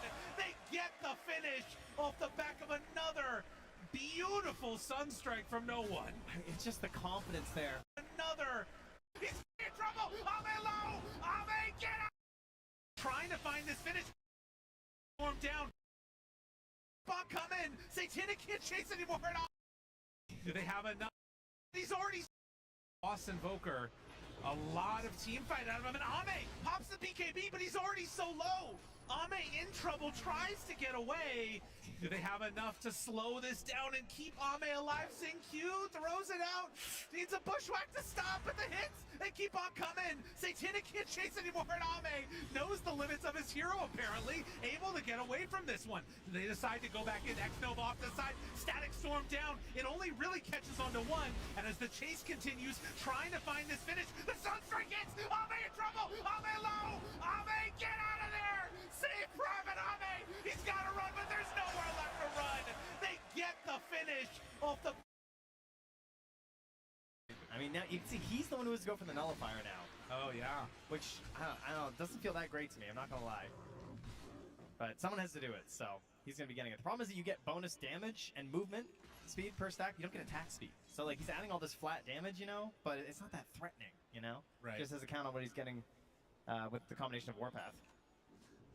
Eventually, if we end up seeing XXS go towards an Aghanim Scepter, maybe that's something that can help with it. Already has the AC done on the Lycan, so... I like this idea. If he's forced to go Nullifier, I think that's only fair that XXS buys the eggs. Yeah. I agree. Oh! See, that's level 2. It's louder. Oh, that's good. Very nice. No one getting in on the action, too. Smoke up. Many heroes heading up to the north side of the map. XM showing mid as well, right? He's trying to sell that they are not coming to contest this. Tormentor over to the side. They see the creep. But he's waiting for the rune. All right, can XM get something to give them a good fight here? It's an illusion. That's not it. A good thing to save the silence. The howl out. That signals their charge forward. DM already a little bit low, backing away in his Centaur form. 9 classes drop the Wukong's command that the wraparound is happening. XM jumps, finds CM. It's not always great to go on the Centaur at the start, but they don't have another great target. There's 9 class, turns now, wants to find something. Satanic hunting now onto the Disruptor. Can they chase down this bug? XXS getting controlled off to the side by DM. He's low, but they're trying to kill Satanic. XXS gets out. Satanic, not so lucky. Can they find more? XM low on mana. Can he break it? Yes, he does! 3 dead for P-Vision, and XG up the hill for the Tormentor. Finally getting themselves a win here as they head over to this objective. A Sunstrike will come through, but it's not going to catch anybody. So into the Tormentor kill they will go. XM goes right back to them with 9 class lurking nearby. They might get themselves something here. Low on mana, low on mana. XM in some trouble. Can he zip away? Get some separation, and with the TPs coming in, that stops the movement. Xingqiu already has... Oh, Xingqiu. Oh, Xingqiu, no! He's low! But can they kill off no one? With Ame here, they have enough damage, but do they have the control? The save is coming in, and the Sunstrike! Oh, XM almost dead! XM trying to get away, and XM is gone! It comes at a cost, but they do get the no-one kill. Okay, they've still got a decent lead here, and now 9 class as well. This is going to work out well for XG if they still get this at the end. Can he jump away in time? I mean, Ame instead chasing over Ducalis, just looking for a 2-hit, but P-Vision are getting away for the moment on the supports. The channel, but it's not going to stop the hits. Ame coming in strong. All right, showing some signs of life here. They get the Tormentor. They get a little defense before eventually losing XM, but they're able to trade for a couple of kills, so it still comes out net positive for them. And it's Ame who's getting the lion's share of these benefits. Will he commit for the Nullifier? Is that going to be his plan here? And XXS for now going towards that BKB. Wants to have the ability to actually just like play through these engagements. And you imagine Satanic, yeah, thinking the same thing. After that fight, getting stuck inside the Static Storm, He was almost able to fight his way out with the incapacitating bite in combination with going for the insatiable hunger, but it wasn't enough.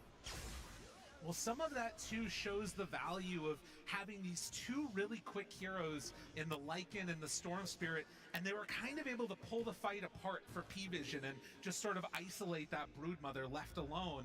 We'll see if they can do that again on XG as they are smoked up with 4. Ame showing on the lane as they head into the triangle. They got lots of sentries, lots of dust to deal with this Glimmer, to deal with this Invoker.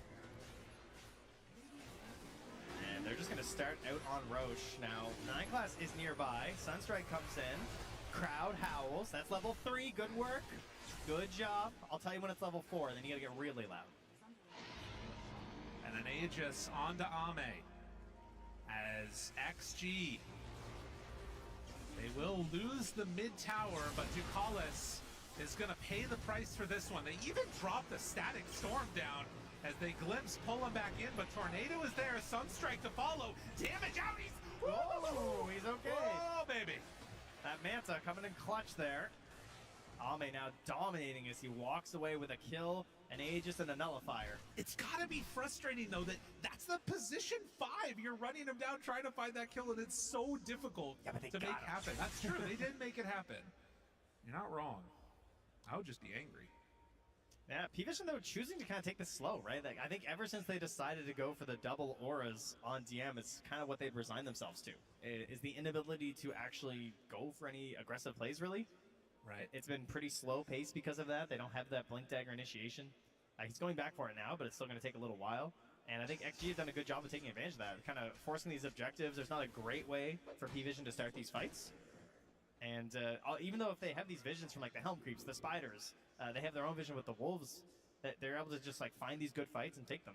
And also XM playing really defensively, playing around this Orchid really well. Well, and I do wonder now that DM is, getting his way towards that Blink Dagger, how much that's going to change the complexion of these fights. Are P-Vision going to be able to get that back line jumped upon? Will we see a little bit better engagements for them? Because while XG is winning right now, they're controlling the tempo, they have this Aegis, they don't have a tremendous gold lead. It's not something that's insurmountable right now. Important. It is level 4 Howl. Oh, there you go. So the next Howl needs to be really loud. You guys ready out there? Proud? Get ready for a big Howl. When it happens, I want to hear it really loud and proud, okay? To be honest, they're better at hearing it when I am. They know. I'm on the lookout. I think it's what's empowering these kills, Ame jumped upon BKB, held. He has that Aegis still. Are P-Vision going to stick around, or is this going to be a quick snipe? Looks like they're going to call it. There. Now, of course, there had to be the question, though. Ooh. At what point do we find he's going Bloodthorn instead? He was leaning towards the Silver Edge, has decided against it. Because honestly, even without the break, he is falling pretty quickly, right? Thank you. Don't lose your voices now. That's a good point. We got a long time. Got a long day. It's every 16 seconds. And to be honest, the way these games are going, this is not going to be the last Lycan match that we see. It's going to be around for a while. An unfortunate reality. I do that with my dogs sometimes. They get all they get pretty amped up. I know, that's great.